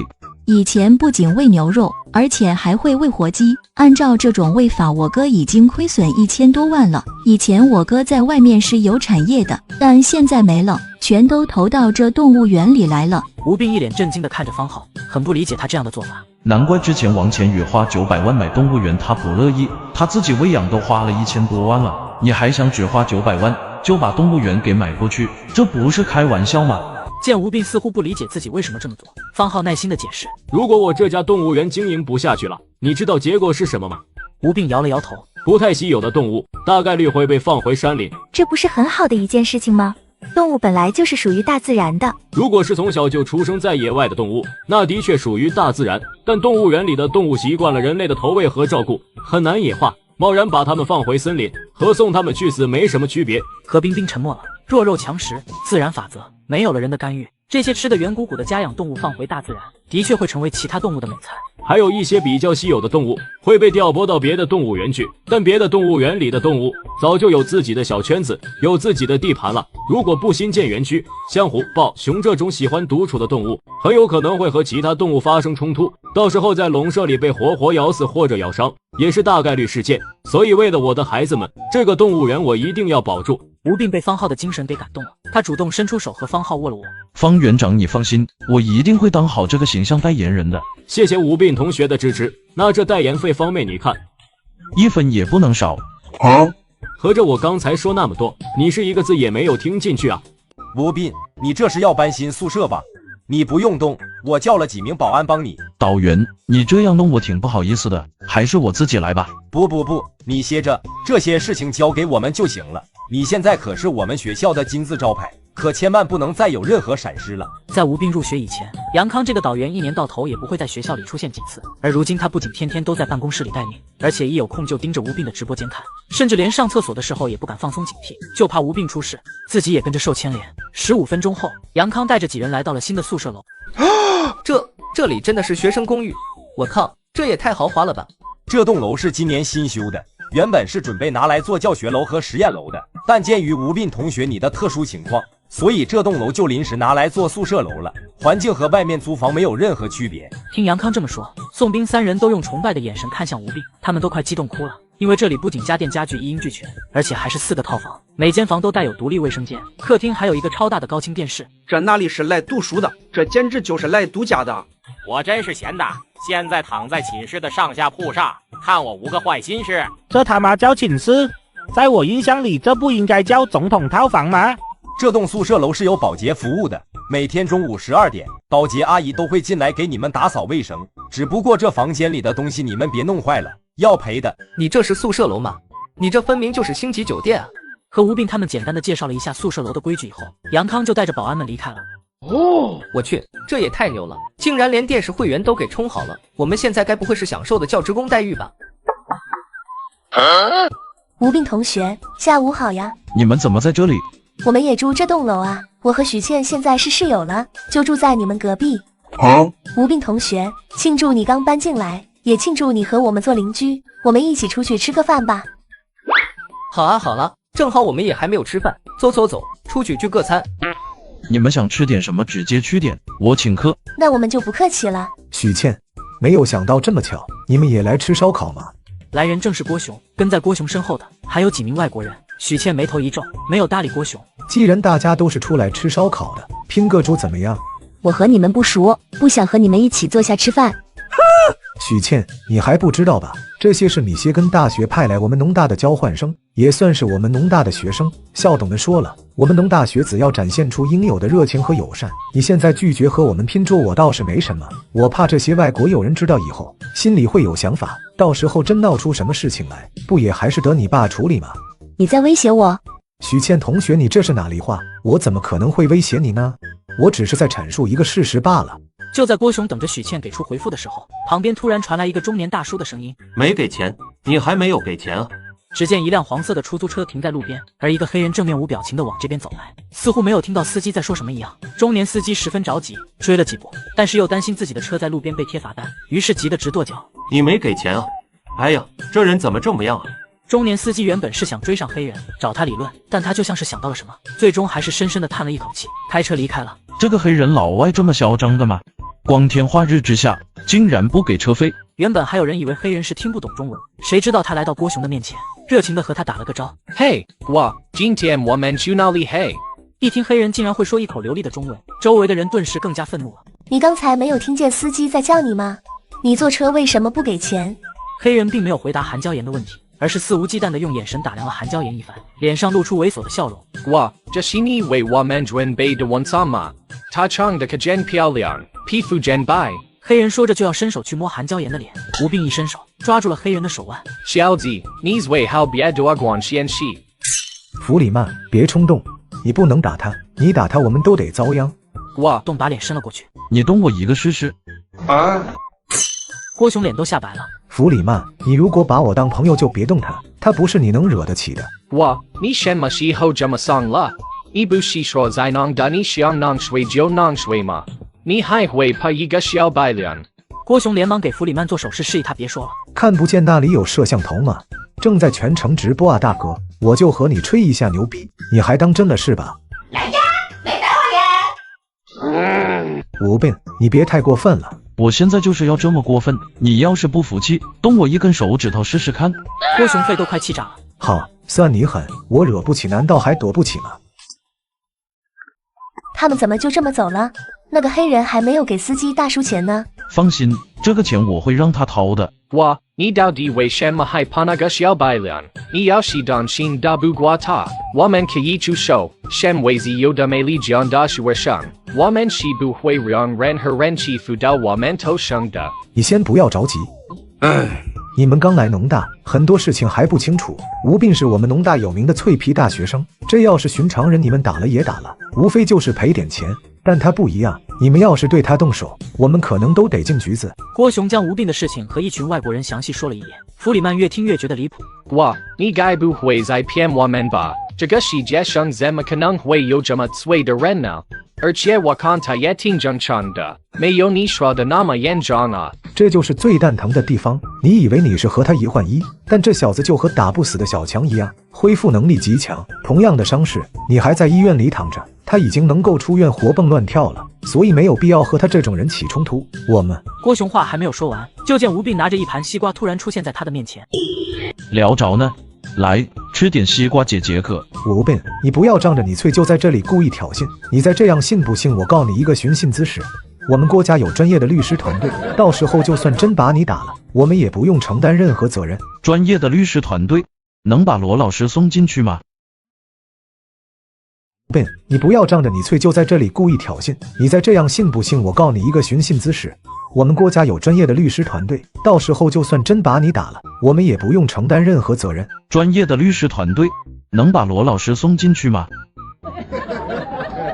你看你这是说的什么话？你误会我了。刚才你不是说这些都是来我们农大的交换生吗？我觉得你说的很对，对于交换生，我们一定要展现出应有的善打去。然而下一秒却发现自己的手像是打在了石头上，小拇指竟直接骨折了。这是什么情况？你个打人的怎么还倒下了？吴斌，你没事吧？敢打我们5个，弄他！隔壁店里的农大学生听到动静以后，也连忙跑出来查看。在得知吴斌被外国人打了后，顿时不乐意了。我操，在我农大的地盘上动我5个，找死！兄弟们，抄家伙！之后，附近收到消息的农大学生全部赶了过来，排着队教这些外国人农大的规矩。10分钟后，许文耀带着农大保安到了。这群外国交换生此时全都躺在地上，一脸狼狈。郭雄也被打得鼻青眼肿的。怎么回事？谁让你们在学校外面打架的？郭雄就像是见到了救星一样。许校长，他们刚才都打了我们，让保安把他们全都给抓起来。哼，郭雄同学，学校的保安是用来保护你们安全的，不是用来管控你们的，他们没有那个权利。你要是觉得这些人都打了你，那你就报警吧。一听许文耀这么说，郭雄整个人都懵逼了。你们不管事吧？全都别走，我这就报警。我们是密歇根的学生，这一次的引来你们农大做交换生，是你们农大求着我们来的。现在我们在农大受到了这种不公正的待遇，如果你不能给我们一个满意的答复，我们就让我们的主任亲自和你们谈。想要找谁和我们谈，那是你们的自由。只不过现在你们在华夏的领土上，所以你们要遵守我们这里的规矩。有什么问题，我们都可以通过走法律途径来解决。就在这时，校董郭南天带着一群人从远处快步走了过来。当看见郭雄被人打得和猪头一样的时候，郭南天顿时怒了。是谁？是谁把我儿子打成这样的？站在周围的学生全都齐刷刷的举起手。这一下顿时让郭南天愣住了。是谁？是谁把我儿子打成这样的？我操！你们打了我儿子，就不能打我了哟。啊！儿子，你放心，我不会让你吃亏的。这些人我全都记住了，我以后会一个个找他们算账。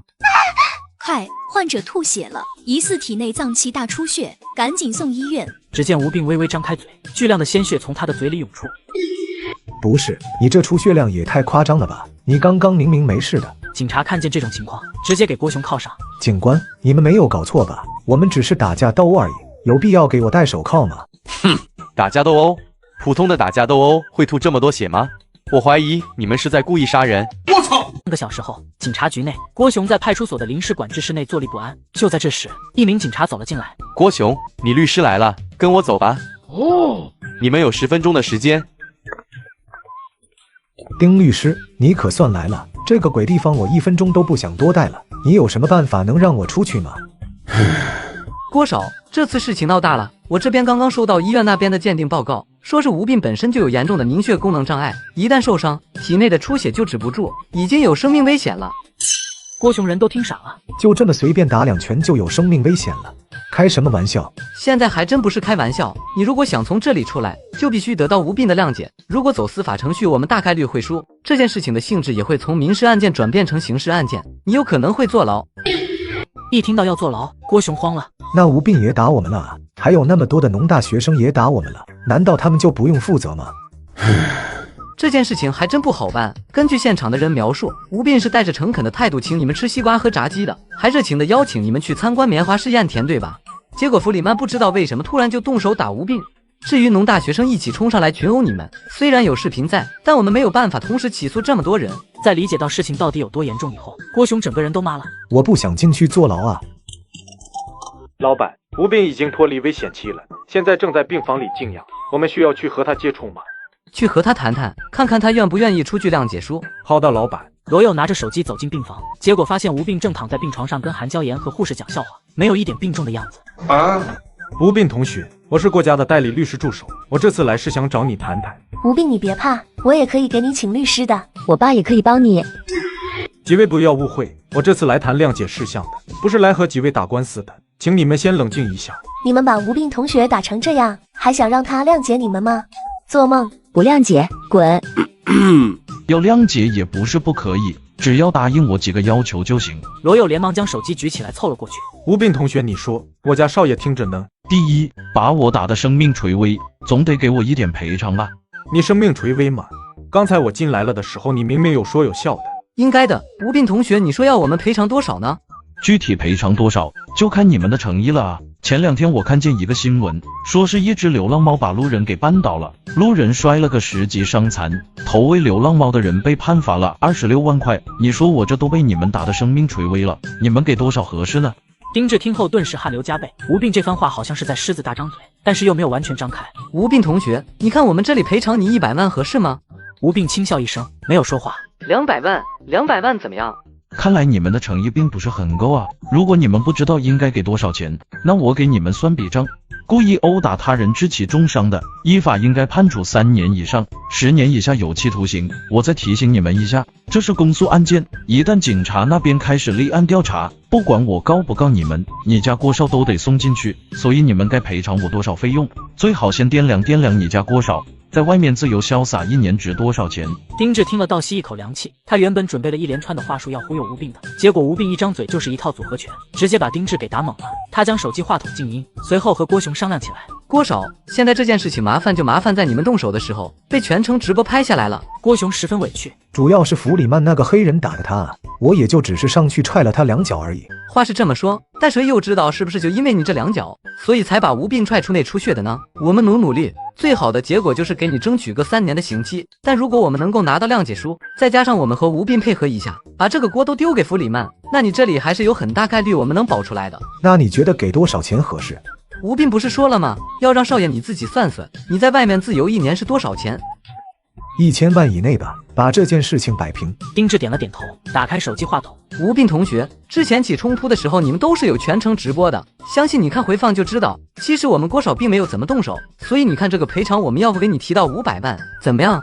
看来你们诚意不是很够啊，我也没耐心陪你们在这里磨嘴皮子，你们回去吧，这500万我不要了，告诉你们郭少，准备坐牢吧。对了，友情提醒一下，进去以后如果香皂掉地上了，千万不要捡。吴斌最后一句直接把郭雄给整破防了。1000万，我愿意给你1000万的补偿。1000万，我愿意给你1000万的补偿。郭少，你应该让我来谈价格啊！你这样一下子就把我们底牌给露出来了，对我们很不利。此时的郭雄已经被吓得六神无主了，他不想进监狱捡肥皂，怕自己这种细皮嫩肉的会被里面的好大哥怎么狠狠的照顾。5倍，我也不和你玩絮的，1000万就是我能给你最多的钱，你就说同不同意吧。那行吧，看在我们是同学的份儿上，那就1000万吧。我吴哥这就成千万富翁了，这也太离谱了吧！难怪之前吴哥挨打的时候，我总觉得他在偷笑，原来这不是我眼花看错了。我靠，这个破班我是一天也上不下去了，一个月才赚几千块，吴哥挨一次打就是1000万，干！罗佑拿到谅解书检查没有任何问题后，便离开了病房。行了，我也躺够了，出院吧。吴病同学，医生说你现在的情况还不稳定，需要观察几天，你现在还不能出院。放心吧，我自己的身体我自己有数，我现在已经能够自我控制体内的血小板生成数量了，想吐血就吐血，想变正常就变正常，身体根本就没什么问题。你们出去等我一下，我换个衣服。吴病刚换好衣服，李国泰就推开病房的门，从外面走了进来，随后将一份检查报告递到吴病的手上。你小子是不是故意玩我们的？你身体的各项指标被人推过来的时候是病危，结果现在检查出来又全部正常，这怎么回事？我也不知道啊，要不我打电话给你问一下。换手机了，挺贵吧？不贵，可能是我体质还不错，恢复能力比较强吧。院长，你看我现在身体已经没什么事了，我可以出院了吧？滚吧，反正这是你的专属病房，你想来就来，也不用办什么出院手续了，麻烦。吴病刚一走出病房，就看见坐在轮椅上的弗里曼被推了过来。哟，这不是我们的李哥吗？几个小时不见，怎么轮椅都坐上了？看见吴病生龙活虎的站在自己面前，弗里曼瞪大了眼睛，气得直拍轮椅。这小子不是生命垂危了吗？这怎么叫生命垂危？你就是吴病同学吧？我是密歇根大学的老师，你给弗里曼送西瓜和炸鸡的事情我们都已经知道了，我们会根据联邦的挑衅侮辱条例对你起诉，请你不要这么嚣张。吴病先是一愣，随后想看白痴一样看着这名中年男人。大白天的你就喝高了，你们现在是在龙国，你们要遵守我们的法律和风俗习惯，知道吗？还有，他还欠司机的车费没给呢，正好你这个负责人在，你帮他给了吧。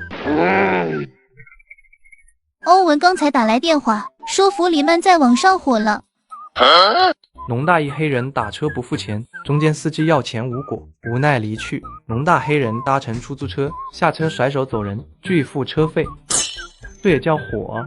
黑火也是火吗？根据我们的统计，弗里曼不给出租车车费这件事情的话题热度已经超过2000万人讨论了，其中有很多人都让弗里曼滚出龙国。原本还没有人注意到我们米歇根这一次的交换活动，现在应该已经有很多人注意到了。米勒丝毫没有意识到事情有多严重，他只记得在出发之前，学校领导就和他们下达了很多任务，其中有一项就是要在最短的时间内引起龙国人对于米歇根的广泛关注。现在弗里曼这么火，他们的这个任务应该算是完成了吧？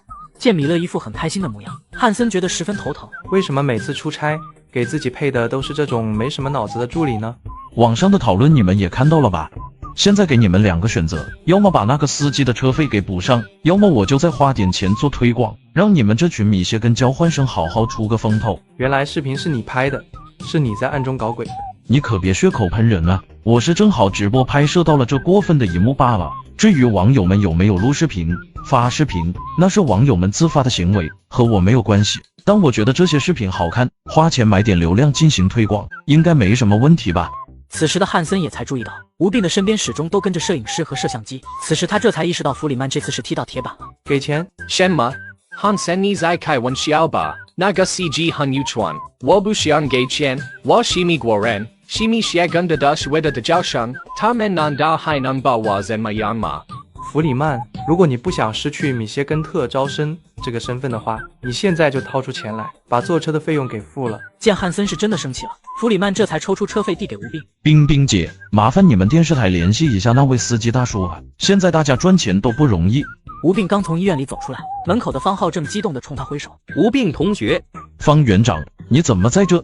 这不是看你直播，发现你被人给打住院了吗？所以我就第一时间开车过来，想要探望下，结果没想到你康复的这么快。你是怕我嘎了25万打水漂吧？方园长，那你来探望我带什么东西了吗？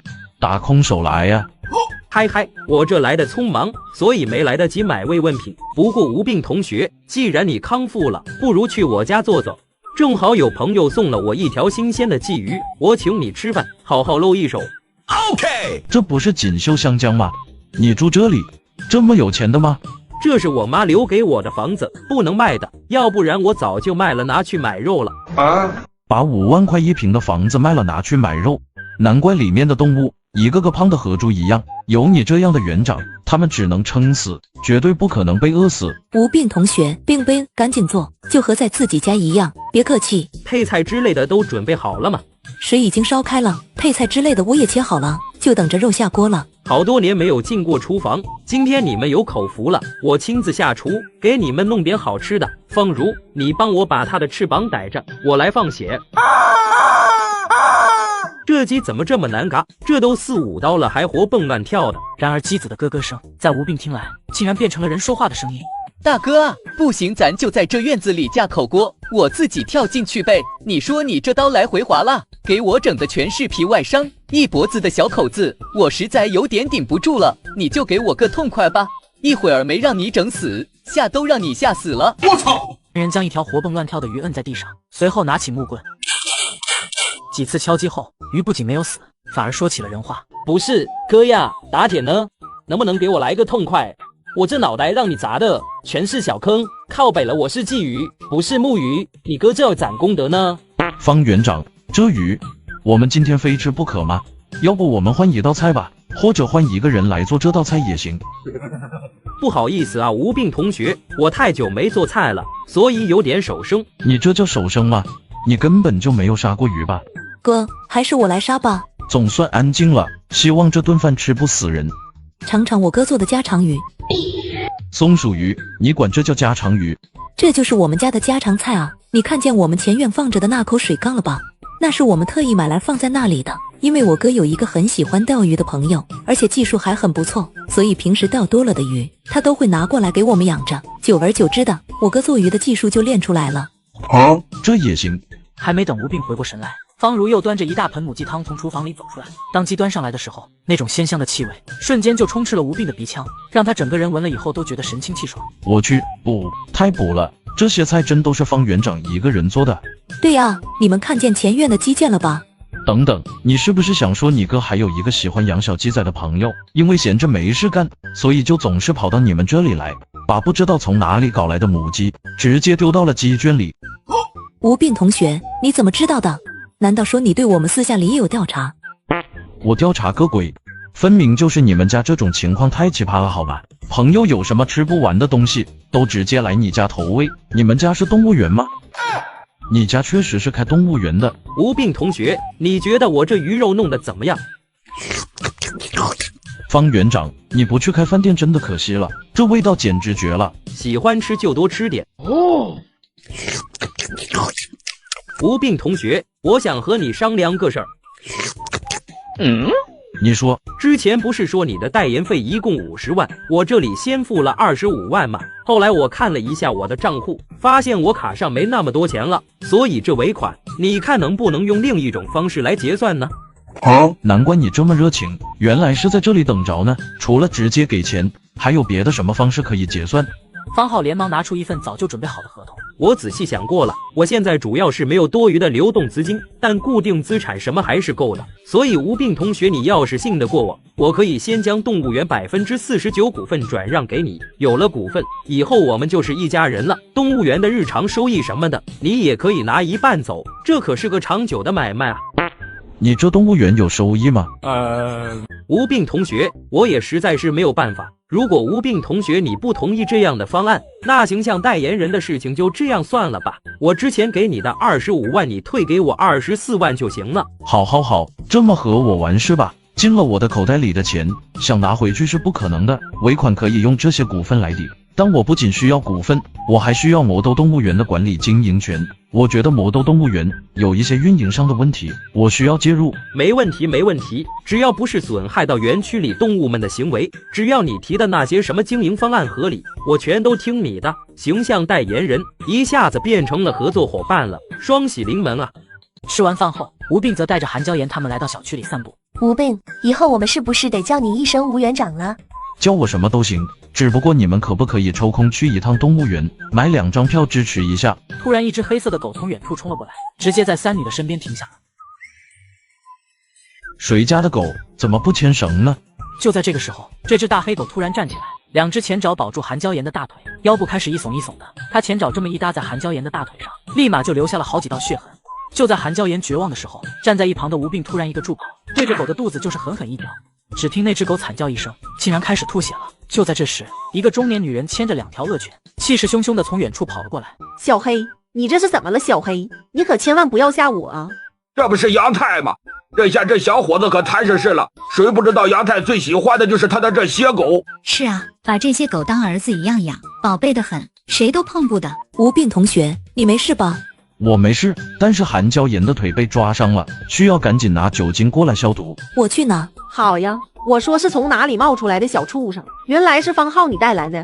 方浩，之前我和你的账就还没有算，今天你竟然还敢让你的人踢伤我们家的小黑，我和你没完。这位女士，明明是你遛狗不牵绳，导致你的狗跑过来袭击我们，还把我们的女同学给抓伤了。吴病同学只是为了保护韩同学，所以才会将你家的狗给踢开，他没有做错任何事情。放屁！我家小黑一天的伙食费都是200块，他把我家小黑踢伤了，这还叫没有做错任何事？看你们这副穷酸样，你们一天能赚到200块吗？你们活的连我家的狗都不如。哦，这架势是又要上赶着给我送钱吗？啊，对，你说的都对，你家的狗就是我踢伤的，很生气吧？但你能拿我怎么办呢？人遛狗不牵绳，导致女同学被咬伤，我上前跟其理论，却不料对方直接放狗咬人。来福来财，咬他！听到命令的2条恶犬瞬间暴怒，疯了一样的朝吴病扑过来。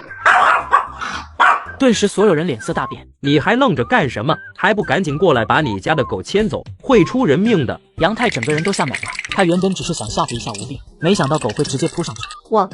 我不敢啊！这狗是你养的，你不敢，你养什么烈性犬？眼看吴病流的血越来越多，周围所有人的心都沉到了底。就在方浩准备去找点工具来打狗的时候，就见吴病和一个战神一样，双手直接掐住一只狗的脖子，将它整个高高举起，随后重重地摔在地上。不等这只狗回过神来，吴病左手掐住它的脖子，死死将它摁在地上，右手抄起边上的一块石头，对准狗嘴就猛地砸了下去。这他妈你咬我是吧？来咬，张嘴啊！你怎么吐血了？你给我起来继续咬啊！此时的吴状若飞魔，几下石头砸下去，狗牙顿时被砸得稀碎。卧槽，大哥我错了，别打了，地狗眼看人低，你饶了我吧，我快要被你打死了。你刚才不是咬得挺开心吗？别怂，今天积分高下，也决生死。看着吴病一身的血，另一只狗也吓傻了。在吴病看向他的时候，他浑身一哆嗦，乖巧地坐在地上。今天出门真是没看黄历，怎么遇到个不要命的狠人啊？小狗狗，你不继续咬了？客气了哥，您。哎，卧槽！你让我把话说完啊！5分钟后，警察和医生赶到现场。当他们看见全身是血的吴病时，所有人都吓了一跳。小伙子，你没事吧？吴病刚要说话，却双腿发软，整个人瘫坐在地上。医生连忙上前检查了一下吴病的伤口，却惊奇地发现吴病除了小腿的撕咬伤比较严重，其他身上就只是一些擦伤了，身上的血也全都是那2条狗的。这伤口需要缝针，去医院。在取得吴病的谅解书以后，郭雄终于可以被保释出来了。郭雄，你是不是想要气死我？你是不是觉得我们家里很有钱，所以你就可以在外面随便放肆了？我之前有没有和你说过，吴病那小子很邪门，让你不要去招惹他？丁鑫他们是个什么下场？难道你还没有看清楚吗？爸，我没有去招惹他，是他自己来挑衅我们的。我已经尽力保持克制了，是那个外国人他就受不得吴病的挑衅，他非得动手，我有什么办法？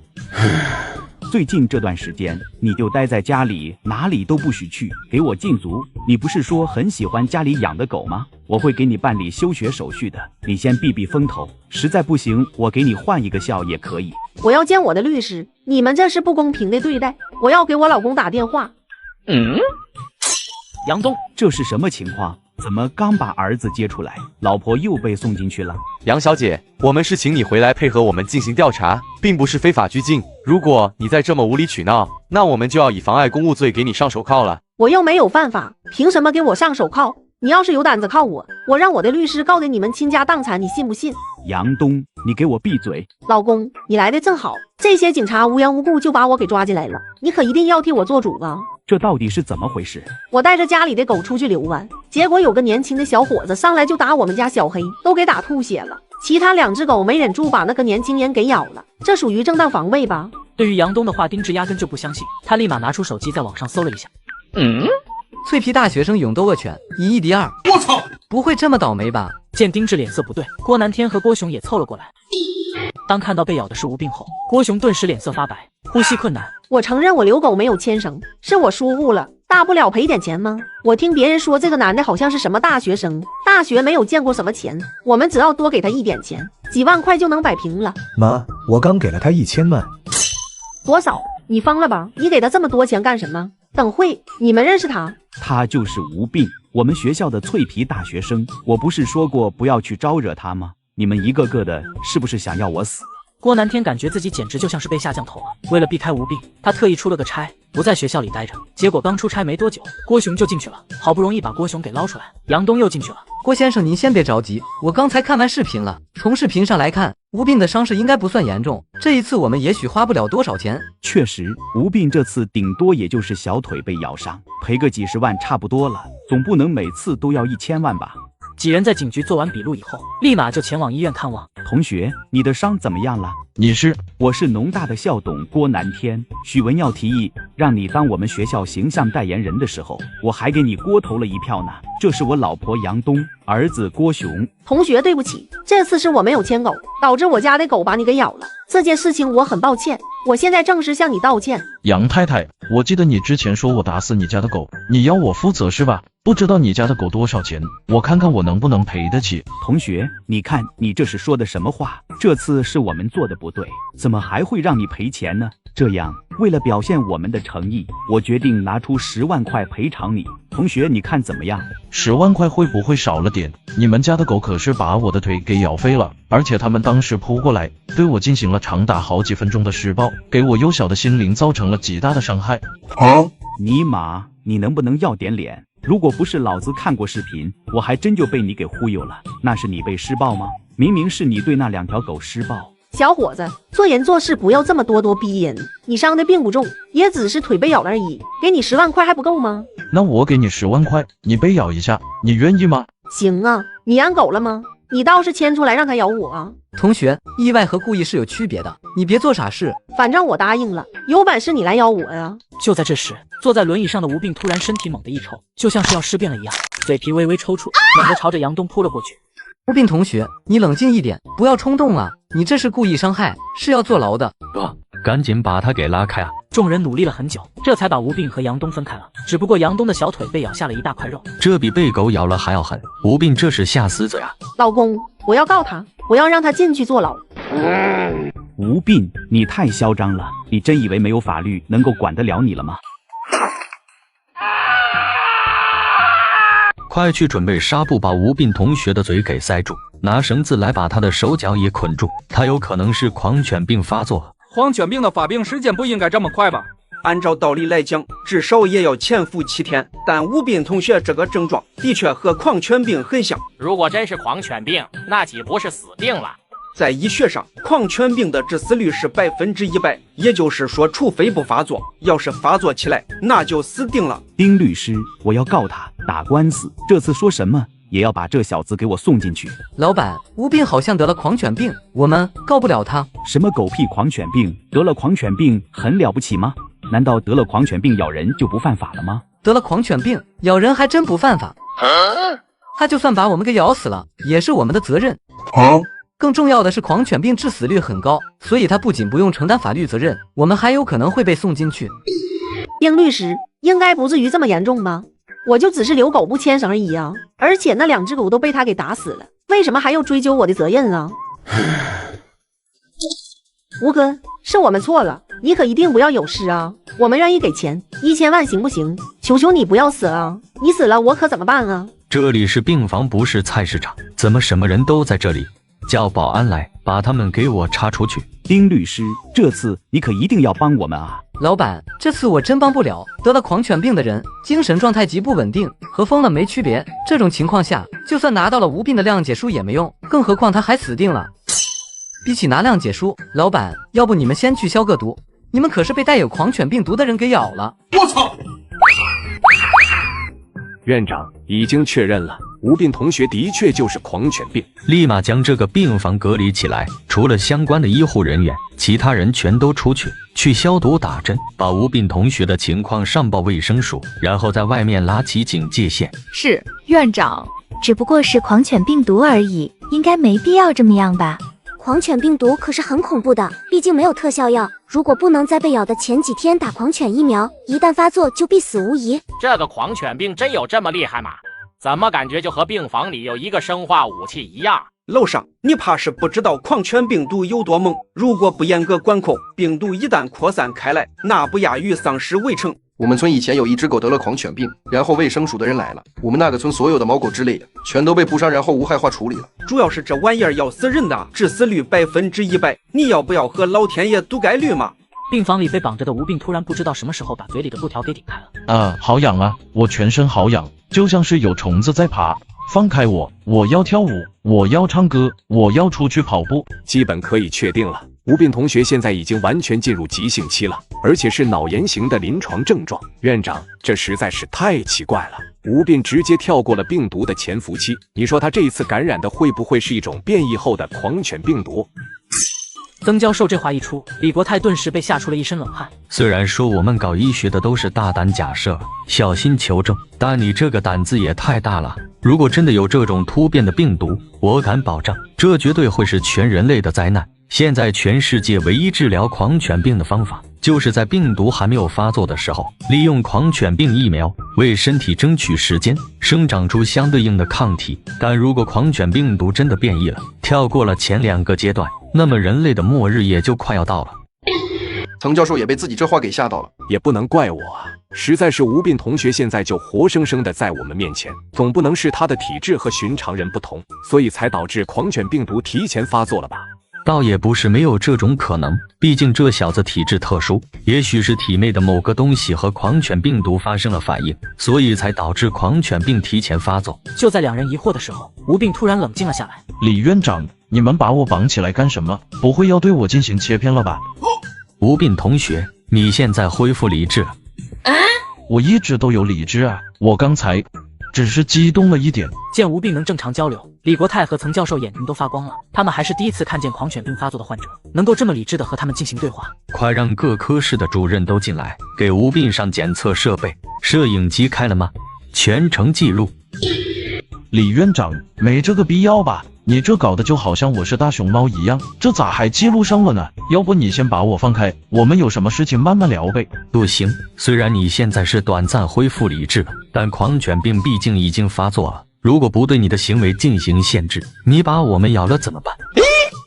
在李国泰的示意下，几名男护士将吴病换到了病床，然后给他上了各种监测数据。全程吴病都十分配合，的确没有出现任何狂暴的情况。老李，难道说吴病的狂犬病真的自愈了？你听说过狂犬病有自愈的吗？自杀的我倒是经常见到。吴病，我接下来要对你进行一些简单的测试，根据你的反应，看看你目前的状态。你要尽量控制自己的情绪和身体，好吗？你说啥呢，李院长？你放心，我是一个自控力很强的人，待会儿我要是情绪失控，算我输好吧？矿泉水。好难受，我快要窒息了，谁来帮帮我？正只是在我面前说了句矿泉水，我的身体竟直接开始扭曲，整个人像丧尸一样在床上蠕动起来。好难受，我快要窒息了，谁来帮帮我？足足过了2分钟，吴病才从那种强烈的窒息感和痛苦中解脱出来。李院长，你这不讲武德啊，好端端的提那个字干什么？不是，吴哥这是怎么了？刚才不是还好好的吗？怎么一下子就变成这个模样了？恐水症，这是狂犬病发作最常见的一种症状。但你和狂犬病患者说和有水相关的事情时，他就会下意识地想到喝水这个动作。然而喝水需要吞咽，因为病毒的原因，患者这个时候已经没有办法控制自己咽喉处的肌肉了，所以一想到吞咽的动作就会痉挛，就像吴哥刚才那个样子。你不是说你能控制自己吗？我确实能啊，不信你再测试一下。这次我不说了，你自己说，我看你会不会有这种反应。你每天必须喝的是什么？奶茶。奶茶里放的最多的是什么？冰。冰融化了是什么？春天。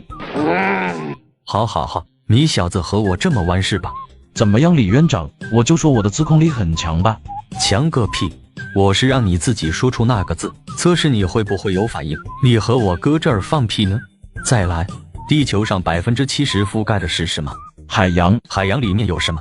有鱼。鱼没了什么会死？鱼鳃。难道说狂犬病病毒还能改变病人脑回路？我堂堂院长还能让你小子给拿捏了？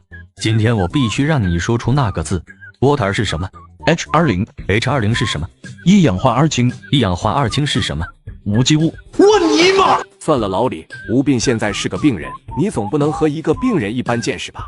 派专人看着他，别让他做出什么自残的行为。护士，我前几天跟狗玩的时候，手不小心蹭破了一点皮，我会不会也得狂犬病啊？什么时候的事情？超过10天没有？就是上个星期三，7天前。刘静用一种同情的眼神看着郭雄。一般来说，判断狗有没有携带狂犬病毒，我们都是采用10日观察法。如果这2条狗体内确实有狂犬病毒，那它们在病毒的影响下是活不过10天的。我是7天前被咬的，狗也被无病给打死了，所以没有办法使用10日观察法。要是7天前这2条狗就感染了狂犬病毒，那我岂不是死定了？郭雄现在感觉整个世界都安静了，什么钱啊美女啊之类的，他突然之间都不感兴趣了，甚至有一种想要遁入空门的感觉。只要我这次大难不死，我愿意去庙里当和尚。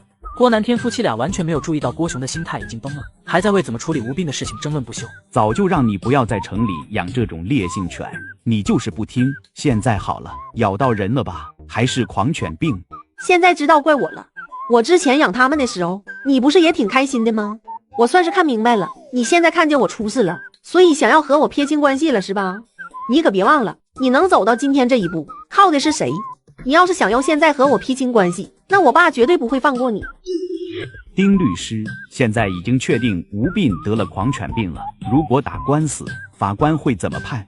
比特犬属于烈性犬，也是我们魔都禁养的犬种，所以这种狗咬伤人，我们毫无疑问要承担全部责任。现在问题就在于杨太太有没有故意放狗咬人。丁律师，你要相信我，这绝对是个意外。可确实是你让狗去咬人呢，而且还被现场直播了，再加上吴斌已经确诊了狂犬病，基本可以算是一个死人了。所以这个案件公诉方会按照故意致人重伤乃至死亡罪来进行判罚。该罪名一旦成立，惩罚措施最高可以被判处死刑，立即执行。可怕，这个脆皮大学生太可怕了，这他妈直接就给干到死刑了。你涉嫌一起故意伤人案，跟我们走一趟吧。我没有故意伤人，是那2条狗自己扑上去的，你们不能抓我。你们知道我是谁吗？我爸是杨振霞，你们敢抓我，我爸不会放过你们的。看见杨东被带走，郭南天也意识到这件事情已经变严重了。丁律师，回去开一个紧急会议，这次说什么也要把我老婆给捞出来。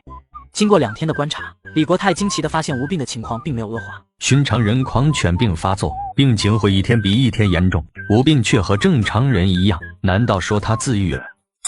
如果说吴病真的自愈了，那他的身体里必然形成了狂犬病毒的抗体，那么只需要对吴病的血液进行血检取样，然后逆向推导，就有可能在极短的时间内制造出狂犬病毒的特效疫苗。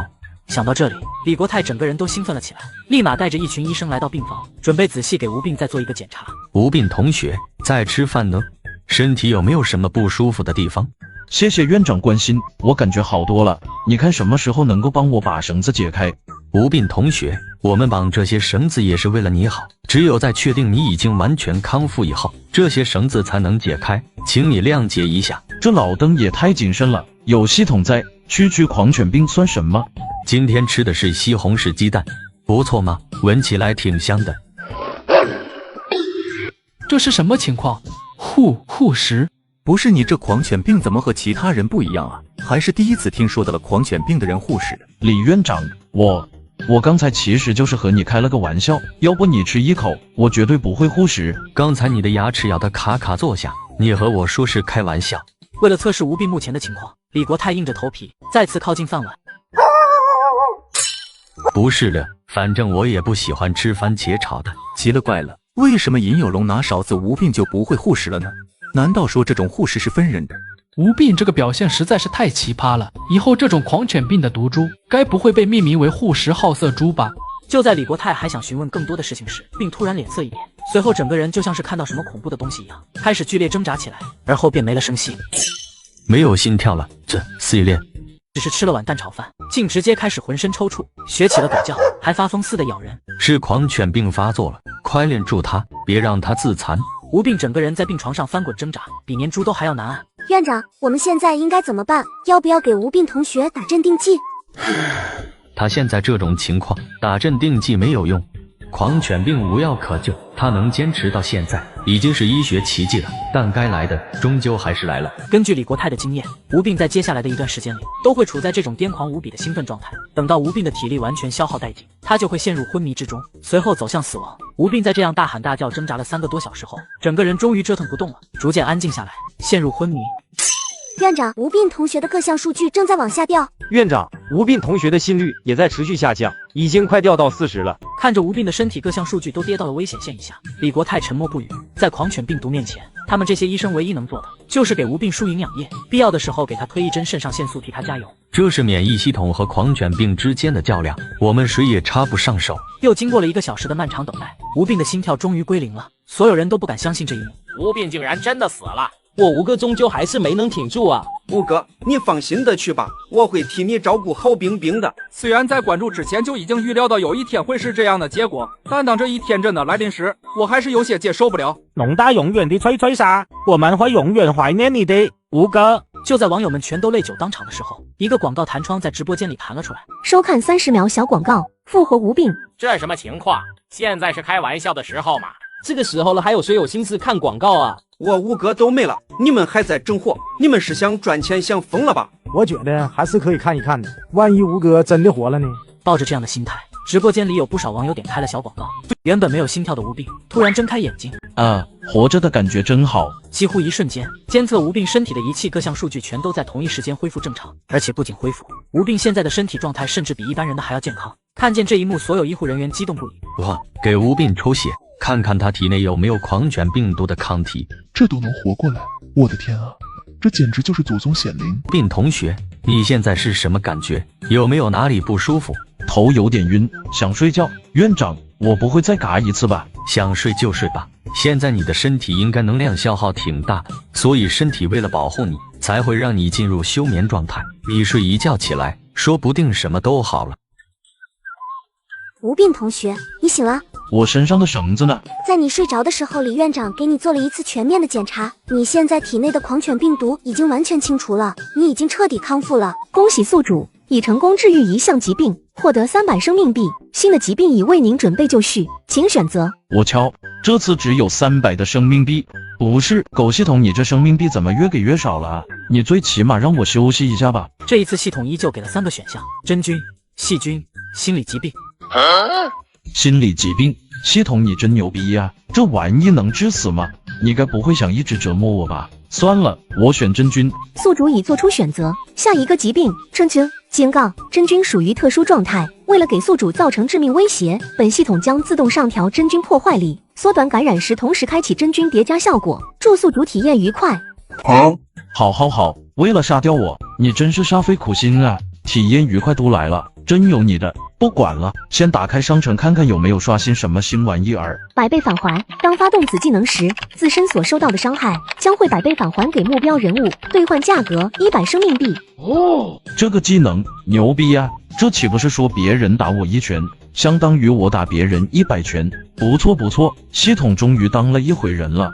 有难同当，当发动此技能时，自身所受的痛苦将按照一定比例转嫁给周围其他人，兑换价格100生命币。这个技能好像有点有伤天和啊。不过如果自己有时候痛的挺不住了，用一下这个技能，应该也不会有人知道吧。贝爷的匕首，持有此匕首时，将暂时获得贝爷的野外生存能力，兑换价格100生命币。